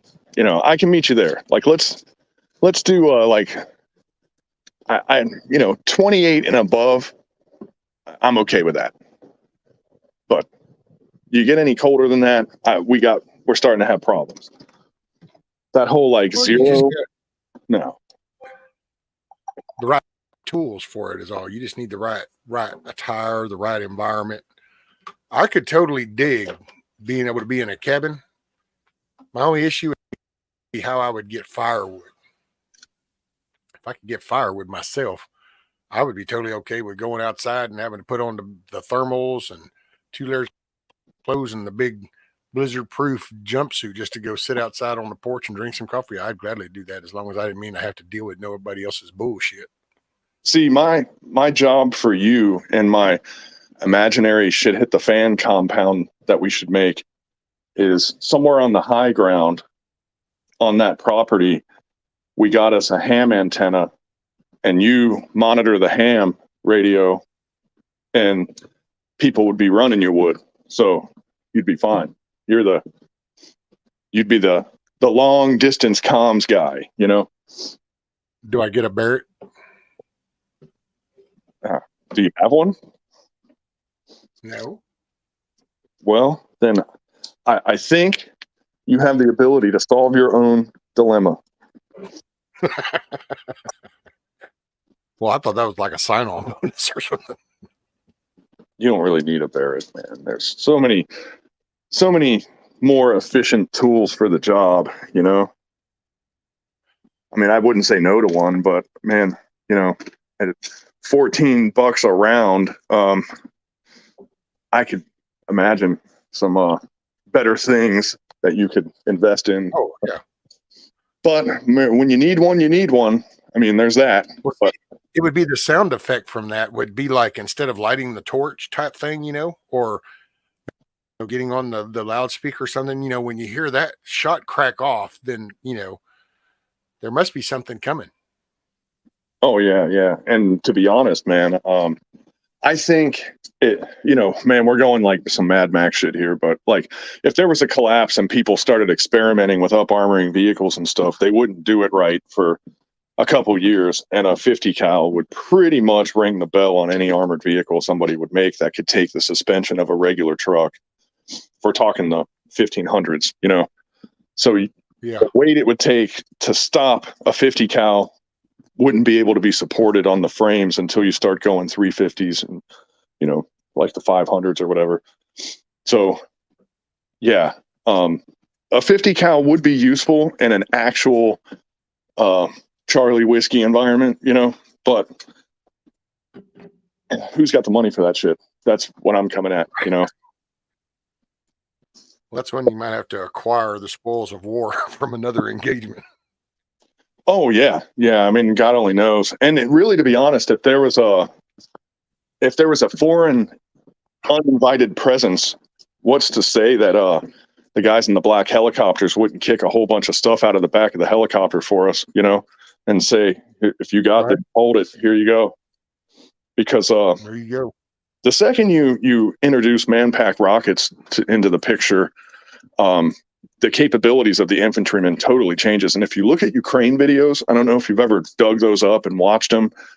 If you look at those guys, what they're taking is a ton of rockets. They got a bunch of like the Armbrust, the Gustavs. I'm not even talking javelins, like AT-4s and stuff. It's like that makes all the difference in the world. You've got a mechanized unit, because Russia has a lot of mechanized units. So does America, by the way. Light armored vehicles, shoulder fired rockets. Mayhem. Take that shit out. And that's it is what it is. Oh man. But yeah. A 50 cal on a hilltop would be a good place to put it. Let's put it that way. Well, that's when you just told me I'd be on the highest point with the ham radio. It's like, well, then give me something that reaches out, and at the same time, if I'm going to be up the elevation level,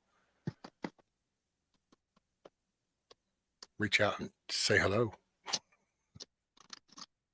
I'm going to pick up a frame, and I can show you what this frame is going to go for if you want to see it. Yeah, what's up? I got Carl, this bug out just went technical. Technically technical. I'm pretty sure I can do this because it's not complete. I don't think you're allowed to show the whole thing, but yeah, check that guy out. It's just a part. Oh yeah. You got me a little red dot for it, and it's all ready to go. Copper barrel. What do you think of that shit? So pretty now cool. You gonna paint it? Oh, why would I? Camo it up, or you just just gonna go? I'm gonna leave it how it is because it's okay. It's already I like that slide. That looks cool. Copper got a good little bling. Now is that coated copper? Yeah. So, or is that going to tarnish as you fire it? Well, the jury's still out, but I'm getting an actual copper backplate. So I'm going to replace this black piece here. I'm going to replace with a copper piece, and eventually the controls on the frame I'm going to make copper also. But the backplate is actual copper, so that will patina if I don't stay on it. And if all of it patinas at the same time, I'll just let it go. But if one of them does and the other one doesn't, like, I'll have to figure something out. You know what I mean? Well, I would think your barrel would start to patina before anything else, because it's going to take the heat change. Where unless you put your thumb on that back piece will probably last the longest because it'll be the least affected. But the back piece will get touched more than anything else. Especially carrying it in a holster or whatever. I think the thread cap on the end and because the thread cap, because that's a threaded barrel, it sticks out of the frame there. So that thread cap and the back plate would be the things that were most affected by it, I would say, between all things considered. What's up, Huckleberry? Huckleberry says it's schmexy. Milkman says, I like the copper look. Of course, you got the big eyes from Kevin. Stink from Carl. Those John are German says that's pretty. Palmetto State makes those.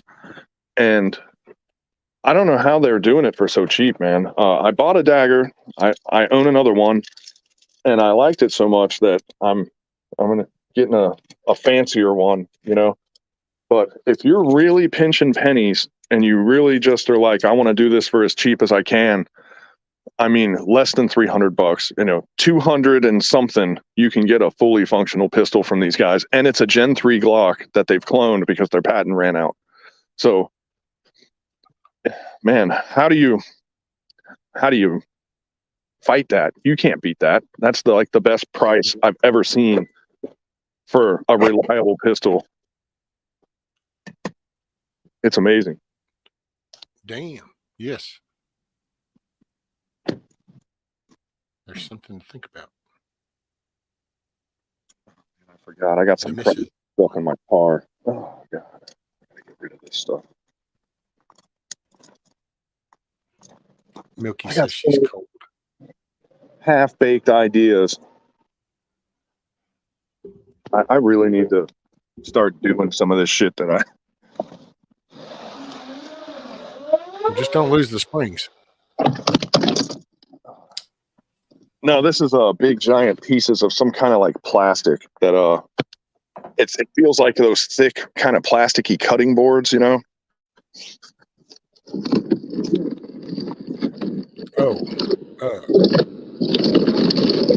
Like Teflon, big layer of Teflon stuff, polyurethane or something. I don't know, big old giant plastic things. What you gonna do with that? Well, there's another guy who's building a chicken coop, and I got a big piece of this, and then there were two smaller pieces, and the guy at where I work, they use this for the enclosures and stuff for the monkeys, and they're not using these. These are old. These are cutoffs. So they just threw it to the side, and I said, hey, what are you doing with those? And he was like, nothing. So first, I'll put it up for grabs for my buddy making a chicken coop. And if he doesn't take them, or whatever he doesn't take, I'm going to cut it so it fits in between the studs when we build the next room, so it's a little bit of armor value, you know, just to kind of up the rate, you know what I mean? I just looked over in chat, and looks like Kevin says that Robbie Wheaton, whoever that is making some nice flat face triggers for the daggers. Yeah, well, when it comes to triggers, God, I don't even know if I should say this out loud or not, but Johnny Glocks is out of Sarasota. It's about an hour north of me with traffic and stuff. And, you know, once I get on the highway, and there's a buddy that works there, so whenever I'm in Sarasota and I go by, like the next time I go, I'll just bring this with him, and he'll go, you know what you need for this? And then he'll take it apart and start throwing pieces in it. And I'm like, oh yeah, that'll work. You know? So yeah. It's like, these are new. Some people love them and some people hate them. I want you to try it. I'm like, oh yeah, I need to try that. Yeah. I'll let you know what I think. You know, I'm like, free shit. Hell yeah. Freebie. So yeah, there's a lot of triggers for those guns that I really like, but I go for the poor man special, you know, which is shit that other people gave me half the time. I'm not much of a pistol guy, to be honest.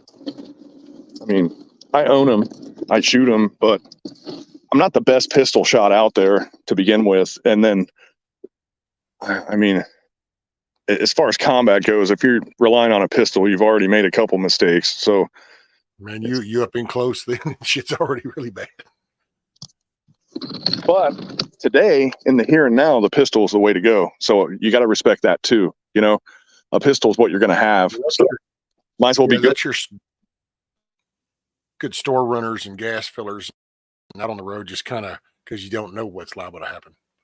Man, I tell you, that's the one thing that worries me down here, and I tell her now every day we kind of talk about it because I'm just waiting to hear some shit popped off because you see it get a little bit closer where, I mean, they're jacking vehicles. Hell, there was some damn, what was it? It was a county waterworks dude out working and damn got his jack truck next to him. It becomes some little pursuit shit. And you just wonder because, yeah, shit will just, like I said, it's that 7.4 million people from 160 plus countries that don't have the same thought processes here. The world they're coming from is not the same as this one. Then I could see you need, hell, I thought about it yesterday when we stopped at the gas station getting gas because she has to get out to get. I don't really dig that, but it is what it is. We kind of got the rhythm now. I just do these windows. Rudy's right there looking at her, and I'm kind of start surveying everything. But you just wonder, I mean, when's one going to get dropped off and say, hey, there's a vehicle, I'm going to go get that one, you know, to hell with that chick, you know, you just, or hell, I'll take her too. I mean, you just don't know what's coming. It's kind of like that warrior in the garden thing, you know, or the better to be prepared and not need it than to need it and not be prepared. But if we had our shit hit the fan community, she'd say, I want to go to the store and get this. And we'd say, okay, who's going into town? And somebody will say, me. Why don't you go ahead and let her roll with you? And then you already know you got somebody keeping an eye on her. And you don't even have to go. You can keep doing your own stuff. Oh, yeah. That would be nice. That would be nice. And I kind of have an idea of where I'd go if I left here. Where'd you go? Well, I don't want to upset myself. No. Figured I'd use some high-tech term. Probably Missouri.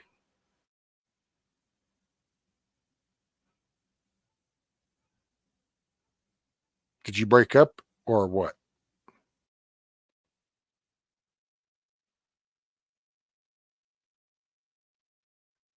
So maybe you broke up. Maybe you went in that building where the service goes out. Are you there? Yep. Are you? You just did you cut out or did I cut out? I don't know. I was just actually asking you that. It's like, what did you cut out? Did you go in that building that loses the signal? I'm about to turn this vehicle on, so I'm about to probably switch over and drop out for a second. But right when you were saying where you were going to go, you just cut out. And I was like, wow, that was dramatic. Oh, wow. Yeah, they upset me. No, I'd say Missouri. Ah, see? Probably do Missouri. Arkansas, Missouri is where I'm looking. Yeah. Okay. There's a few people that I know that are in that particular closer in that area, so then that would put me closer amongst some like-minded people. Yeah, that's exactly where I want to go. And I'm hoping that, like, you know, we've got enough people that, I mean, man, if a handful of people had the same ideas, and I think they're slowly getting there, but I think we could really do something pretty good if people got serious about that, you know? Yep. Hell, you can get enough people in there, you could do no different. We were talking about with the immigrants, you actually can change the dynamics of the area if you get enough people to show up.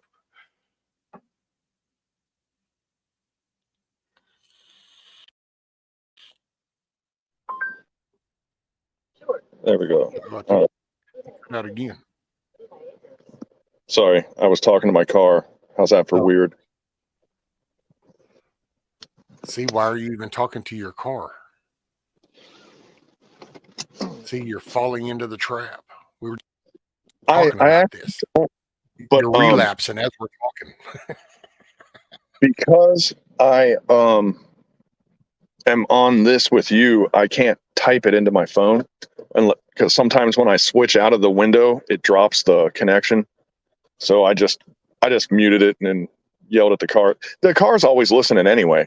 You can't turn that off because sometimes known to you. I think every new car is like that, though, to be honest. Thanks, Kevin. Carl says, come to the north. Hey, man, I would too. I wouldn't have no problem as long as, just it's got a solid county and I got a. Oh, man. Michigan has so many problems, though, that there's pockets where it's going to be good, but there's a whole lot more where it's going to be bad, Yeah, I couldn't do Michigan. I could come close so that it would be within traveling distance, but I don't. Man, that'd be like saying, well, the beach is really good here in California. It's like, yeah, but that just ain't going to work for me. All right, Echo, make it a great day. Appreciate you. That's why I like Texas. Maybe in Choctaw over in Oklahoma or Texarkana. I want to stay out of Texas because it's going to be blue soon. I'm not trying to take it, but I think there's this battle that Florida has is the same battle that Texas has, which is they're getting invaded. But we're going to win. I admire. We can't do that. If we lose Texas, then that's a hell of a resource hit to the rest of the country. So yeah, you don't really need to lose Texas. I understand that, dude. I do. But one, if they decide to use a migrant invasion, Texas is getting it ground zero. And just by not being there, I can avoid that. And then they're going to try to turn it blue like they have everywhere else that turned blue. That's what they did to Michigan. It's what they did to California, even, Arizona. Look at all these states. They're not blue states, but they are blue states, So how many are left standing? Florida and Texas, they got their eyes on these two states, man. And I don't know. Well, yeah. Dodge. Well, they have their representation in each. But now here's a kicker, though. I found this kind of ironic. Actually, yesterday I heard an article on it. But some are saying that the Dems are throwing in the towel on Georgia. They're not. They've pulled the money out of Georgia. They're not even going to fight for the state of Georgia next year. So you kind of go, so they're going to consolidate. So yeah, then I think here is, but I think that's between we're putting in the wall. We have Texas National Guard putting up wire. Granted, yes, Border Patrol is letting other shit happen. And then you have all these organizations, Red Cross and all these other little things that are down here coordinated, but he's shipping them off to the other cities. So at least it's getting them out of Texas. No offense, but it's putting the burden in, which brings highlights on these other things. So it's and then it's going to come down, because I will say, given what's been said, if we can pull it off next November, I forgot who was that one dude who was what was he? Was he a Homeland Security dude or was he Border Patrol dude when Trump was in? But he's a bald dude that's stocky and he's got a real kind of a leathery looking face. Well, he's flat out come out and said right along with Trump, going, I could tell you right now, if we can get in there, we're fixing to have the largest deportation program. And that's like, there you go. There's, there is a daylight at the end of the tunnel, I think. Well, and there is also a culture, again, Florida and Texas share, where like a Latino Hispanic presence is not looked down upon. And that's the part that the Democrats keep trying to conflate. If you're like, I'm against illegal immigration, they say, oh, so you're against Latin people and Hispanics. And it's like, no, I'm not. I'm against illegal immigrants, whether they're Chinese, Arabian, Eastern European, Mexican, Guatemalan, you name it. Like, I mean, if you came here illegally, you broke the law. Why is it that I'm held accountable to laws, but they aren't? They already come in with a hand up on everyone else, because everything, are they going to pay taxes? Are they going to do this? Are they going to do that? There's nope. And that's the problem, because they hit the system and they're not putting in, but they're sure taking out. Right. And eventually it ends up costing one way or another, you know? Well, see, and now I will say you don't hear them because, once again, you're only going to hear what the media is wanting to trickle out to the rest of the public. So you kind of got to dig for these little things. But like, there's articles down in some of the local papers and stuff in some of the towns, and it's the local Hispanics that came over here are actually pitching fits down around the southern border. I mean, they're pissed off too. So it's that's why it's not what they're painting as far as really down here local. Hell, I think there's already been like 1 or 2 Democratic mayors that are now Republican mayors, because they said this is way out of control. This is actually inhumane. This is cruel. And so that's why I say it just sometimes they eat, the hyenas eat themselves.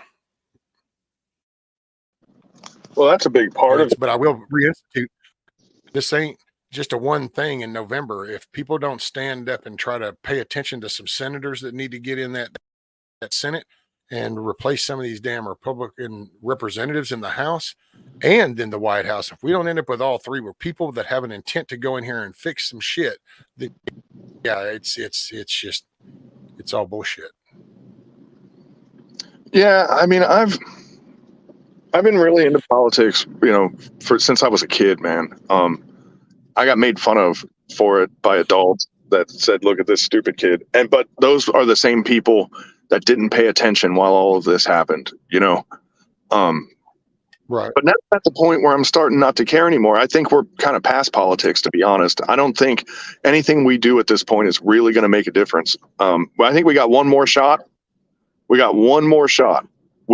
fumbled on the last one and didn't do shit about it. And that's going back to, I don't go to protests, right?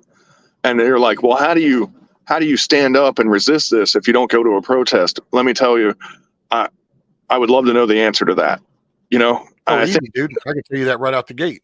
You deprive the beast from food, which is then start to change your behavior and your habits of spending money of things that you need, and you start cutting that back, and you're actually depriving the beast of the very essence that it wants, because it just wants it's money. So you're a marketing tool. You're a tool for money. That's all that you're considered. When all of a sudden you're not participating in that monetary system, now you're not feeding the beast as much. That's a major step. Yeah. But I will say, I don't think we're in a political world right now, to be honest. I mean, I get where that, because we're talking about politician, Republican, Democrat, all that. In all honesty, I think what it sounds like, a lot of that small little freedom caucus, I think, is what the majority of them are called, but it's just right and wrong. It's like the politics is over. It's like, this is wrong. This is unconstitutional, illegally wrong. And it's almost like that mindset now. It's not, it's not so much like, oh, and that's where people, I think Chip Roy are chiming in going, this isn't, the everyday politics things. This is, we need to stop this.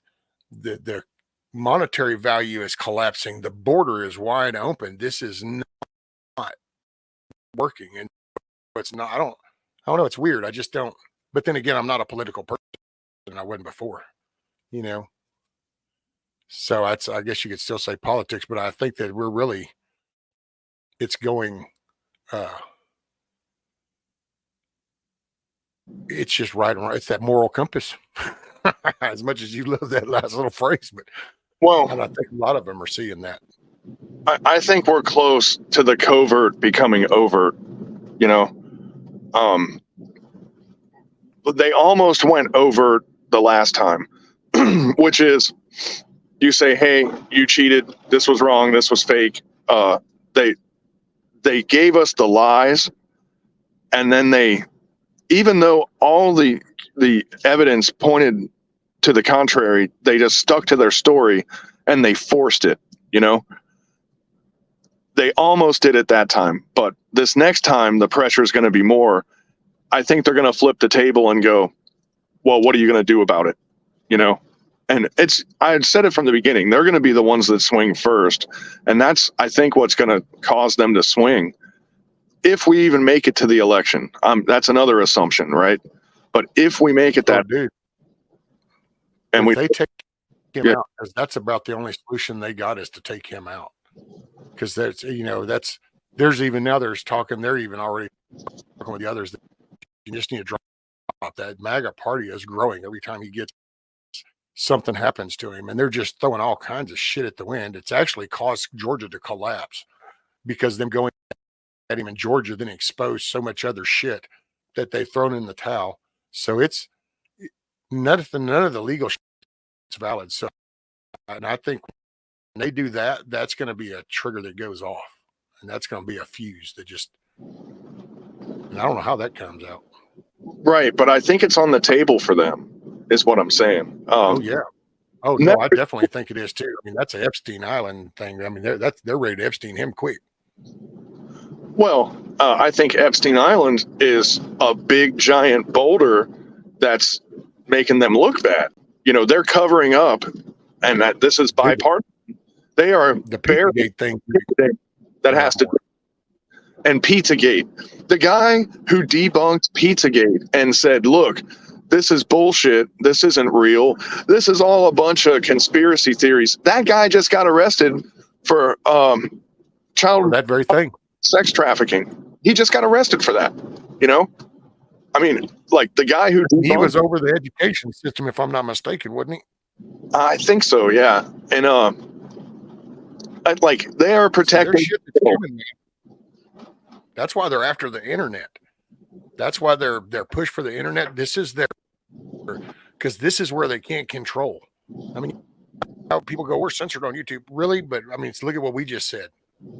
So I mean, people could hear stuff, and you can then go to other places to look more. But then this is the weak spot. See, they've went and bought up the shares of the major media companies. That's how they got embedded there, and they've ended up getting the control. And then all of a sudden, it's time to flip the switch. Boom. So that's why you're hearing the narrative from that perspective, and it's all chain reaction. But this, they can't control this, and these phones and this footage and this stuff that's coming out, and it's starting to compile, and things are just slowly getting exposed more and more.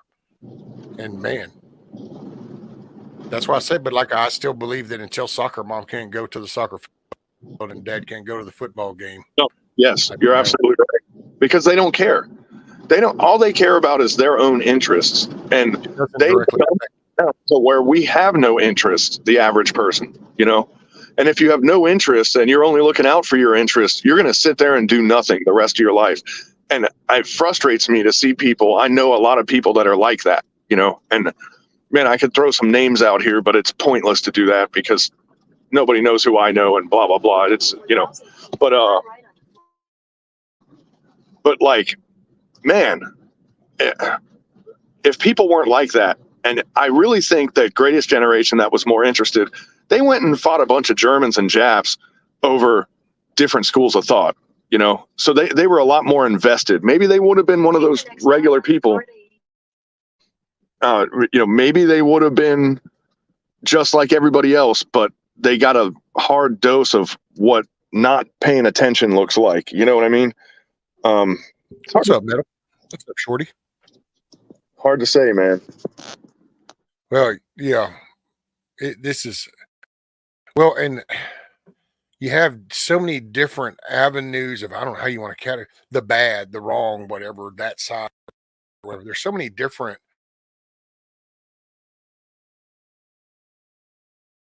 Don't know who's going to implode because we all know how the snitch thing goes. And to see the FBI though, man, because that'll be, I think that still just gives me a weird, I don't know. I just got weird thoughts every time I think about that. It's like, can you imagine? So they've been spying on that whole family for, I think it was 10 to 15 years is what was said. And so that's 10 to 15 years that they've watched, because forget the documents over there in the Biden Center was back from when he was a senator, which means they knew all about that too. So they watched that all go down. And if they're watching that, then they watched everybody that went in and out of there. So it's like, and when you just kind of throw in that investigative shit into that, and you go, man. So there's where the strings are being pulled. It's what they're allowing and what they're pulling. And then you get the smug look from people like Christopher Ray and shit.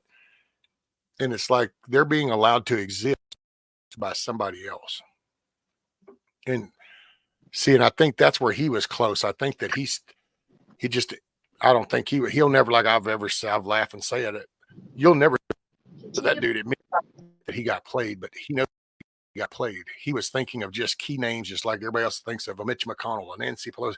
No, you're not thinking deep enough. And he wasn't either when he went in. He thought, oh, these damn, because that's the people he's seen on TV. That's the ones he met as senators and representatives.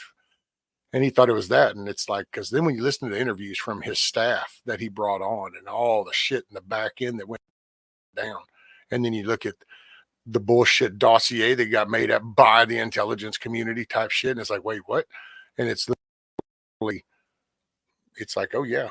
And then, so he literally fought that battle. And then now that's why the water faucets all broke and toilets overflowed that night, because they didn't know what to do. That was America speaking up.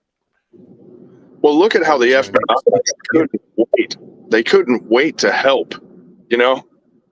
They told the DNC, "Oh, you want to smear Trump? Oh, please let us in the game, coach. Like, let us illegally manipulate the outcome of this." Dude, the FBI is who told him to put Biden in, because think about how he came up on the stage.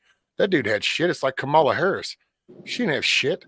And then all of a sudden they just miraculously go, nope, this is going to be, it's him and that's his vice president. It's like, wait, what? But then you listen to the whole, you've been spying on him way before that. So who actually made that call? Who told the DNC no, going, this is where you're going to go? Are you addressing Biden right now? How they've been?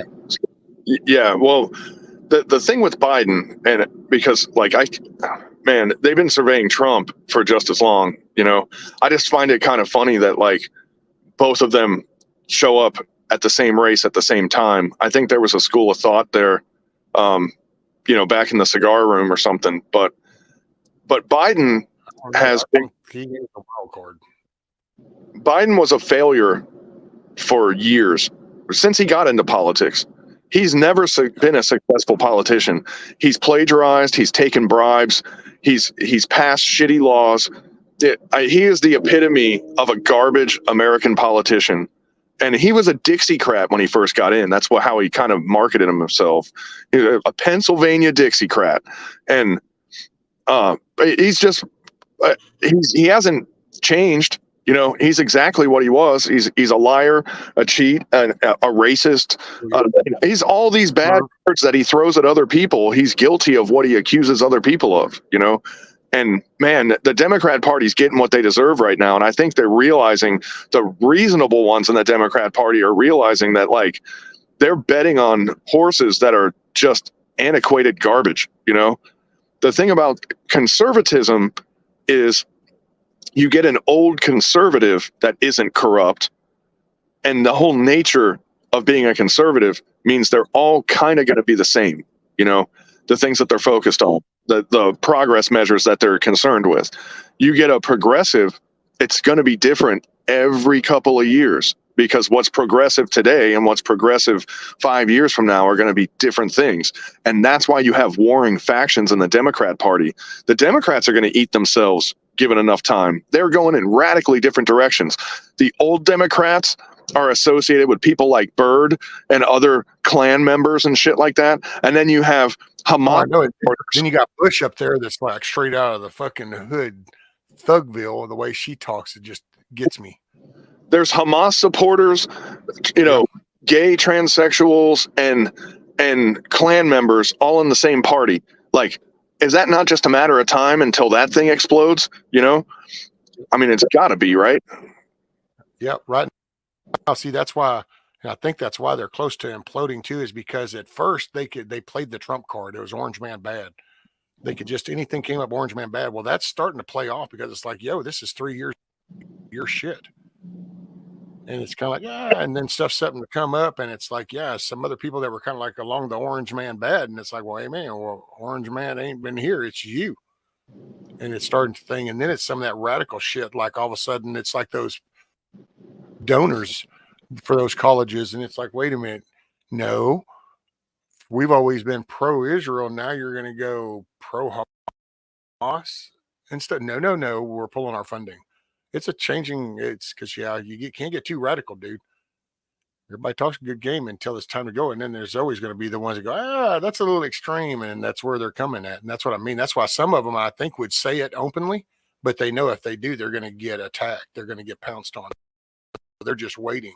If the Republicans will pull off enough sway, then they'll flip switch. You might be right there, because some of this is way out of their league. I mean, it's like, they were fine. They wanted to feed the hungry, and they wanted, to paint the town all pretty, and they want all that cool little shit. Well, this is all of a sudden, it's like, hey man, we're like way out the boundaries here. Like you're taking kids from parents, and you're doing sex things to kids, and Simon, wait a minute, hold on. You get in Democrat, say that out loud because then you get attacked. And you're like, wait a minute. So we assassinate each other, and when a politician makes an illegal decision to cover it up, they shoot and kill all of their aides or throw them out of apartment or high-rise windows in downtown. It's like, wait a minute. You learn to go with the flow, don't you? Right. And it's like when you find out that the DNC kills their accomplices that don't play ball, like, and you're some understudy, some intern, and you're watching Hillary do a bunch of gather up in the background, and you chime in with the rest of them. Then because it's like, no, don't put me on that list. You go corrupt. Hell yeah, I love corrupt. Like, don't make me drink that. Yeah, exactly. Give me more. And wow, intimidation of any type, dude. And but I think that because and I don't know, in a prison relationship, in connection and analogy type thing, you can see there's going to be a party, and the part of that party is not going to agree, but they won't do anything unless all of a sudden that other side starts to kick that ass, and then they're willing to go, okay, hey, just so you know, all along, man, but I've been waiting for somebody to come because I don't agree with this shit at all. And there's literally moments like that, and I think that will happen within this party because you see it in some of the smaller towns. It's already because some of these people are now having to be accountable. You got people that are watching a YouTube or a Twitter or whatever, and they're going, wait a minute, what? And then they're actually getting involved locally, and they're starting to call them people. There are people going, hey, what is the deal with this? Well, they're getting pressured. They ain't got no good answers. You can't just spit the same shit that they get away with up in Washington where you get to control the narrative. This is the dude that goes to the same Walmart as you do. Now what? And it's like, oh, yeah. Well, they're starting to kind of, that's not what I signed up for. And it's like, yep, bet it wasn't either. You just kind of wanted to have all this powder puff. Don't agree with their little concept to begin with, because I think it just need to get less government. So they like bigger government. They like all these committees. They like the czars. Now that's like, it's too much. I mean, that casts a lot of shadows. They like the shadows. That's where they like to be. Yep. Bad shit thrives in the darkness. Right middle. Look how many friends of the Clintons have self-left this place.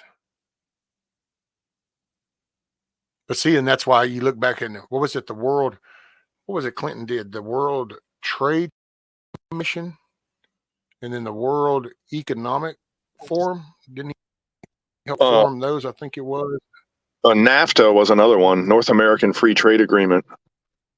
Well, yeah, but no, that's where I kind of found that funny back in whenever I first stumbled across that. But yeah, he helped form one of the world. I think it was World Economic Forums or something, the WEF. But anyway, and I'm thinking, okay, so this is where you start to play, because this is where you're gonna, as a corporate thing, this is where you're gonna go step up to the boardroom with the others, because you're starting to now talk on how you're going to consolidate all these individual places into one. And that's where the work started. That's where I won't even say the plan, because I just don't give them that much credit. I think this has been making it up as they go. They're just trying to see which way it goes, because you just can't, people are different. But I think that's kind of where the whole globalism, the corporate mentality kind of started to kick in, because it's like, yeah, man, let's just group this shit all together.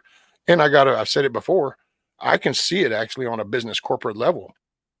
Shit, man, if I had to hire people to deal with all the different countries' international trade laws, and then inside those countries have states or providences or something that then I have to deal with those local things too, I would be like, man, this is a pain in the ass. How about we all just kind of come under one umbrella and we can make this shit a lot simpler? So I can kind of see that on a business level. Not that I agree with a damn thing about it. I get it. And I see the globalism, as they put it, but corporations, it's all about, we say we're like cattle. We're making, which I've never really understood that, because they think, well, here we got the slave labor, and it's like, but if you don't have the general populace, then you don't have popularity. You really don't have markets. So you don't have the development of the next TV, the next vehicle, the next, appliance, the next whatever, because you've dumbed thing every down to just a slave labor level. Then you've lost that actual middle America that built the commercialism, the capitalism that has profited the world. Does that make sense?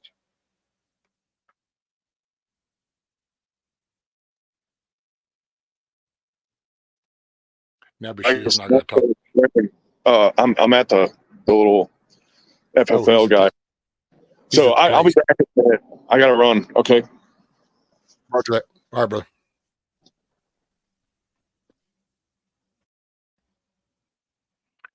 See, what was he getting? He was getting the lower.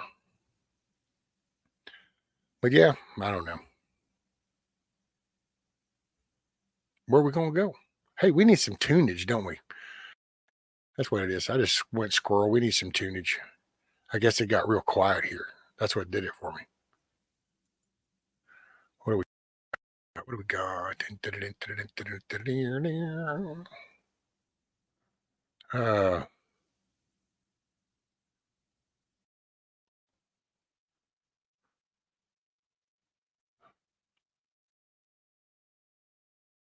Let's see. What did Carl say I could use? Dangerous freedom ran about now.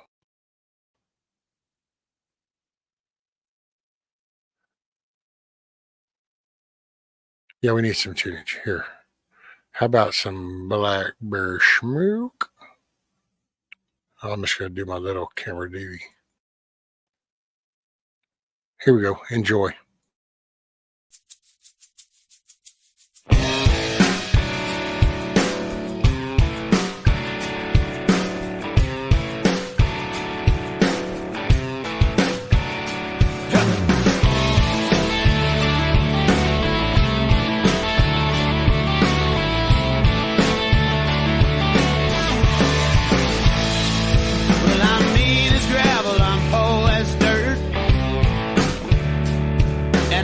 Things better the way they were.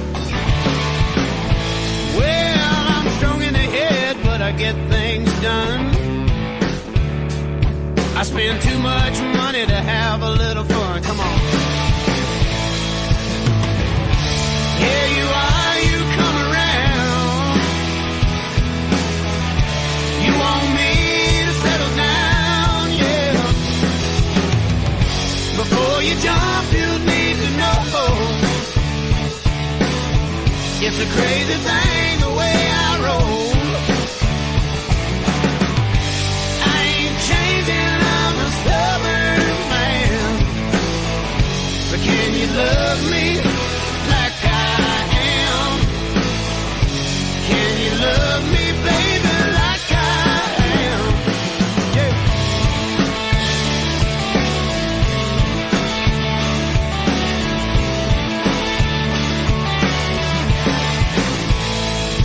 I'm stuck in my ways and I grew up hard. I drink milk out your carton and juice from your jar. Well, some people say I sleep too much. I just sleep when I can till I have to get up. Here I am, what do you think?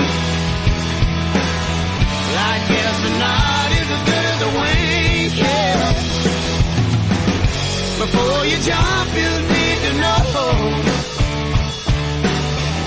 It's a crazy thing the way I roll. I ain't changing, I'm a stubborn man. Well, can you love me like I am? So can you love me, baby, like I am? Come on, son.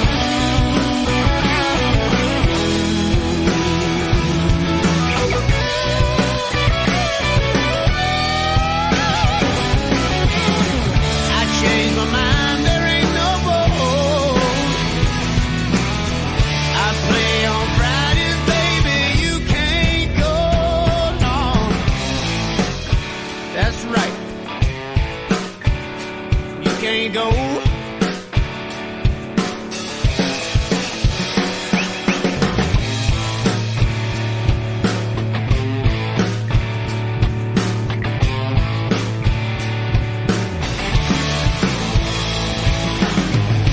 Before you jump, you need to know it's a crazy thing the way I roll, yeah. I ain't changing, I'm a stubborn man. But can you love me like I am? Well, can you love me, baby, like I am? Well, can you love me like I am? Can you love me, baby, like I am? Alright, yeah. Baby, like I am now. Hey. Baby, like I am, yeah. Woo!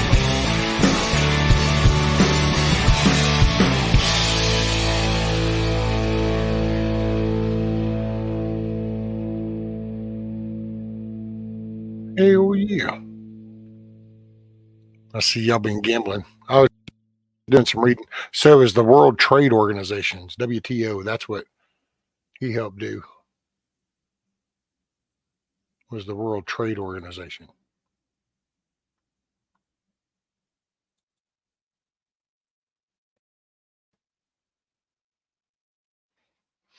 And that's where he also signed into a deal.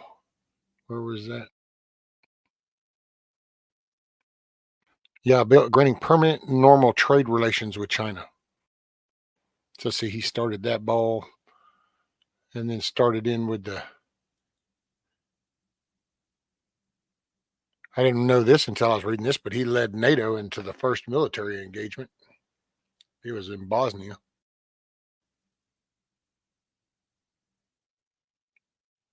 To see, I don't know. We weren't seeing it for what it was worth at the time it was happening.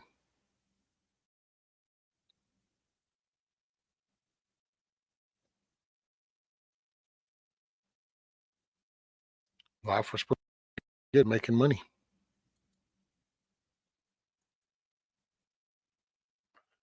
It's not gambling if you can't lose or win something real there. Just say, no, it's not gambling.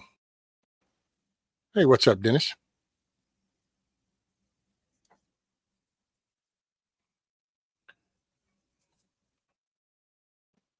Yeah, Huckleberry, I know. It's, and I get it because some out of necessity, just it is what it is. And then, but some made the decisions because they chased that dollar. They wanted better benefits. They wanted to make money.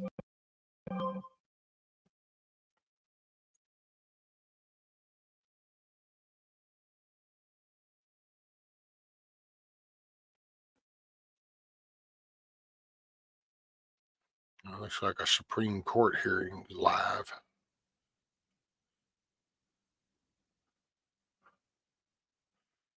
Yeah, well, that's why we see that's that prepping 2.0 or the next evolution of prepping. It's that next generation and then getting them to want to make stuff and work, and start, then we can start producing some shit here.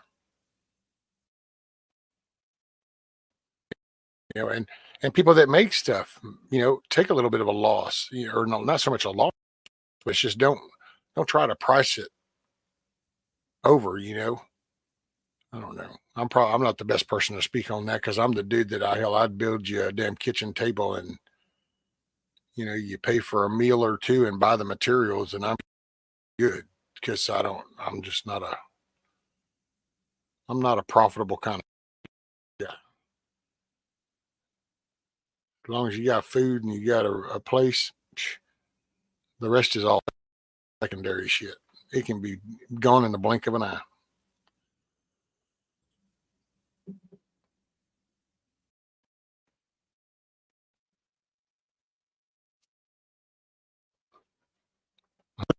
Look at there, Dennis. You did it right.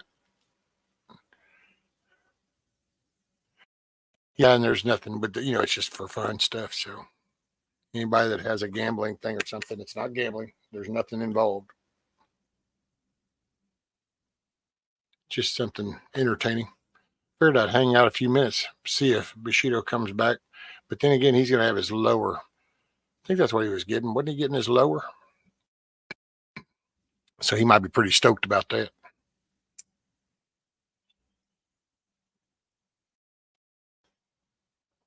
I was going to see, did I have another song? I don't know.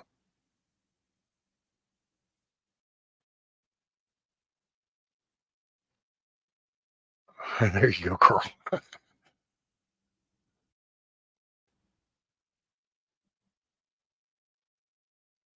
Oh, let's see. Oh, one from that little small town,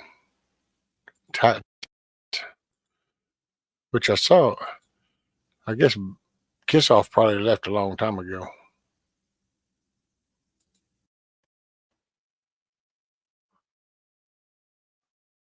Dang, I thought, hey, you know what? It's probably going to be worth more than Biden money. At least I'll you know, still shake your hand and smile and say, yay. I don't know. Yeah, no, Rich. I don't even know how that goes. See, that would, you'd have to, like, I don't know, do stickers and all kinds of shit. I don't know. They got all kinds of crazy stuff listed for merch. I'm not a marketing guy, dude. I just do. Just do to do. Just do, man. Just do the do. Hey, so I'm going to play this one. Here's one from Small Town Titans. It's called Demand. So it's kind of a faster pace. It's going to wake you up if you're nodding off. I can say that. It's kind of cool. Kind of cool. Catch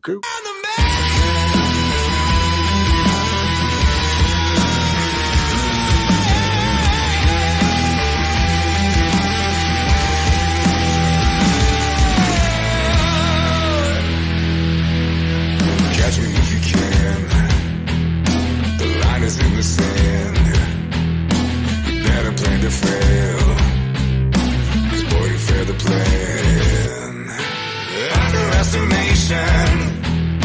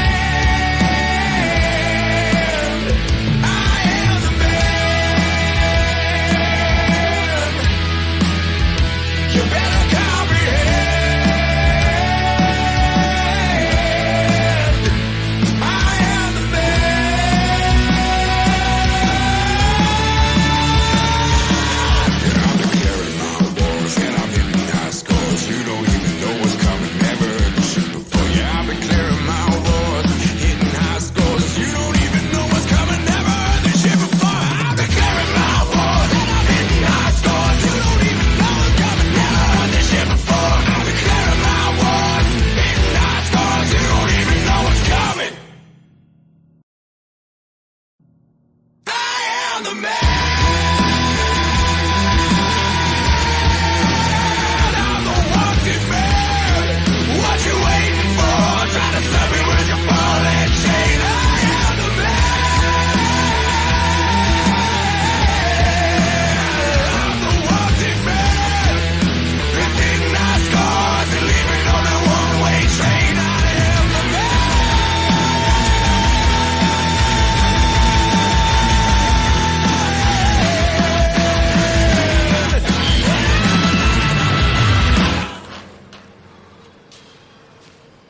What'd you guys think? That was awesome. Super productive. I thought so. Qualifying candidates, yeah, absolutely. I thought so too. I had a blast. It's anybody's game. I think we have a lot to discuss. Indeed. Let's go get a beer. Let's go get a beer. 5 beers. Yeah. How about that? At once. We'll get a beer.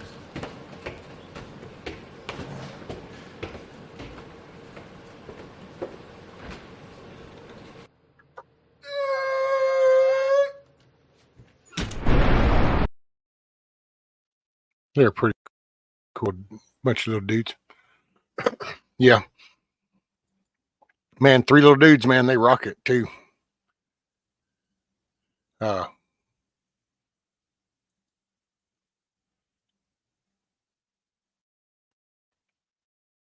got another one. This one might be a little rougher for some, but hey, you know, it is what it is. Let's see. Shashing.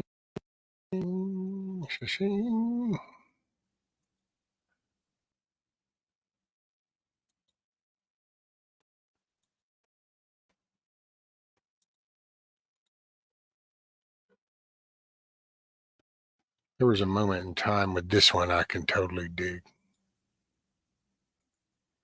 Let's see.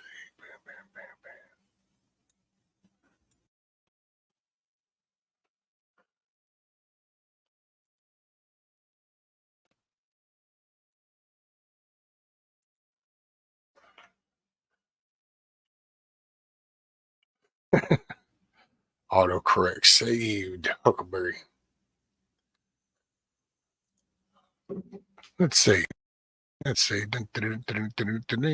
Yeah, so hey, you know, might be a word or two. Just hey man, it is what it is. So check this one out. There's some relation to this one. I just tease her own.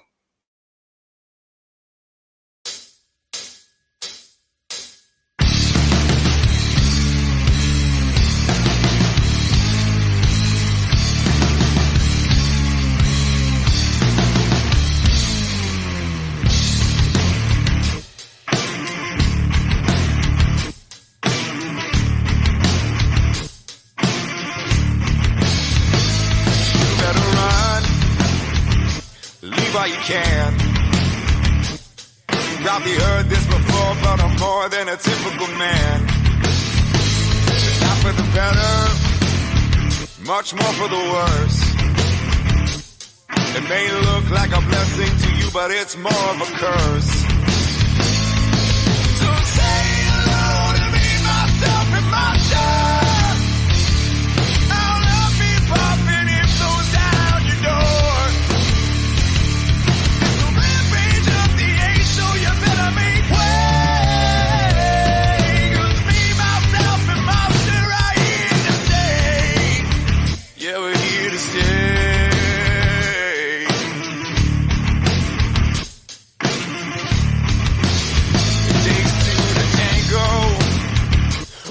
To kill. So let's kill each other all night until we get our fill.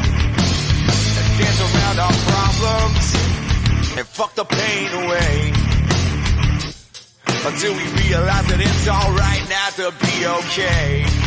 Yeah, so say hello to me, myself, and myself. I'll not be popping if those down your door.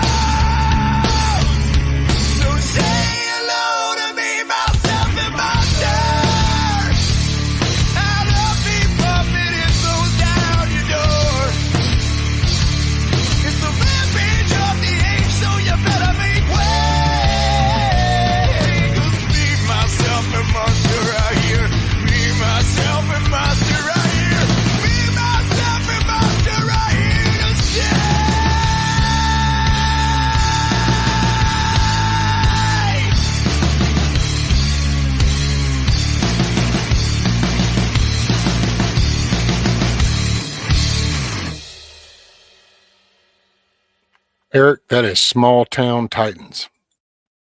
Let's see that is. Small Town Titans. Guess I had replay turned on.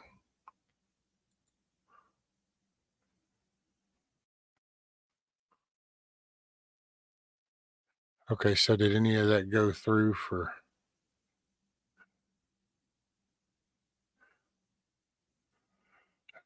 Nope, not everyone gets a trophy. Most people just get a tombstone.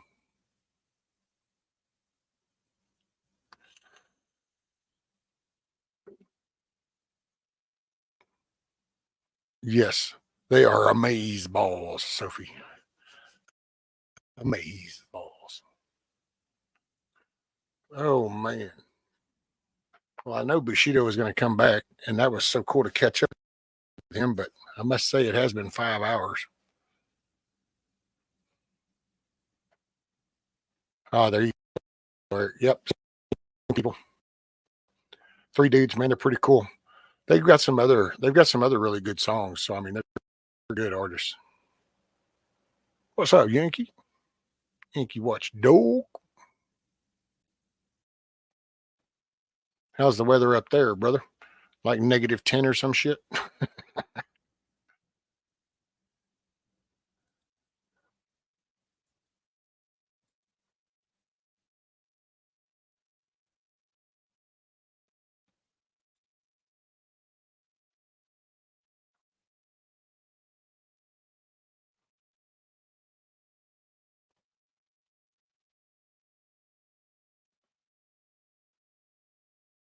I don't want a trophy neither. I really just want my granddaughter to be able to have her children in a peaceful world, or at least a manageable world.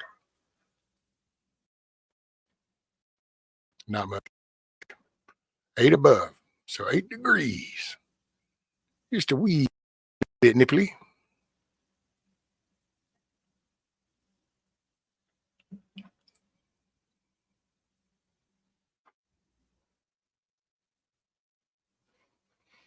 I know I ain't going outside. I ain't be doing anything.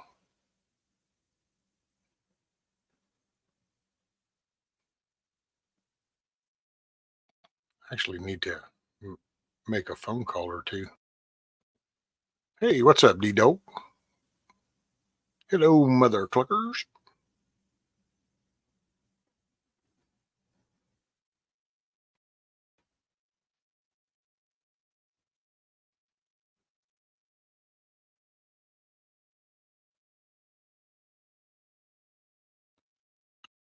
Oh, let's see. We need a song or something.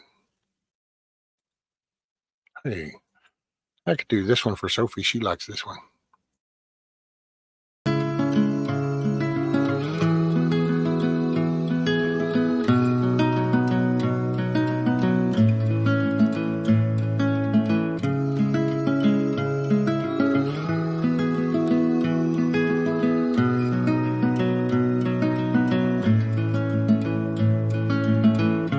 When your heart's on the edge, barely hanging on like a midnight cigarette. When the nights don't seem to end, and that lonely wind is singing you to sleep once again, I won't make a promise I can't keep. Like a river flows to the ocean deep, it goes on and on, bound to forever, even when we're gone. It goes on and on, we'll be together at the rising of the dawn. It goes on.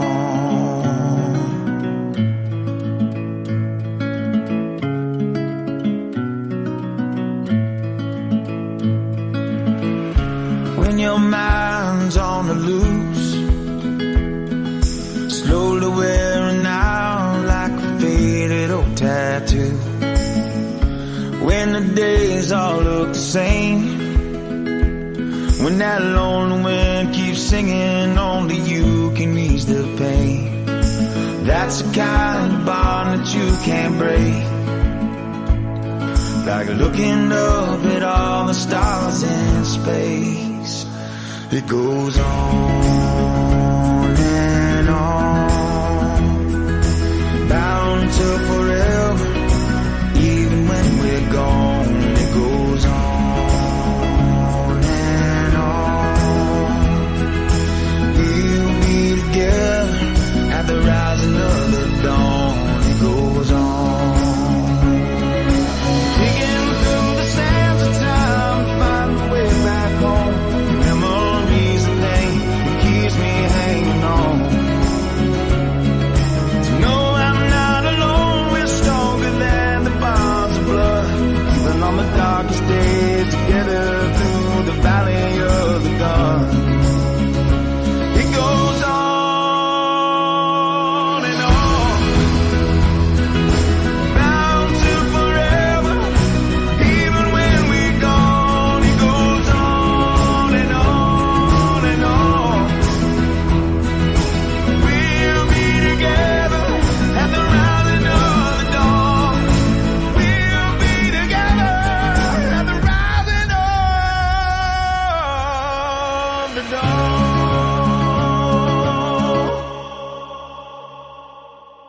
Alrighty, Dusty.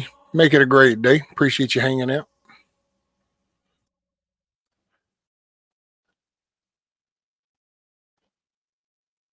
Yeah, I bet that was a cool little road trip, Yankee.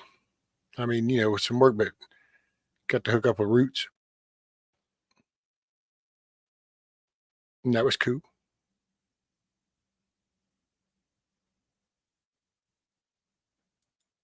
Let's see, what are we at? We're at 10:10. Been at it for 5 hours and 10 minutes. What's up, you Billy? Hey, Hillbilly, you gonna go live? You gonna get you some watch hours?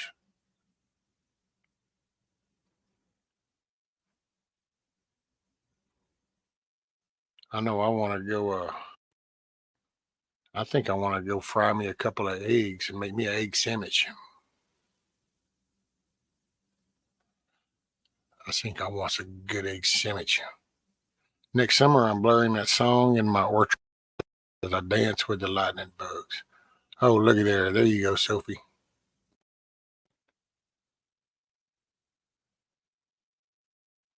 Hell yeah. Oh, you're working? What's all that work stuff? Man, if I could trade with you, I'd trade places with you. Not that I'd wish this on anybody, but if people wanted to take a break, I'd gladly go do the work. This whole, yeah, I don't like this doing nothing thing.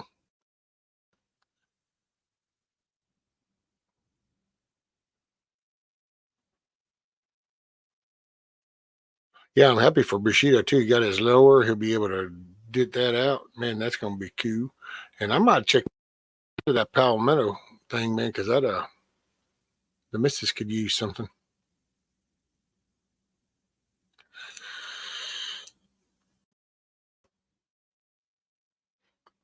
Well, I think I want to make me some breakfast.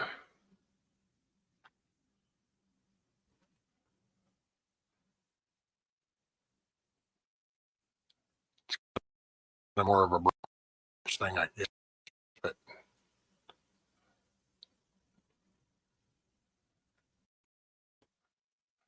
especially things where keeping company on this freezing morning, have a yummy meal, and have the most beautiful day. We're going to get outside and release the raptors. There you go. I opened the door on mine earlier just so I wouldn't have to then worry about it again. I'm guilty. Hey, man, you know what? Thank y'all for hanging out with me. Hopefully we had some good conversations. Hopefully it puts things, gives you something to think about. If nothing else, it was entertaining for you. Remember, you can make your day a good day. It's all in your perspective. One look at it. You were blessed with another day to be here. Right on. And I appreciate everybody. Y'all take care. Make it a good day. And I might see you tomorrow. Roger that. Peace.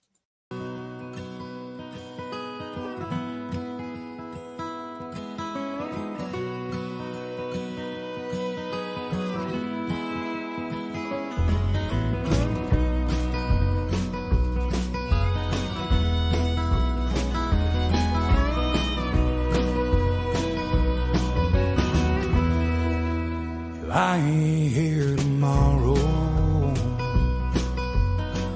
If the good Lord says it's my time to go, I don't see that morning sunset. There's some things I need for you to know. The truck is yours if you want it. It'll run forever if you treat it right. When you think of me on some back road, that's because I'm right there by your side. Chase your dreams until you catch on. Leave your doubts in a cloud of dust. You can't ever love too big. You can't call your mom too much. Do your best to get it right. Forgive yourself when you don't. Hope you don't forget how much I love you. I ain't here tomorrow.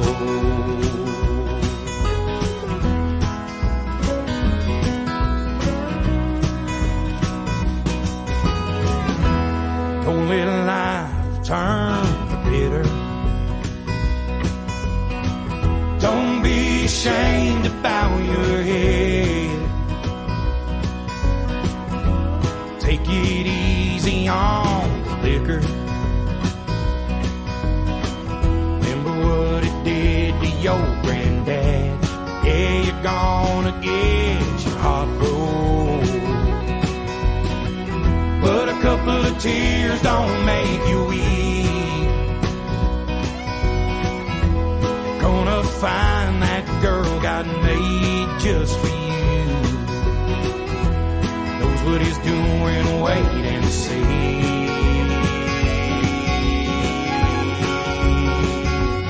Chase your dreams until you catch on. Leave your doubts in a cloud of dust.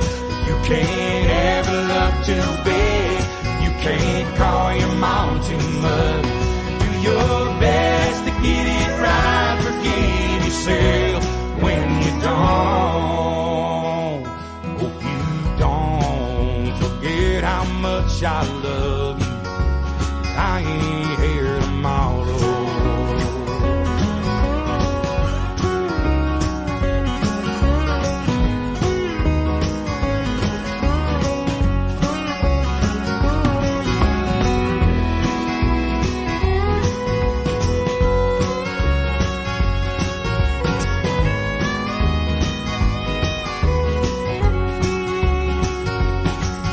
Shotgun in the family, raise your babies by the book, and keep my picture in your wallet, keep your car keys on a hook.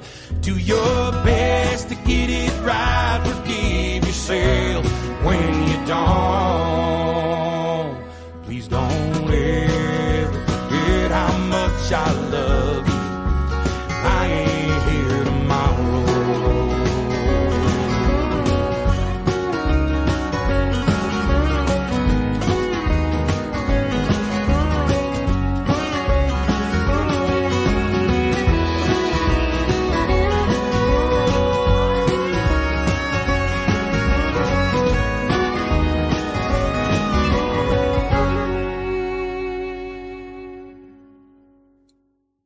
Take care, everybody. Make it a good day. Choice is all yours. Roger that. Peace.